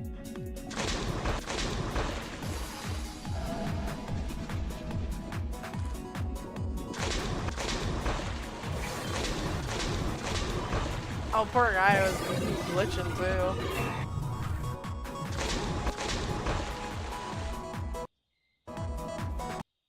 Huh. I'll have to watch more of this in a little bit.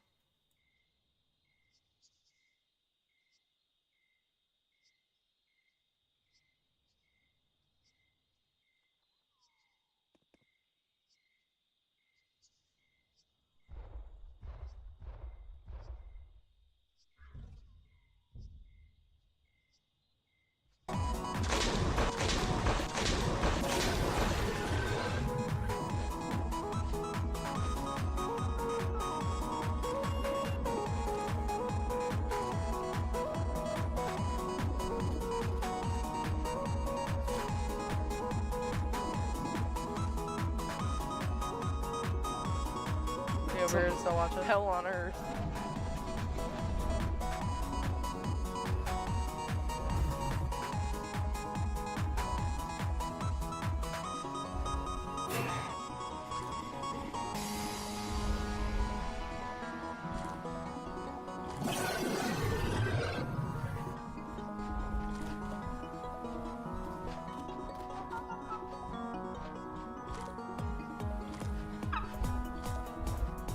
I'm supposed to get you, turkey. There you go.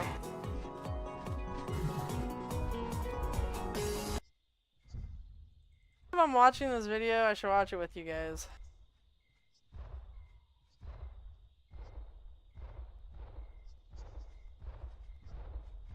I do like the parts that they edit in with me talking. That's kind of funny.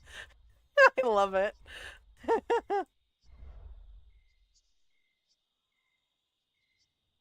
I'll probably wrap up the stream here soon.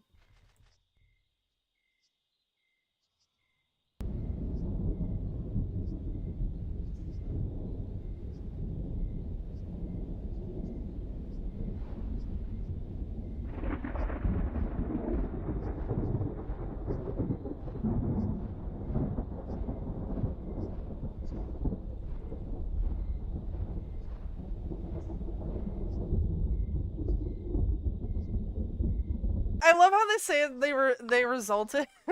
It resulted in it was sub-realm, like it's just some kind of like I don't know how to describe it. Like here, let me play it back. Like, and suddenly appeared a group of large commotion. I thought it was simply a joke, but it resulted to be sub-realm. I'm just like, it seems so dramatic. I like it, but it's just like, it feels so dramatic.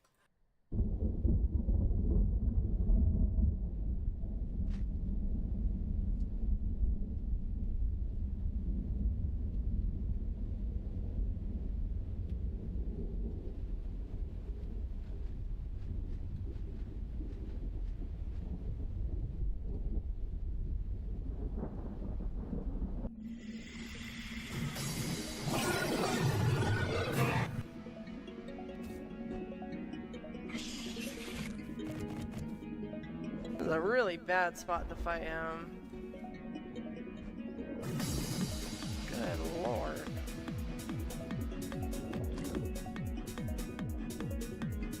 Alright, Tobias, I get what you're saying.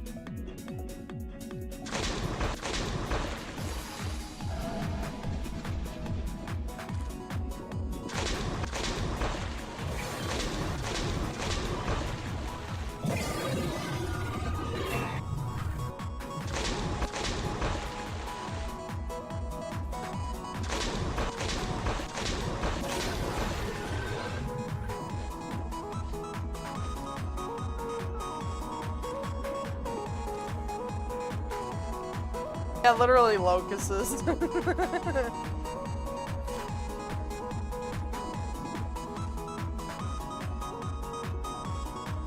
Some hell on earth. This person killed your Valkyrie because you betrayed them. I mean, deserved at that point.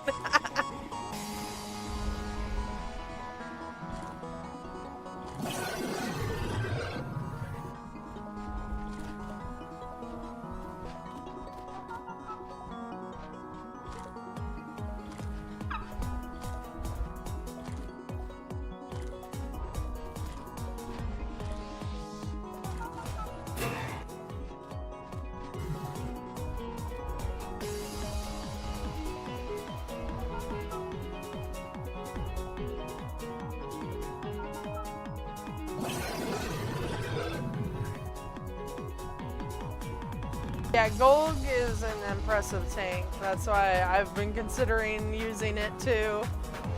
But it's only good for tanking, really. It's not good for outputting damage. Unless it's the small stuff like us, like the Konos. But it's not a good tier 5 against other tier 5s.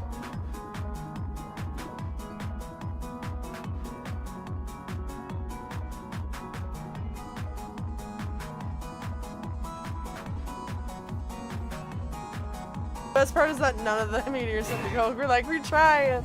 We're trying.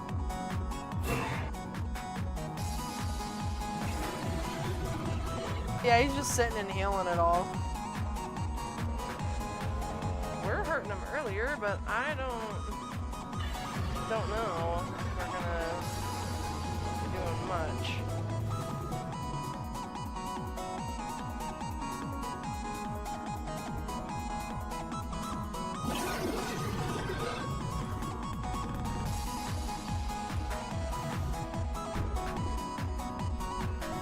He's retreating.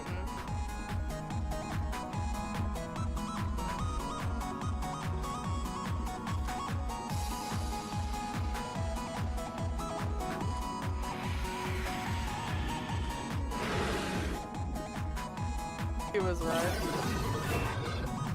Oh, I killed somebody. I'm so sorry. I'm so sorry.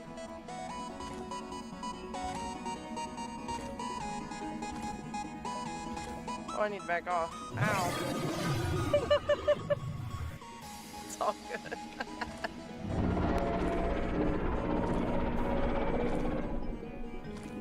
Really? It's held back to fold them? What's the point of fighting it?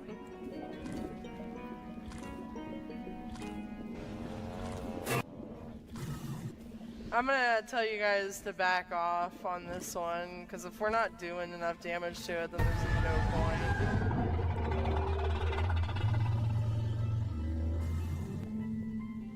No point in wasting time on it if it's just gonna tank everything.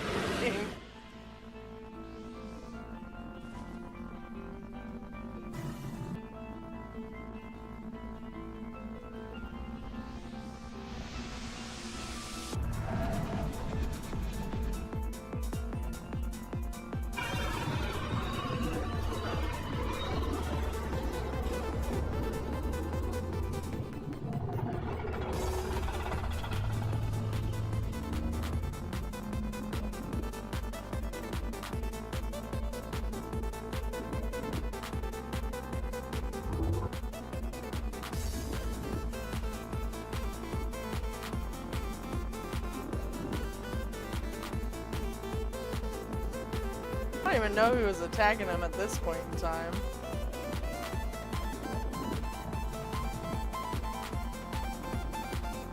Yeah, we'll have to back off on it. Well, it's because golds are just, they are tanky. Very tanky. It's worth to go after it though if you're another tier 5, but yeah, we're not doing enough to it, unfortunately. Might as well not try to fight that.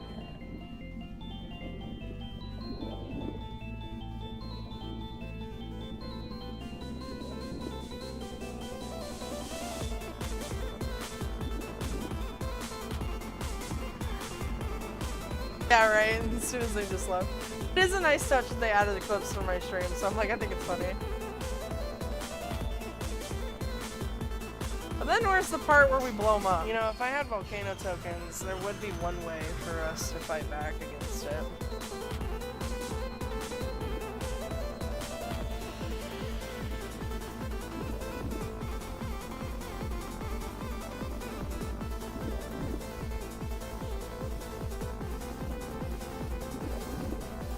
Well, I was gonna say it'd be funny because, like, if we were able to, we would just fly over where the gold is at and just hit him with a bunch of what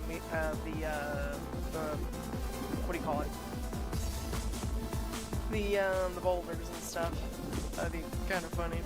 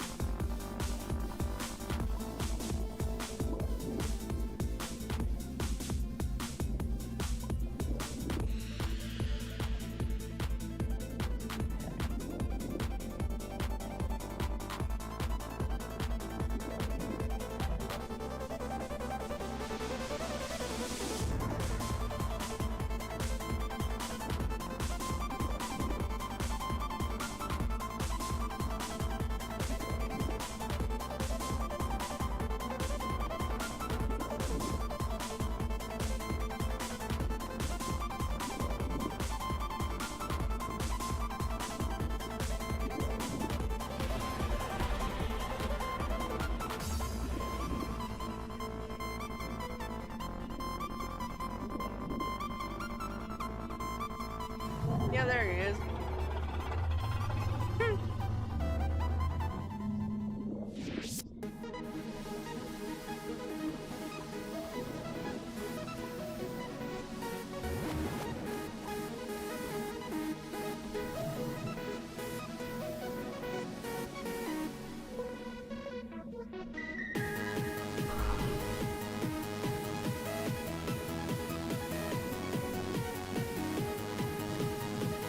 It is a very long video, yeah. But I mean, it's because of the volcano, too.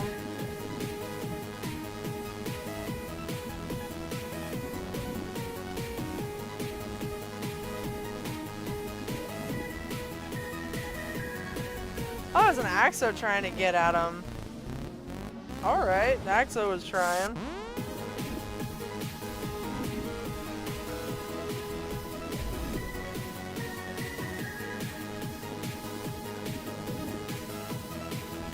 Yeah, I don't think we're gonna really want to worry about the movement anymore.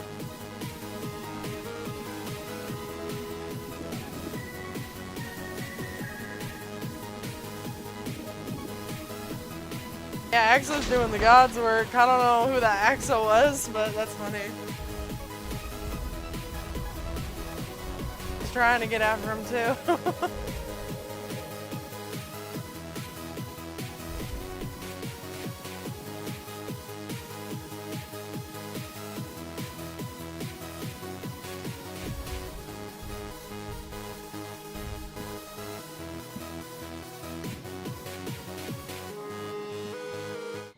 Okay, we're gonna swap servers and we're gonna log over here.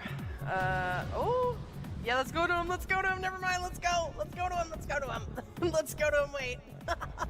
Let's go bomb him.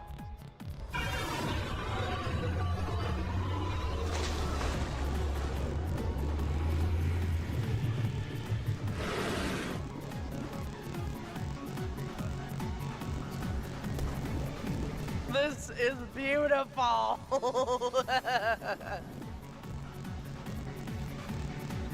None of the meteors hit him at all.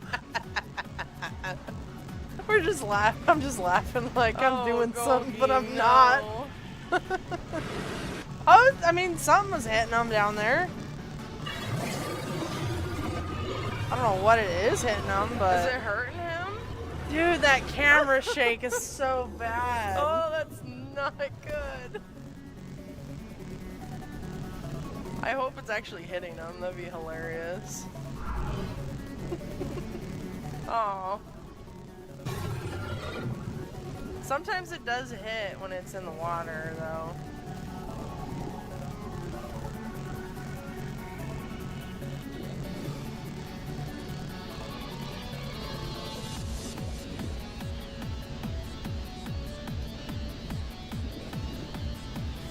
Oh, and there's now a tornado. Oh no. Oh no. Run away! Run away from the tornado.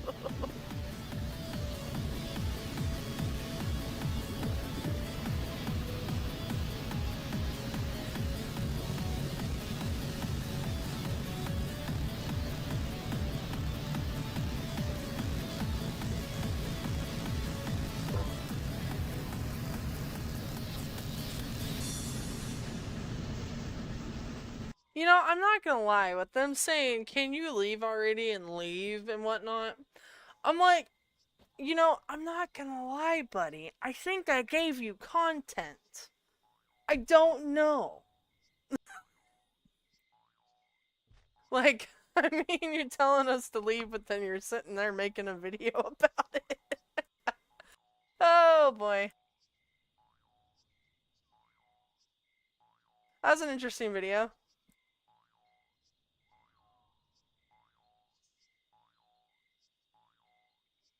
Can you leave? Makes a video. Yeah. Just like, you know, you might as well record if you're gonna continue to be attacked, I guess, but I'm just like, if you really didn't like the, you know, you wanted the raid to leave you alone, there's a giant X button at the top. You can leave the server. But it doesn't really scream to me that they're... What is on my... Well, it's real. I got a parasite. Get off of me. Eh. Get off. Can't just fling him off. Alright. You know what? You're coming with me.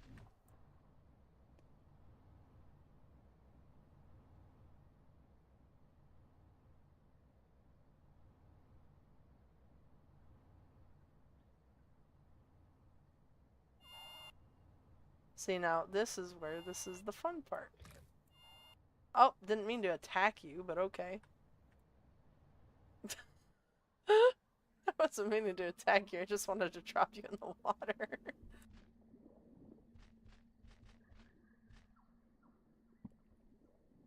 I gave myself a necro, it's alright.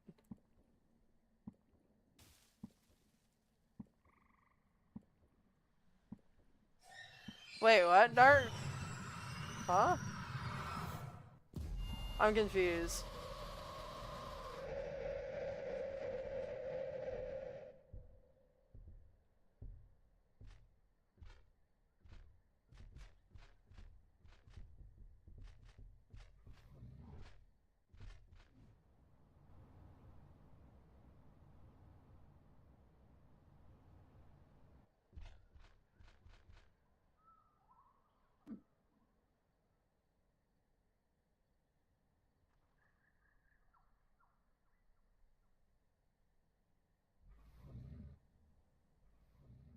Oh, and I just saw your comment about them referring to me as a he. Why would they refer to me as a he?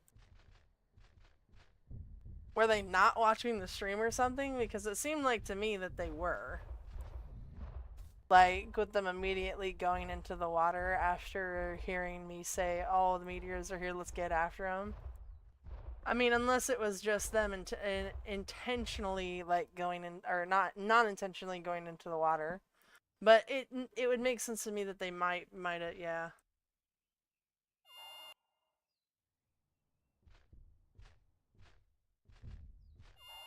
Oh, yeah, because when I think Golga, I always associate Golga with, like, a male. Because it's, like, you know, big, hunky.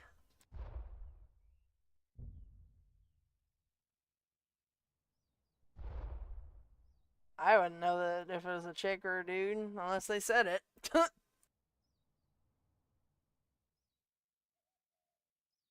I wouldn't intentionally try to not call them a he or a she, but if it's she, then yeah.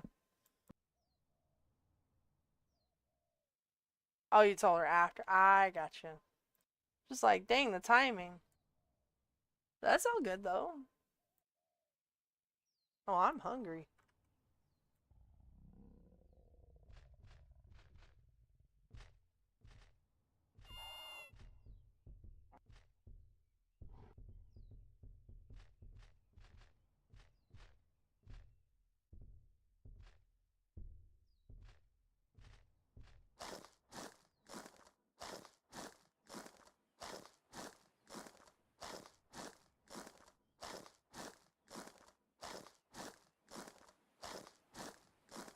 I'm curious, does Golga have gendered, any like, what's the word for it? Does it have, like, distinctive features between the genders? Because I know some creatures don't. That's why I'm like, usually if I can tell that it's a female creature, I'll associate, like, female, but if it's a male, then I'm like, yeah, that's a dude. I've had a lot of people assume that me, yeah, the dimorphism, yeah. Oh, they have flags? Oh, I didn't know that. I don't ever play gold.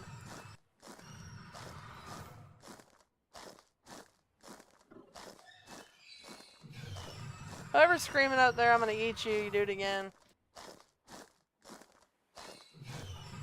Alright.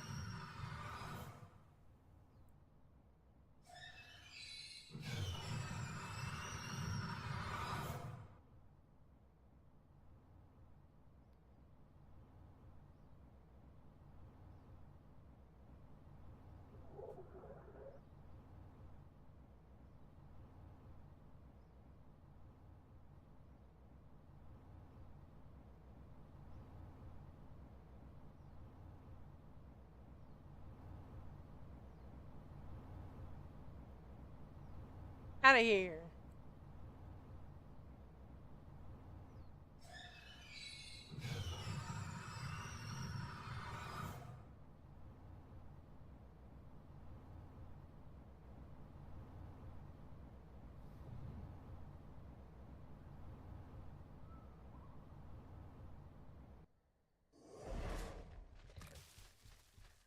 Yep, you get your bite.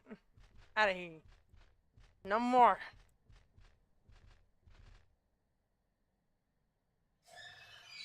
Oh my god, he's still spamming it.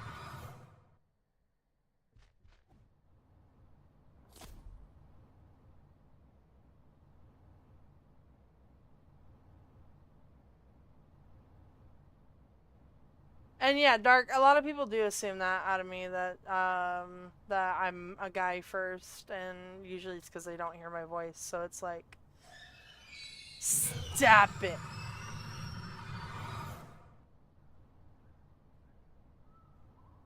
Yeah, it's no problem. You have a good night, Metalhead. And Meteor, what do you think you are based on your name? Your name gives me girl vibes. I don't know why. Yeah, I get girl vibes.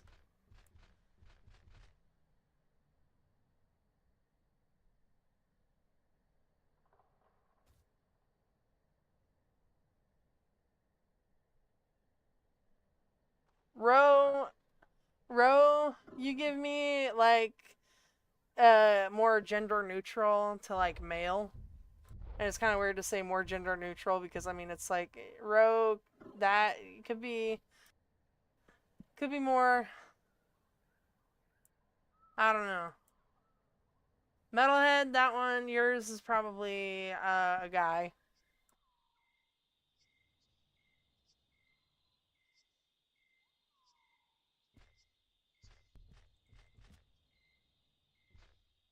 Dang it!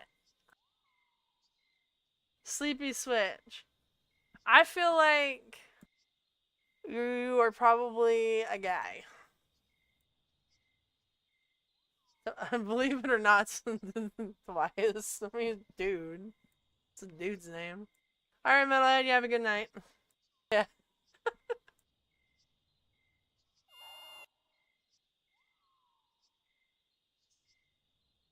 That's what I was saying, Rokutan. That's why I was like, your name is kind of gender neutral, but I would have thought more of a guy than a girl.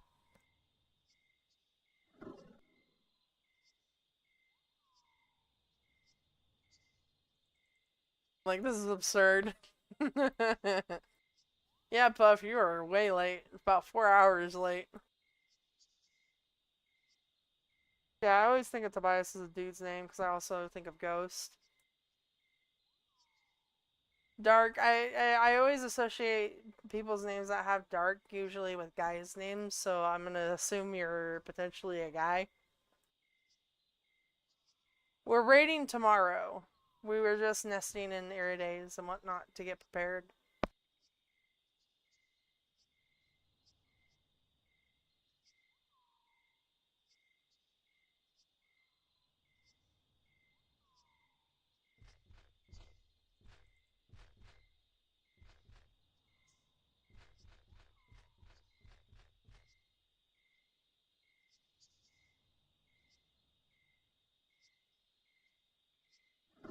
Oh, dang. That's good that you got 2 reds on it.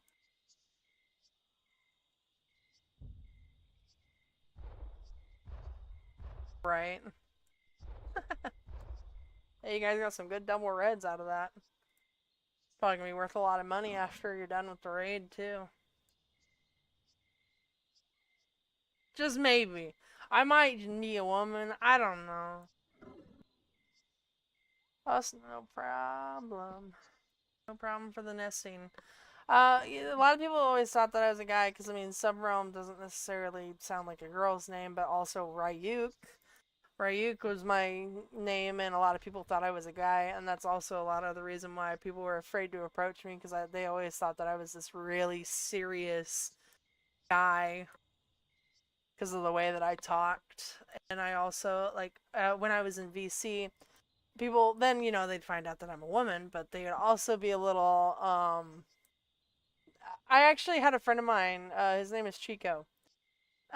He's cool, but like back in the day, he would tell me, he's like, yeah, I was afraid to approach you, cause you're kind of scary. I always thought you were always very serious, you know, and like they always thought that I was very like a very serious person.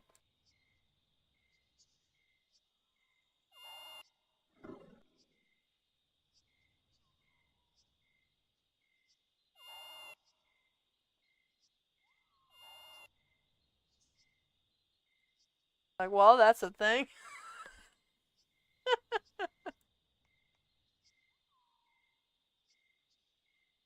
Wait, Puff, do you have like... Oh, wait, hold on. There. Hopefully that will work. If it doesn't work, you might have your nesting request set to friends only.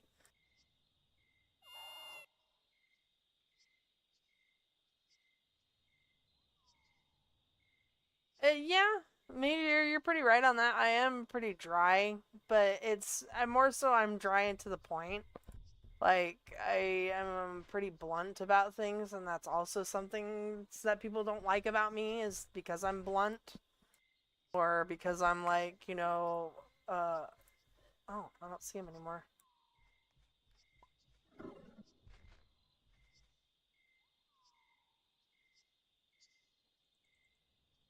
Well, when I was doing staff work, anytime that Chico had ever, heard me in VC, it was me talking about staff things or me getting on to people or stuff like that. So, like, if you had met me in my time frame of working on Nublar, you probably would have felt the same way as Chico did.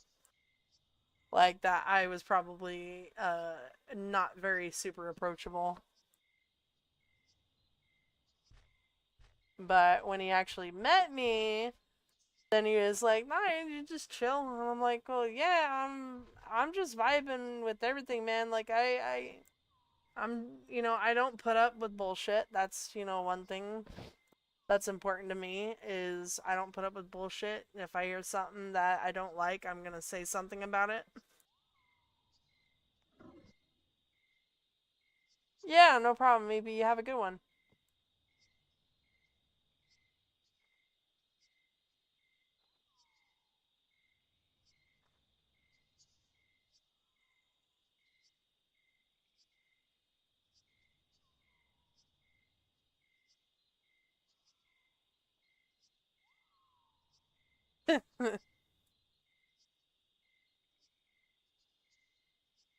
Well, that's the thing though, is like with me being blunt and to the point too, it makes people uncomfortable. And it's not in the way of like being uncomfortable in a bad sense. They're uncomfortable that their way of life is being challenged by me being present. Like, and it sounds weird to say it in that sense, but it's people being challenged by the fact that I have something to say, or that I have a voice about things, or that I actually have an opinion, is what makes people uncomfortable sometimes.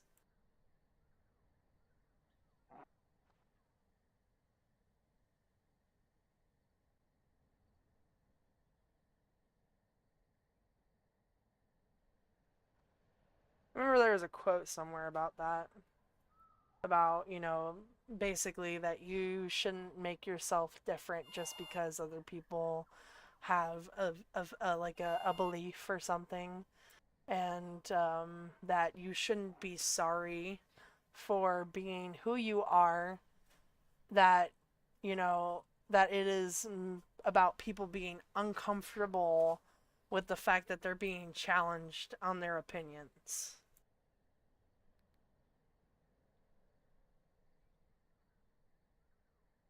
That's the same thing with me. Like, especially when it comes to politics, I don't talk about politics specifically because, I don't feel like everybody would agree with what I agree with, and I don't feel like that, or maybe it just doesn't be like, it's not. He's just not, I don't know what's the word for it. But, like, I don't have the exact same stance that everybody has on certain things. And so, like, that's why, you know, I especially don't talk about that. Because, like, it's, you know, it can be very complicated on what it actually is about. But that's also why, you know, I just don't bring a lot of stuff up. I don't like fights. I don't like drama. I try to keep my channel drama free. And I've been keeping it that way for the most part.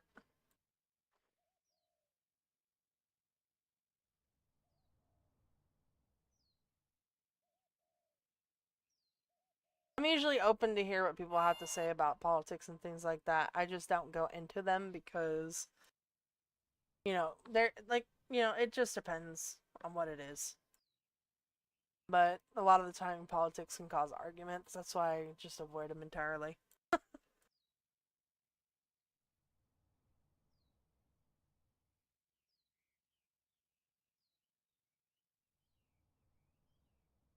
I mean, Marceline, they could be right. Because, I mean, if you just agree with what people say and don't have your own opinion, you are a people pleaser. But, and it's not to sound rude, but you should form your own opinion about things. And you should be able to associate yourself with those, like, opinions and oppositions and things like that. To you being yourself. Like, you know, like, a good example is, like, you know, I've had friends where I've been in, like, their VC or something, and then they say something just really out of pocket or stupid or really disrespectful. I mean, I've had points where I've had to, you know, sit them down and be like, look, your behavior is unacceptable. And you are just being a dick. Or something like that. It just depends on the situation, like I say. But it's like, I won't sit there and agree with somebody, especially if they're wrong. You know what I mean?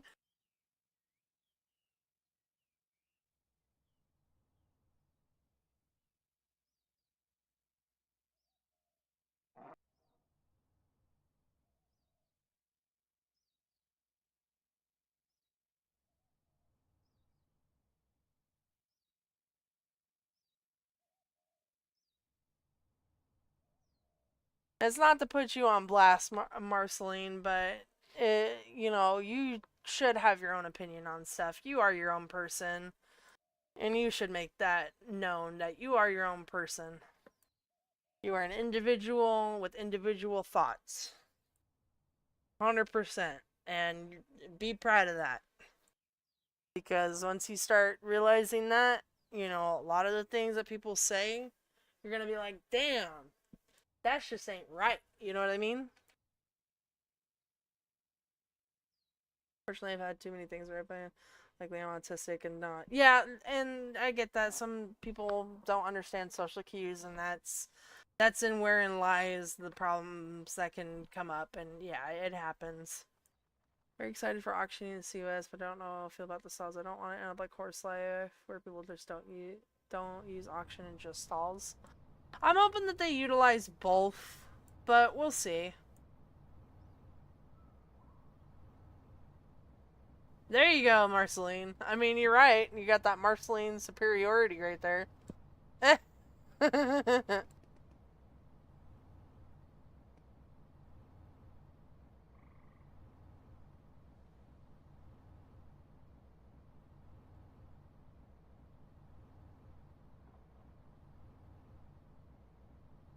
And you know what is the most crack thing that I have to say about Marceline? She always had a flannel. And the fact that people are trying to gaslight me that she didn't have a flannel. Yeah, she had a flannel. It's tied around her waist. They're lying to me. She had a flannel.